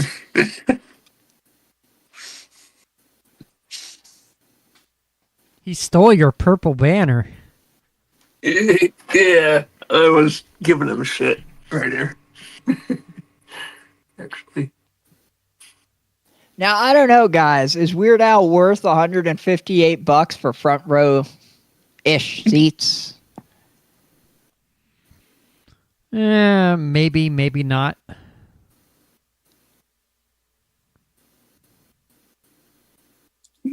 That's what I was thinking. The better question is, can Brandon's car make it all the way to PNC Bank Arts Center?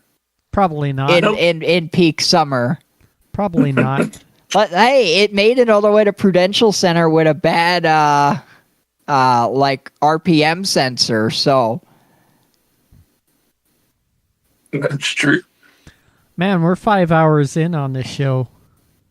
Speaking of, all right, Aaron, here's the deal. You buy the Weird Al ticket, I'll go see it, and I'll send you the videos. How's that? No, if I buy it, great deal. I buy the tickets, I'm going with you. Oh boy, you better buy some plane tickets too then while you're at it. The plane tickets will cost more than the Weird Al tickets. Better take Aaron with you, or he'll continue to play Barbie Girl on BGRN. At that point, Brandon would probably just kill me.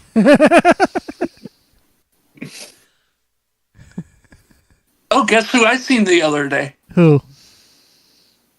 In Studio B Radio's chat room. Who did you see? Wonsky. Juan. Yeah.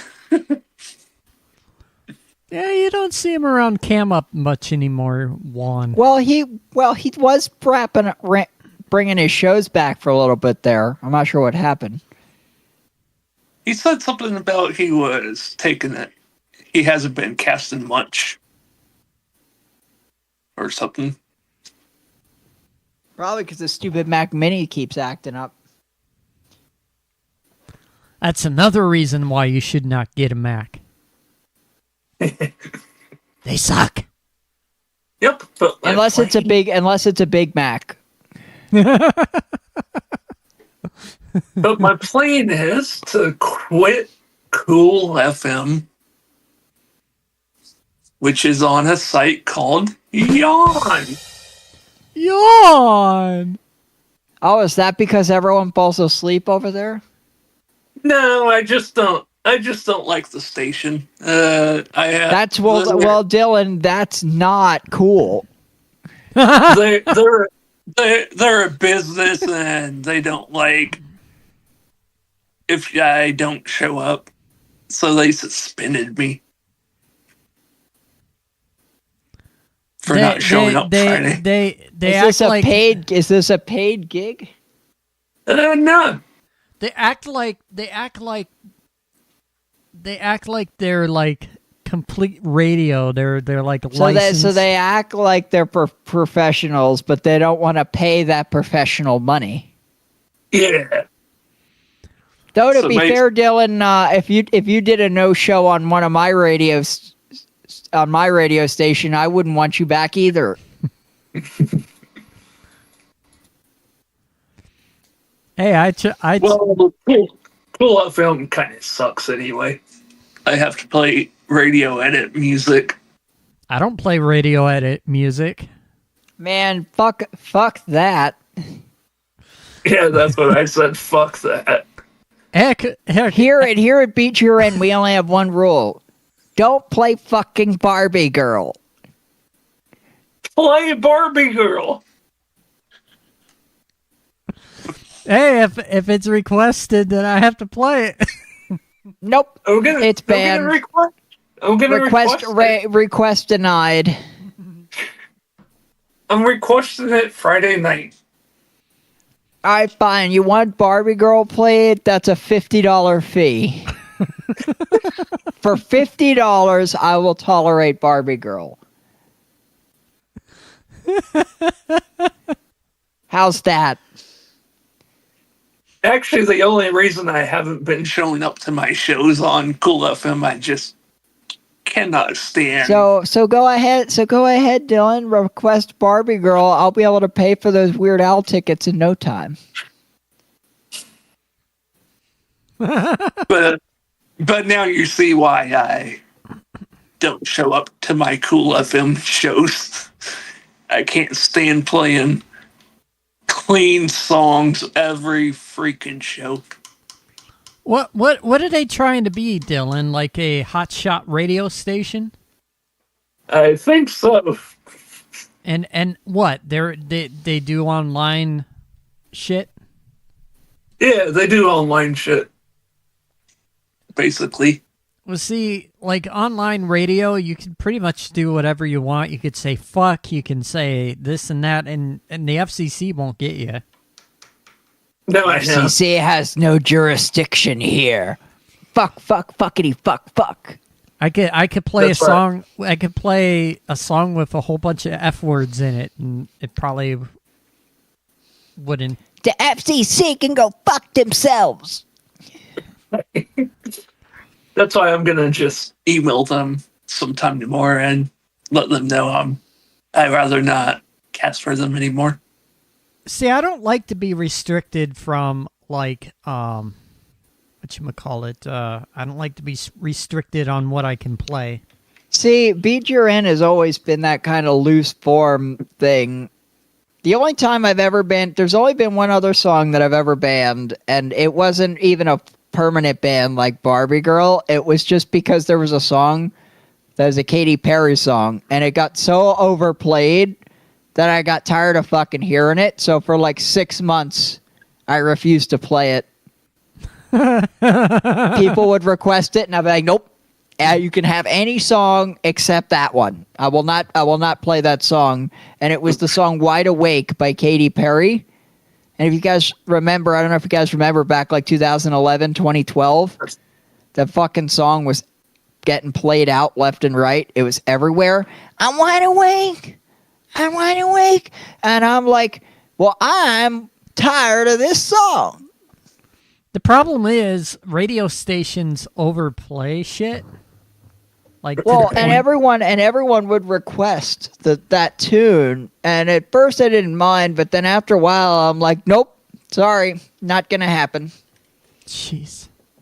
It was just because it's not the most like there are some songs where I wouldn't mind. Like if you want to request Linkin Park, I can listen to Linkin Park all goddamn day. That never gets old for me. But like Katy Perry and I'm wide awake. I'm wide awake. I'm like, no.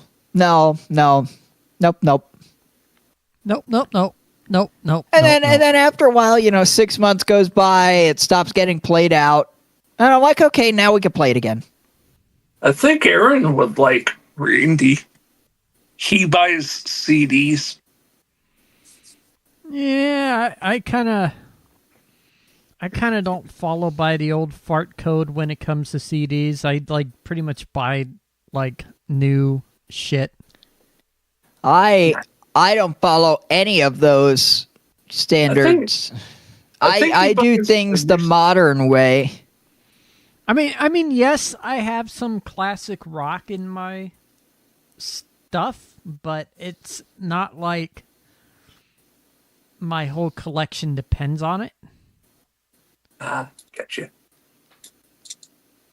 Yeah, I think there you go, Dylan. I just had an idea. You know who they should have got for Rockville? Weird Al. That's who they should have got. He wouldn't fit into the vibe that they got going on over there, though. They clearly got rock vibes going on. Aside from the 60s, 70s, and 80s rock, I do have some 90s stuff too. Nice. So it's not all old. No, that's the same way with Randy Freder. If I like request a song, he'll play something like. If I request like a new song, he'll play it. Like a lot of my now CD collection, that's more of like the updated like 2010s. But let's be honest. Of the DJs on BGRN, I'm the one who plays the most like 2000s onwards type music.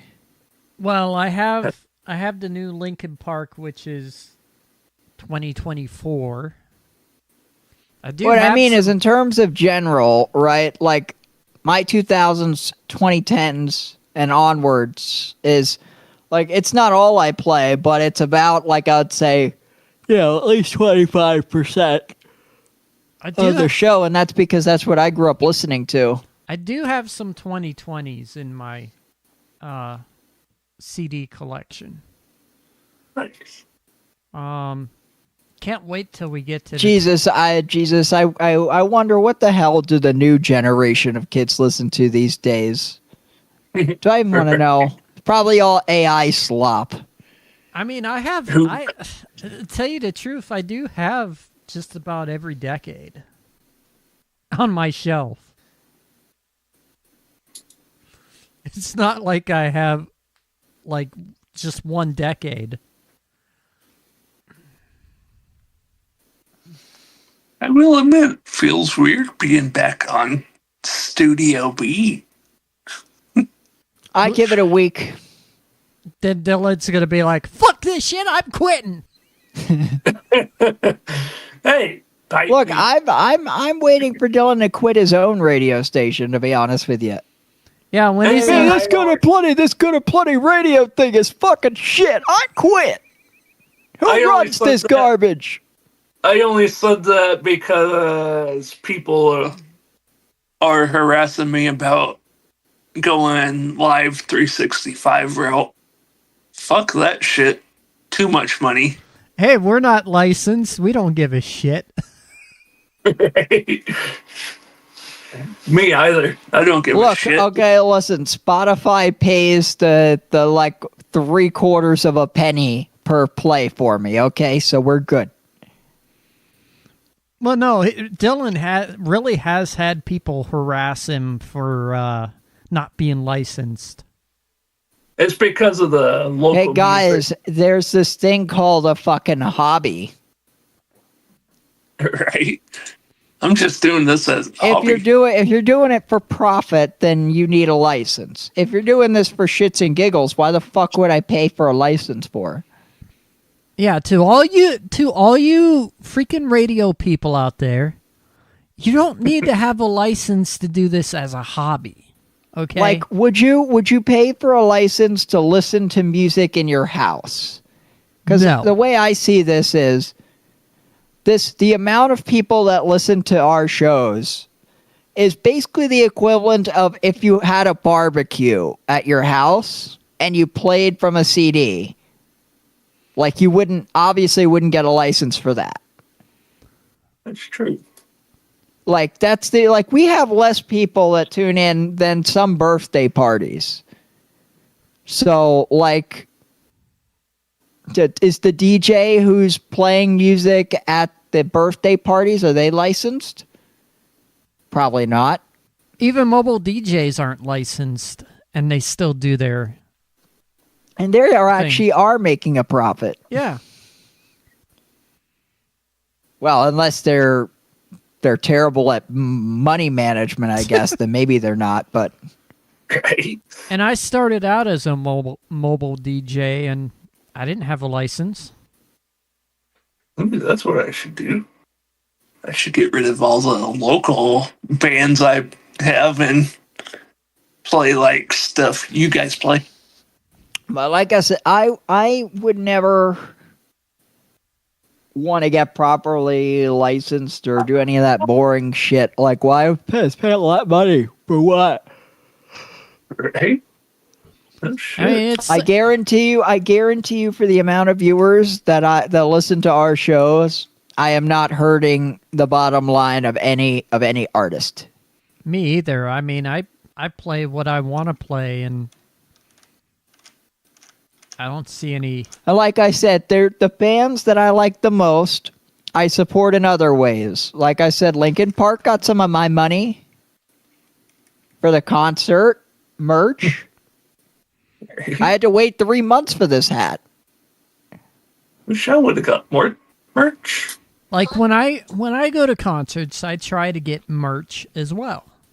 I mean, oh no, I didn't buy this at the concert, Aaron. I wasn't going to pay the 300% markup. I went on Linkin Park's website.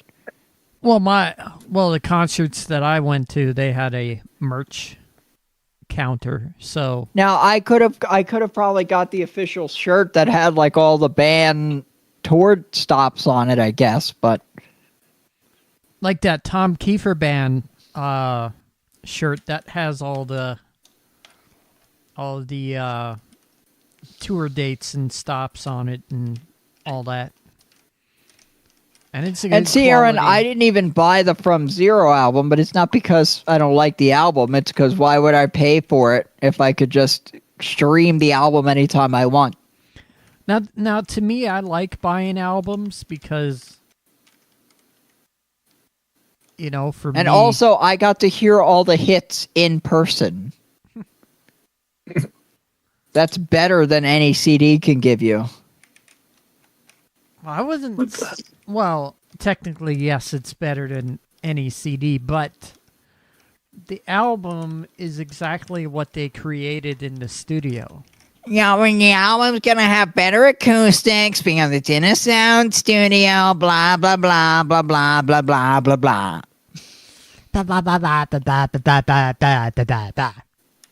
Did you know the Linkin Park records all their stuff now in what looks like a home studio? I think it's Mike's home studio or something. Interesting. Like it looks like a freaking house that's been converted into a sound studio. Which is probably on Mike's property. Probably. So like Linkin Park's not even renting a sound studio. They just legit just have their own now. And the OS of choice that Mike probably uses is probably Mac OS. Wouldn't surprise me. Because they recently released a video. They recently released a video on YouTube showing the making of Up From the Bottom. Yeah, because pretty much YouTube all recording studios pretty much use Mac computers. Well, except when you make your own home studio, then you can run whatever the fuck you want. Well, technically, you could record with just Audacity. Yeah, because Audacity is slowly getting better with that stuff. But what's interesting and what I didn't know is that they record these in like bits and pieces and then put them together. Yeah. Nowadays, So, you could like, just, the vocals are recorded separate from the rest of the instruments. Like, the drums are recorded by themselves. The vocals are recorded in segments by themselves, so on and so forth. I always just assume that the band got together. I mean, I guess I assume probably the band portion was different from the vocals, but I always kind of assumed that they kind of all got together, and then they did it, like, they just kept doing take after take until they got it right. well, I think the instrumentation they probably do together, like as they're recording it. Like you can be in the same room, you could have a recording engineer right there, and they just No, like in Up From the Bottom, they had Colin on his own. Like Emily had already left the damn studio when Colin started doing his part. I think the reason why they want to do the drums separate is so they don't get bleed through from the microphones. Anyone thirsty? So I've noticed something about like recording techniques nowadays is like back then everyone used to record all in the room together.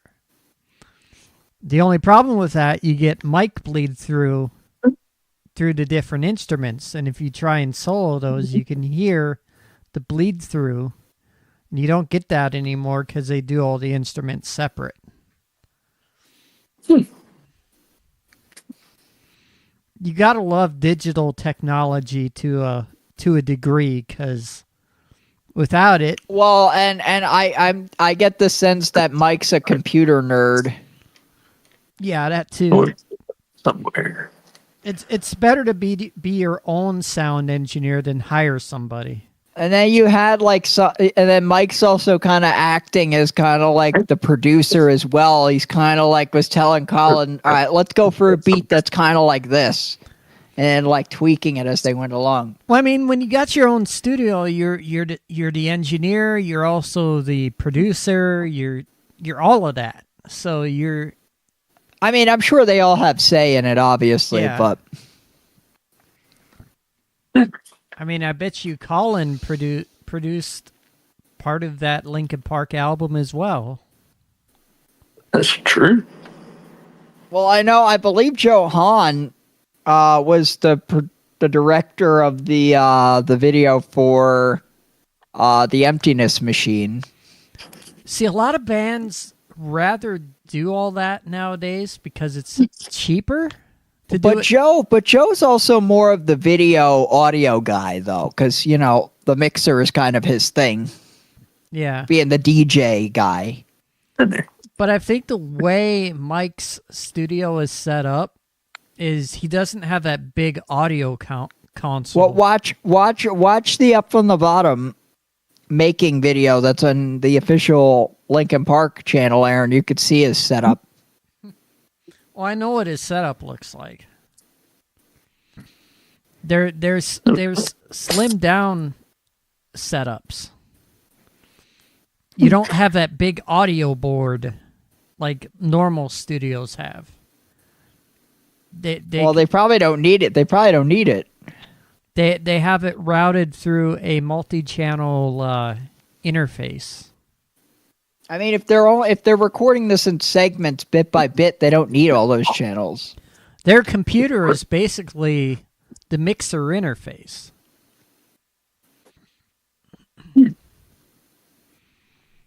So you don't need I found all that interesting because I always thought they would go to like some big professional sound studio for this stuff. It's amazing. And here they are. They're like producing this stuff in Mike's living room. It's amazing what you can do with technology. There's me when I was young. Like, if I wanted to get back to recording my own stuff, I'd probably use Audacity. Audacity. I don't know what software Mike was using, though. Because it was not Audacity, though. My hardware is capable enough to do recording studio type of stuff. I mean, but technically, I mean, I don't know what the professional, audio software does. I'm sure it can do a lot of stuff Audacity can't, because it's like professional premium product. But Audacity, I mean, could do the basics. I mean, you can splice or sew your audio together. I've done that before with my recorded shows audio-wise.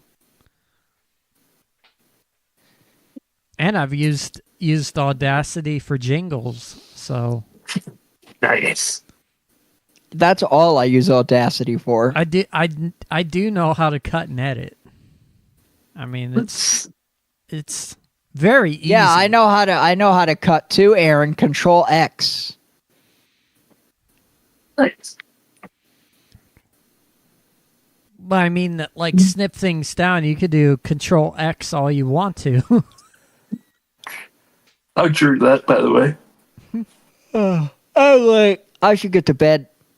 Yeah, we should wrap up this show because it's getting late. Oh, want to see a picture real fast? That's my stepmom. Ah. Right. When she was young. All right, well, I have work tomorrow from my house. From your house. This From is your my house? this is my desk. It looks like Mixie will be working again. Is going to be working overtime tomorrow. Be working all day for work. Because yes, and then the gaming stream. Oh yeah, if, that's right. The gaming stream. Because if anybody wants to wonder, does our setups sound pretty good Discord wise? Yes, they do. Yes. Well, I can tell you, does it matter if you have fancy mixer equipment for the phone system at work? No. It's still the call quality sounds like shit in the app. It sounds better on the actual phone headset at work. Like no matter what I do, the voice will be like partially cut off at points and staticky, and I don't really understand why. Like for this show, our audio sounds pretty good. I'd have to say it sounds pretty good. For this show, I got it pretty much dialed in pretty good. Reminder, guys, this show will be going back to Cam Up next Monday. Oh yeah, wasn't that supposed to start today? Like my frame drops. If I got frame drops on Cam Up, people probably missed something, and they probably wouldn't have caught it. This way on YouTube, I mean, it's not bad if you do Chrome. I mean, this way on YouTube, if anybody misses something, they have automatic they have DVR, so they can just slide it back if they miss something. So you can watch back. Or they can just watch the video later. Well, never thought about that. Yes, I have DVR set on this channel. Whatever. Anyway, I'm going to go to bed. Good night. You're the weakest link. Goodbye. Goodbye. Yeah. I second that. You are the weakest link too. Goodbye. Goodbye. All right, so that was a good episode. The next week's episode will not be on Cam Up, by the way. It will still be here on YouTube. Anyways, that will do it for me here on this Monday night. Peace out, practice, and enjoy. Feel free to leave the chat destructively. Gaming with Brandon is tomorrow, and I will see you all next week right here on Monday Night Live.